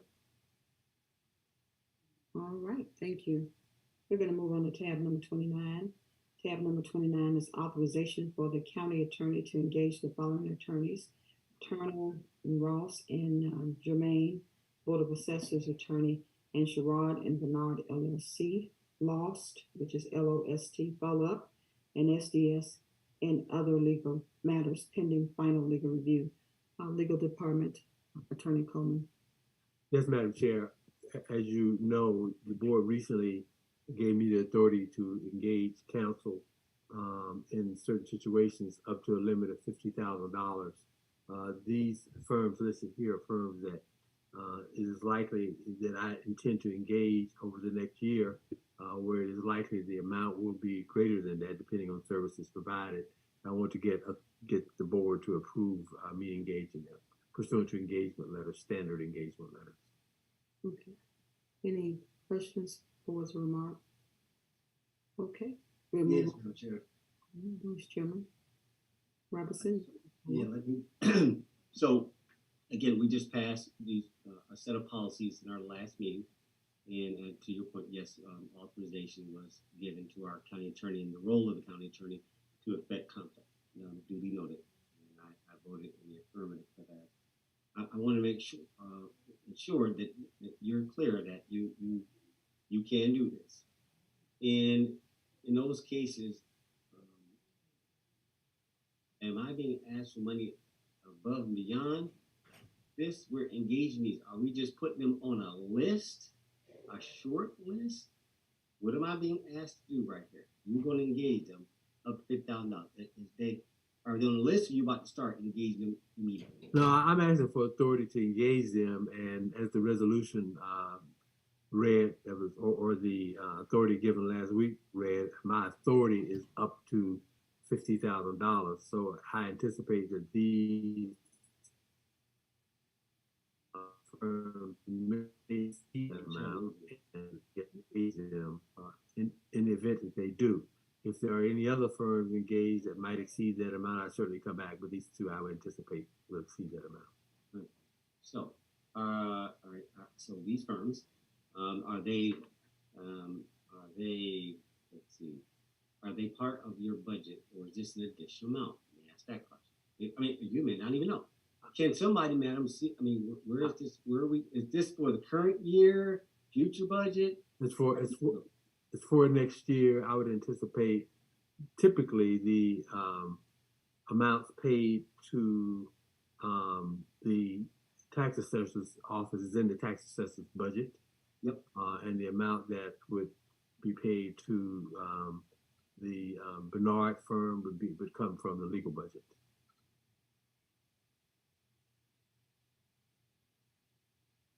Within your budget. Yes. Right. And again, everybody is going to be held to the same standard, right? As relates to invoices and detail. And I'm serious about this detail. I'm serious about receipts. Yes.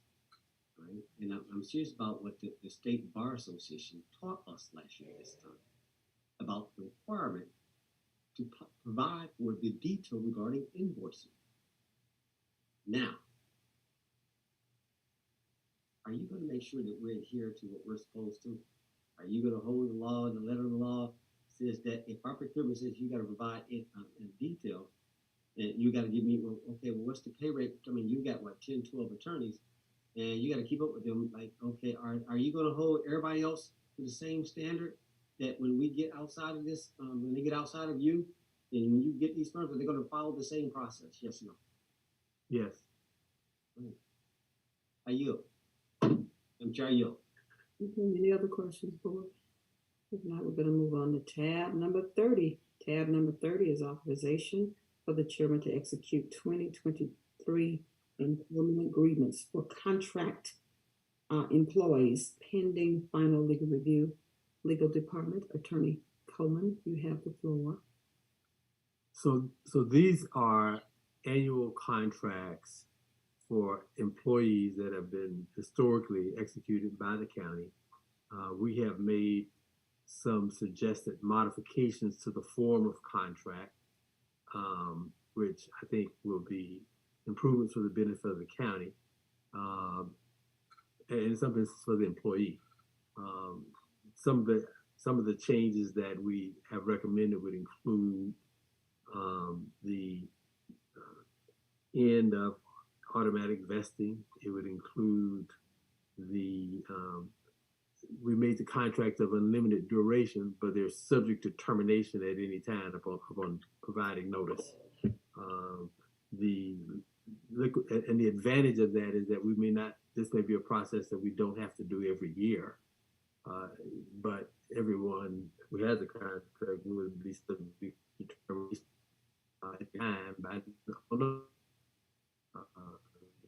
This is 16 to 30, but we made a number of other suggested modifications to these contracts. Those are a couple of the major ones, and so the request is that these annual contracts be approved by the board as they have in years past in new form. Thank you so much, Attorney. Any questions, board? Madam Chair? Yes, Chair. You have the floor. Yeah, this is material. I can't just let this be talked through. So I need everybody who signed a contract. Those are all directors and all you have contracts on an annual basis. They've just modified the terms. That's what's being considered right now. And I hope that staff has communicated that to them. If this is pending. We have prepared communication that I think went out on Friday, maybe Thursday, but should have gone to the employees with contracts last week, explaining in more detail what the suggested changes are. Can somebody confirm for me? Because that, and I should have. Come on, guys. That it went out on Friday, Vice Chair. Okay. All right. Thank you. I need definitive answers. Thank you. All right. So it went out. So and you don't have to get into that. You were fielding questions on what this meant. I'm just for my sake. So what we're saying is that that you used to have a 60-day by November 1st. If the board was going to let you go, if you were on an annual contract, we had to give you notice. What you're saying is that November 1st, whatever that magic date, is no longer applicable. Is that right, Mr. DCA Perry or Mr. County Attorney? Is that accurate? That's correct. You now have to give notice within 30 days. And if you don't give notice within 30 days, the agreements currently provide that, there'll be a 30-day severance provided upon the execution of a release agreement, a waiver and release agreement. They'll get the 30 days severance to give that notice. All right. So that means that if the board, obviously anything like this is a board decision. So if the board chose to go a different way, I have to give you 30-day notice, and there will be no severance. If I do it within 2 weeks, I give you 2 weeks notice, I can do that, but I would be extending a 30-day severance. Did I just hear that right? You did say it right, but in exchange for the severance, the county would receive a waiver and release agreement from that person receiving the severance. In future, so we won't cut that. All right, I'll let you work that out. All right, I got it. That's material. And what about the, all right, so that's one, I'm sure that's somewhat a sigh of relief, but don't get it wrong, because the time I get in there tomorrow, it's important that we're still going to be able to evaluate you. And so with this new policy shift, don't think that we still don't get together on an annualized basis to have a conversation regarding the heads of state. Quality first, and then implementation. Hey. Please, everyone, thank you. Right, so we still got to have that conversation. How do we evaluate people? And I know you guys are working through all these other contracts. How do we evaluate? Performance management, employee evaluation. I mean, again, we're going to give room to the administration. I'm just legislating, like, okay, I'm going to give you room to work this out. Don't make it difficult for when the board comes back. Do we get evaluations on behalf of people with contracts? Do we give input? I mean, just the very thing we're talking about now, we're talking about contractors. And we have no feedback. Mitchell, it goes throughout. For-profit, non-profit, contract. Where's the feedback mechanism? That's my only point. We just need to be able to evaluate people. So you guys are working through this, but this is material. This is 14 years. Like, I know we just did what we're doing, right? That we're shifting this thing.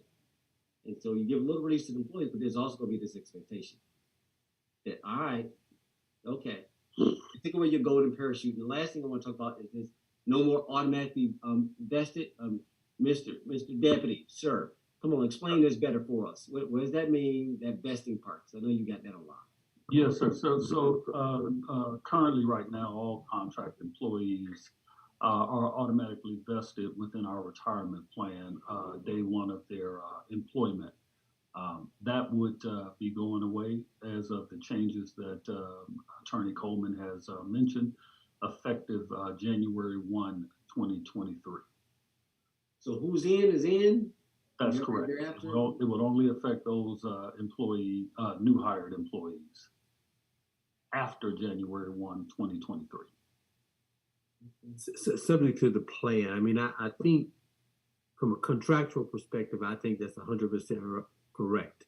Yeah. That from the contract, it's our expectation that everybody who was in was in. There may be, if there's something in a plan which says, you can't automatically vest, the plan won't allow it, and you can't do that by contract. That means that provision would have not had any real impact anyway. That's really whether or not the plan would allow that. But from a contractual perspective, I think it's the intent that everybody who was automatically invested, we can't take away from what they already have.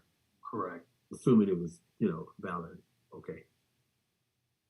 And Vice Chair, as you know, our current vesting period as a county is 5 years. Okay. I mean, you guys, that was sufficient for me. I'm sure others may have questions, but this was material, and if not, I'm good. Madam Chair, I yield. Thank you. All right. Any other questions, board? Okay. Any other comments before I certainly tap Attorney Coleman to see if we need to go into executive session? Okay, if there are no comments, board. Attorney Coleman, do we need to go into executive session? Madam Chair, there are a limited number of items involving personnel, pending litigation, that we do need to discuss in executive session, as well as real estate, matter. We need to discuss in executive session. It will not be very, very, very long, I don't believe. Okay. Okay, thank you so much, Attorney Coleman. Citizens of Douglas County, the Board of Commissioners certainly will be taking a pause calls to go into executive session, and certainly won't give you a defined moment or time we will return, but we will return as soon as possible. Board of Commissioners, at this time, do we have a motion to go into executive session? Madam Chair, so move the motion to go into executive session to discuss all three matters as put forth by telephone. Do we have a second? Second. Okay, we have a motion and a second. Any discussion? We have a motion and a second. We'll call your districts. Please respond. District 1? Yes. District 2? Yep. Yes, ma'am. District 3? Yes. District 4? Yes. Chairman? Yes, we have a 5 unanimous vote, and the motion carries to go into executive session. Board of Commissioners, take a 15-minute break. It is now almost 2:30. We will resume 2:45.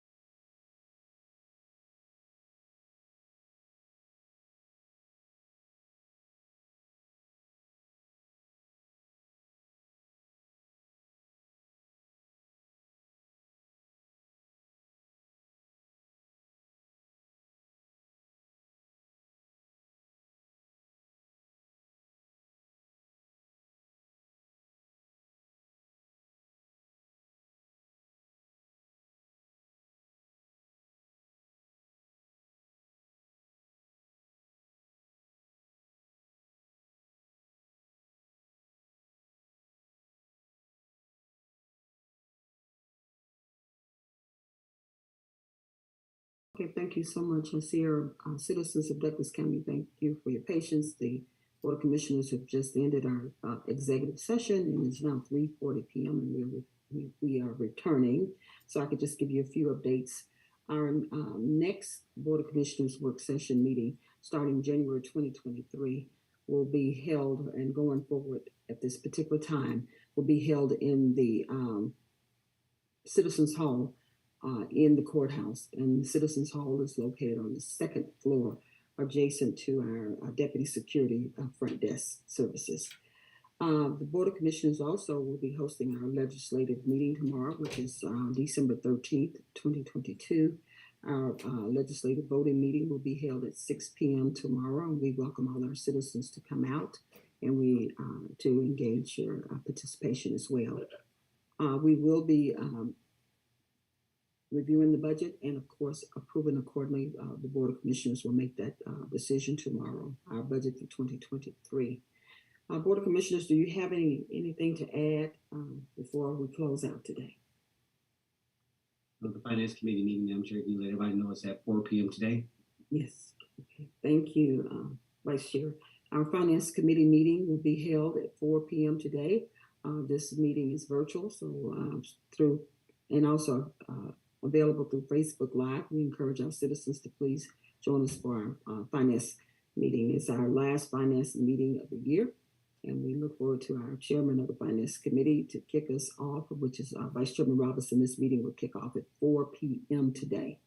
If there is nothing else, Board of Commissioners and the citizens of Douglas County, I want you to please stay mindful that we are in flu season, and also we still have the COVID-19 hovering around our head as well. So just ask you to take the necessary precautions that we've learned so well over the last couple of years.